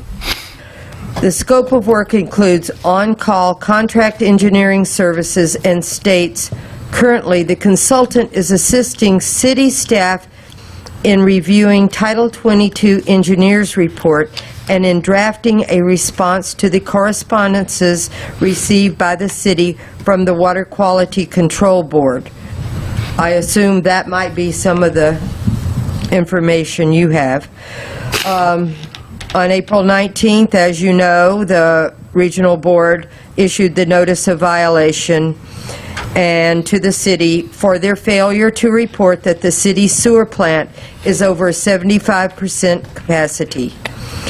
The city of Beaumont failed to produce a Title 22 recycled water by the December deadline, and every deadline the Water Quality Control Board has issued in the last 20 years because Beaumont staff and council embezzled $70 million in Melrose bonds, taxes, and mitigation fees and never built the facility. If Webb and Associates were honest, they would tell the truth about the sewer plant. It is unbelievable that Webb and staff have created another falsehood to funnel money to Webb and Associates after the debt service schedule fraud perpetrated on the public just last month. Thank you. Thank you for your comment. No further speakers, Mayor. With that, I'll close public comment at 10:45.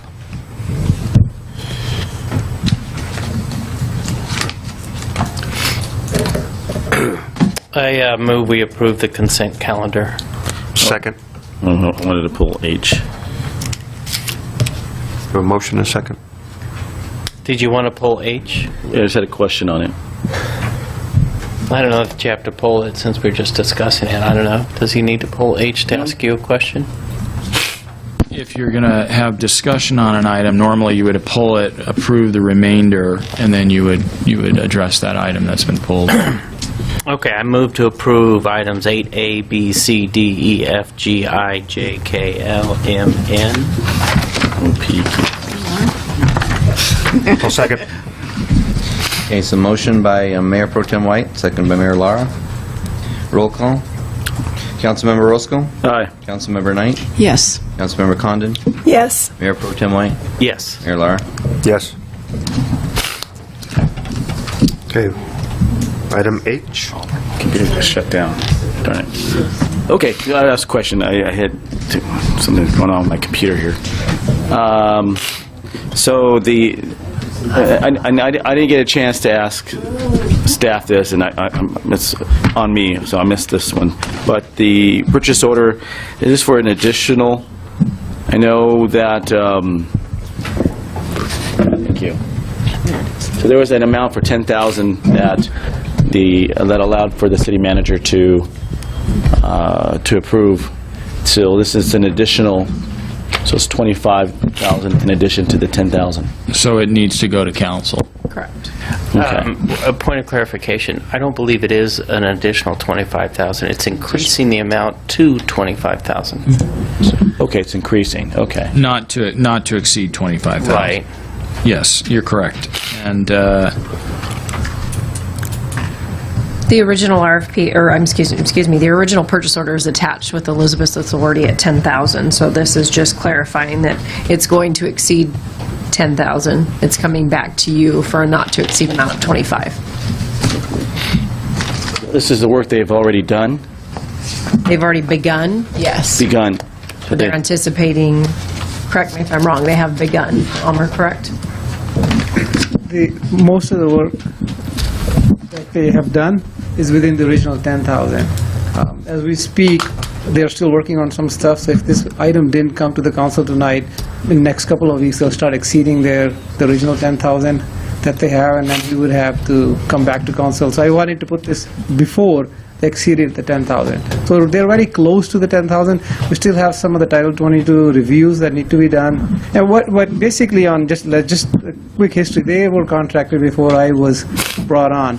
And they were helping with charting how we were going to proceed with the sewer. And some of the stuff that they were going to do, I have done, and put the RFP on myself so they can bid on it. That way they were not part of the RFP process, which was done separately. So I did that. But along with that came in the letter, the Title 22 report that we need to do. I also am looking at some improvements to the sewer plant. There's some minor improvements that need to be done, and they would help with that. So it's a very limited amount of work and scope that they have, and I think it would, going on next year or year after that, we would probably proceed with having an engineering firm on call. So we will go out into an RFP and get somebody on call that can provide us this service. Most cities do that because we don't have in-house staff that specializes in all the detail that's necessary to run the plant. Okay. So that was my next question. So this is stuff that you're not able, because I know you have some background in wastewater, you don't, at this point, comfortable doing this type of work? I don't have time. I can do all of this stuff that needs to be done. I just don't have time. With the time I'm proposing actually staffing for next year. That would probably allow me to do some of this stuff. But at this point, I wouldn't be able to, for example, finish the response to the board on time if I didn't have somebody there drafting part of it, going through the data, making sure that what we need to present to them is correct. So it's a matter of time. If I had to do all of this myself, then there's something else that would get done. Do you know if Webber Associates at all has any contracts or work with Yucaipa or with Beaumont Cherry Valley? Not to my knowledge. None. Okay. Is that are you sure at this point, or you have to check and come back? I can come back and check, but my understanding is that currently they don't have a contract with them. They might have done some work previously. It's a company that does a lot of work around in the area. But I didn't ask that question, but I can find out.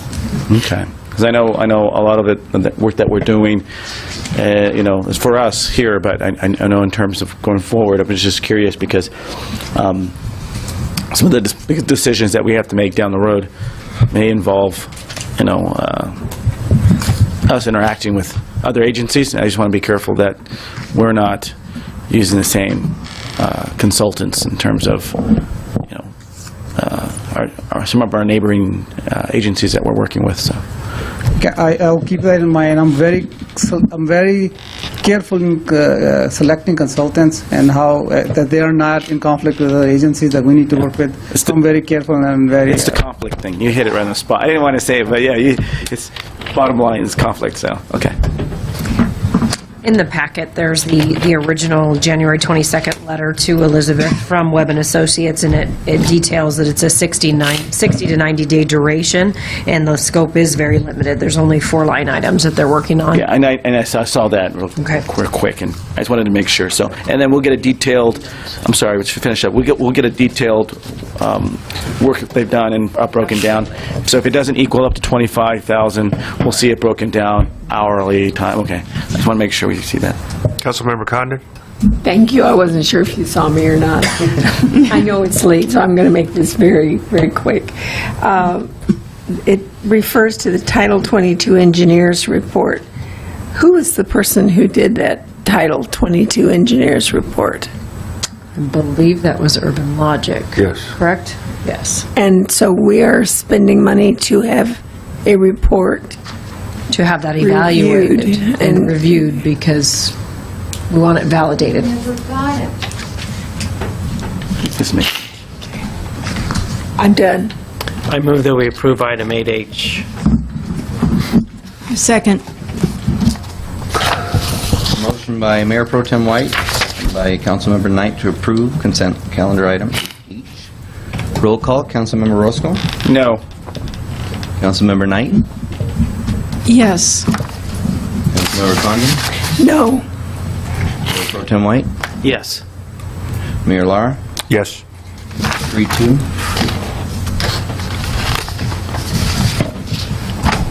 And that concludes. We'll be adjourning back into closed session. We'll adjourn open session at 10:53 and go into closed session. So on the closed session items that we're going to be going into, in the event that anybody in the public would like to remain until we report out from closed session, those items that we're going to be going back in on are item A, conference with labor negotiators pursuant to Government Code Section 54957.6. City designated representatives Mayor Mike Laura and Councilmember Orozco. Unrepresented employees, interim city manager, acting city manager, and transit director. B, public employee appointment/employment pursuant to Government Code Section 54957B. Employee titles, interim city manager, acting city manager, and transit director. C, conference with legal counsel regarding existing litigation pursuant to Government Code Section 54956.9D1, 2 cases, Pedroza versus City of Beaumont and Oak Tree Alternative Care versus City of Beaumont. The case numbers are listed on the agenda. Item D, conference with legal counsel. Actually, D we won't go into because we will not address that since it's already been covered in the open session. That's the CV Communities and City of Calamasa matter. Item E, conference with legal counsel, anticipated litigation, significant exposure to litigation pursuant to Government Code Section 54956.9 D2 and/or 3, one potential case, and F, conference with legal counsel, anticipated litigation, significant exposure to litigation pursuant to Government Code Section 54956.9 D2 and/or 3, consideration of denial, approval, or settlement of 2 claims. Claimants are Cinco and Jorgensen. There will be a report out by the city attorney regarding the closed session action, and potentially action, if any, on the closed session items could occur when we report out. So the public is entitled to remain if they wish to do so.